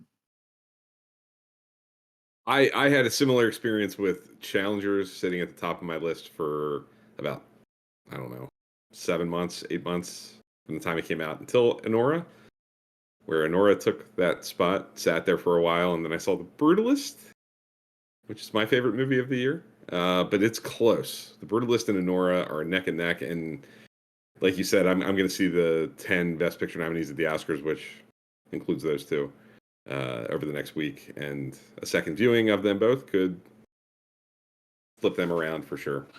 The way Anora, like I mentioned with the Director Award, shifts. It's not like it's a radical shift in tone, but the first act of that movie is one thing, the second act is another, the third act is a whole nother thing. And that's a skillful thing to pull off, and he makes it look easy. 220. Jeez. Wow. Jeez, dude. Impressive. I remember a couple of years ago you told us that you averaged like 9 movies a week. It had to be 22 or 23. It's wild. Yeah, I cannot stress the amount of work that Nisk puts into this is bonkers. There's a reason that we respect him as an authority. Well, and if we didn't do this, I'd still be doing it, just Right. not talking to anyone. Yeah. Right. He'd just So this is a big deal for me. He'd just be holding it in, staring at those box sets that are right next to his bed. Nisk, do you have any final thoughts on your Best Picture nominees or the year 2024 in general in movies? Before we close out. The first thing I want to do is I want to just give a quick shout out to both Zambi and May, because without the two of them, there isn't just like an actual golden guy here. I just gotta get someone to make him a VTuber, and then I don't have to be on camera anymore. That would be so easy to do, Nisk. Yeah, but I don't actually want to. It was a bit. There are people who, regardless of the art form, anytime a year happens, they just say like, well, and this sounds like I'm actually being mean to T, and I didn't mean it that way. People just say like, music's not good anymore, movies aren't good anymore. You don't have to watch 220 movies a year to find the good ones, but if you're willing to do a little bit of work, there's so much out there. And literally, I've said it a couple times tonight, I'm just going to keep saying it. If one person in the chat watches one thing that I talked about that they didn't know about before, and it's good, great, I'll see you next year. I'm here to do it again. This is the thing that I do, and to be able to have this weird little outlet for it means the world to me. This is the most important day of my calendar year. So the fact that a lot of people are here, it's crazy. Watch movies, man. Well, that was Space Ghost review of Flow as well. Watch it. Movies. Watch it. Watch them. If you're looking for one person to punch that card for you, Nisk, I did watch Flow entirely because it was on the list, because I had seen the pictures, and there I am crying at a cat and a capybara. You know, if that's not enough to get you to watch Flow, there's a capybara in it. Yeah, and now my toddler knows the word capybara, although she says happy bear, which is adorable. Like that's very good. Technically, you were the one who set those dominoes in motion, Nisk. So, well done. Oh my goodness. Any final thoughts on Best Picture, everybody? I don't think so. All right. Well, then I'm happy to lead us in our send out proceedings here. I'm so effing tired I apparently cannot do a Niskies in good, perfect health, but I cannot express to you how grateful I am to be here.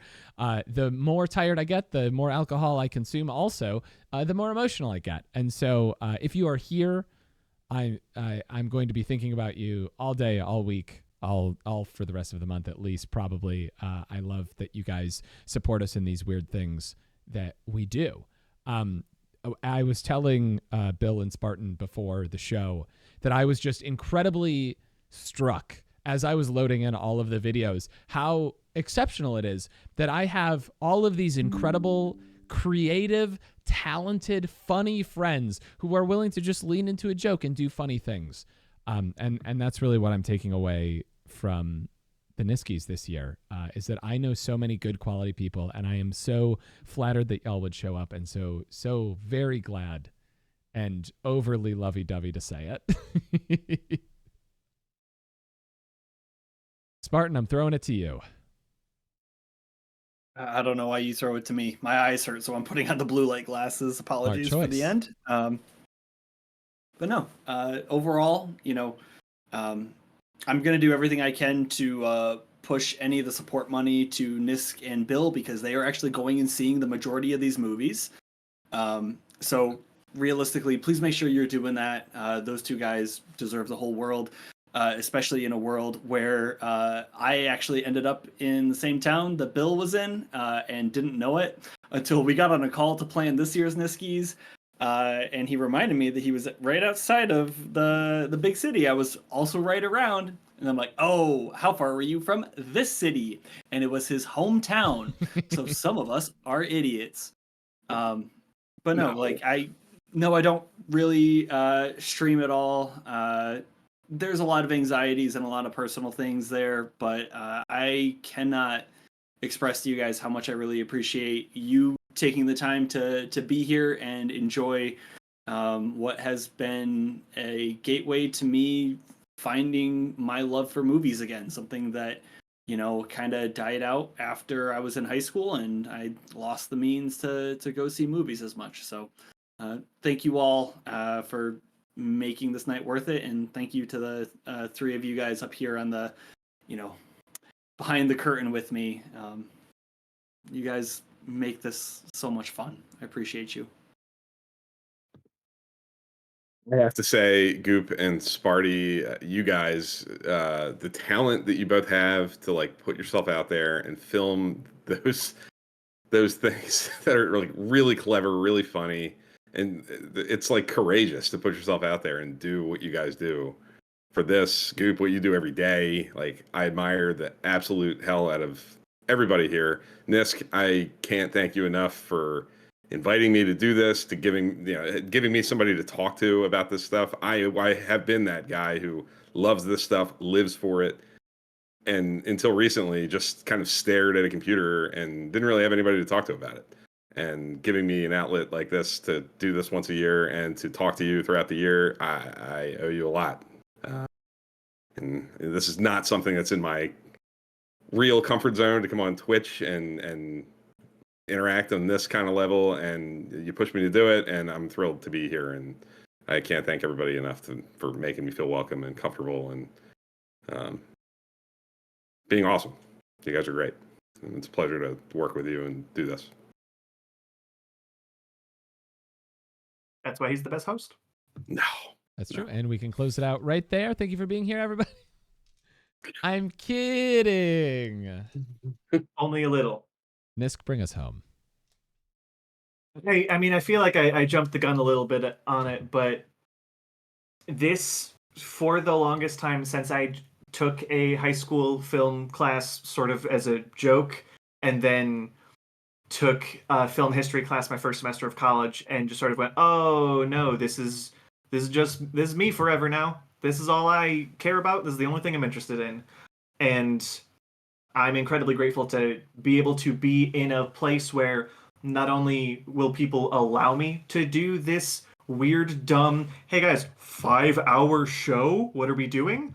It's not just that you'll allow me to do it, it's that people want to see it and are excited about it and take it to heart. All year round, just pop into that Discord. talk about a movie. You want to watch a movie? Let's watch a movie. Like it is such a small gesture that to me means basically everything. The fact that any of this exists is a tantamount. It just says the kind of people that, and you're not going to take credit for it, the people who flock to Goopus McGurk, who are here for a good reason, and all of us are here for that. People are here specifically tonight, maybe for me, but the reason they're here at all in general is because of you. So I can't thank you enough. The community is unbelievably welcoming and upbeat and fun. It's a heck of a thing, and you should be proud, Goop. Thanks for being in 2 college classes with me. One of them I didn't go to. Hey, sometimes you showed up the day after a quiz on accident. I passed. Oh my goodness. And really, I have always stood by the fact that I try my best to curate a space, but the people that actually make up that space are the people who are here. So thank you to everybody who is here and watching and having a good time and interacting. Like, this is so much. We could do this. We could put on this show and just be like goofy and whatever, and nobody could watch it, and who cares? But the fact that you're all here and interacting and having fun with us and sharing in these jokes and chatting at us makes this like one of the top 3 events of my year. This year's going to have one event that supersedes it, unfortunately, for the luster of the Niskies. There's going to be one thing that's going to be, I think, a little more important to me. But otherwise, this Gamers for Giving and Extra Life are my big 3 this year. So thank you all for being here. Thank you for all of the support. Again, if I can just throw this in the chat one more time, these guys put in like a ridiculous amount of work on this. This is my job. It makes sense for me to put in the work, but these guys do it pro bono. So thank you for supporting them. Thank you for supporting me, and thank you for watching the 3rd Annual Niskies. I am so excited to tell you that we will see you at the 4th Annual Niskies. We're planning on doing it again. I'm making the call right now. I think we're gonna do it another time, and then we'll think about maybe sunsetting. But 6 seasons in a movie. Oh, okay, all right. So we got 3 more Niskies, and then the shorts are gonna have to get longer, Spartan. The opposite of your challengers clip. Sorry. And that's how we end the show. Thank you for being here. I will be back on Monday. We will be back like a year from now with the 4th Annual Niskies.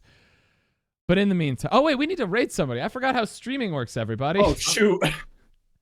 Let me find a lovely, beautiful bean to yeet all of you lovely, beautiful beans at. What a hecking time to be alive. I know who it is already.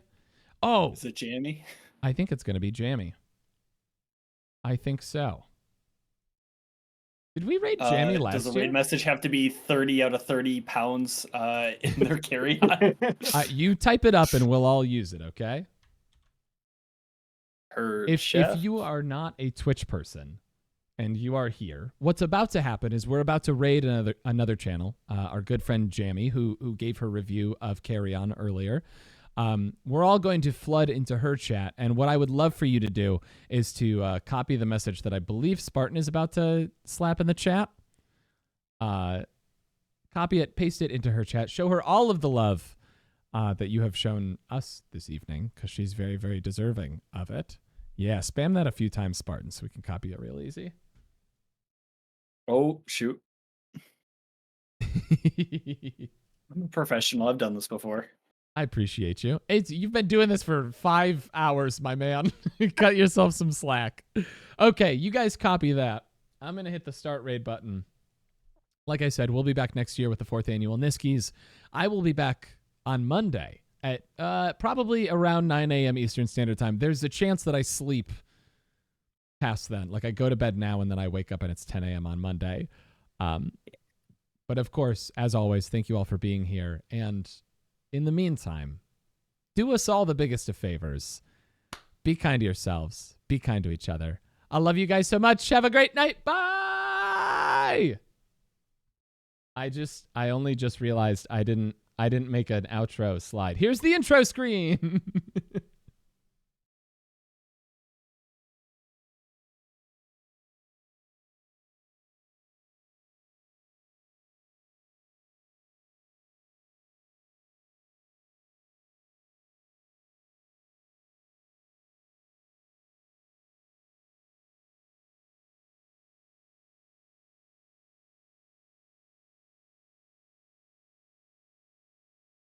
brother's nephew's cousin's former roommate. Okay, heal, and then get him.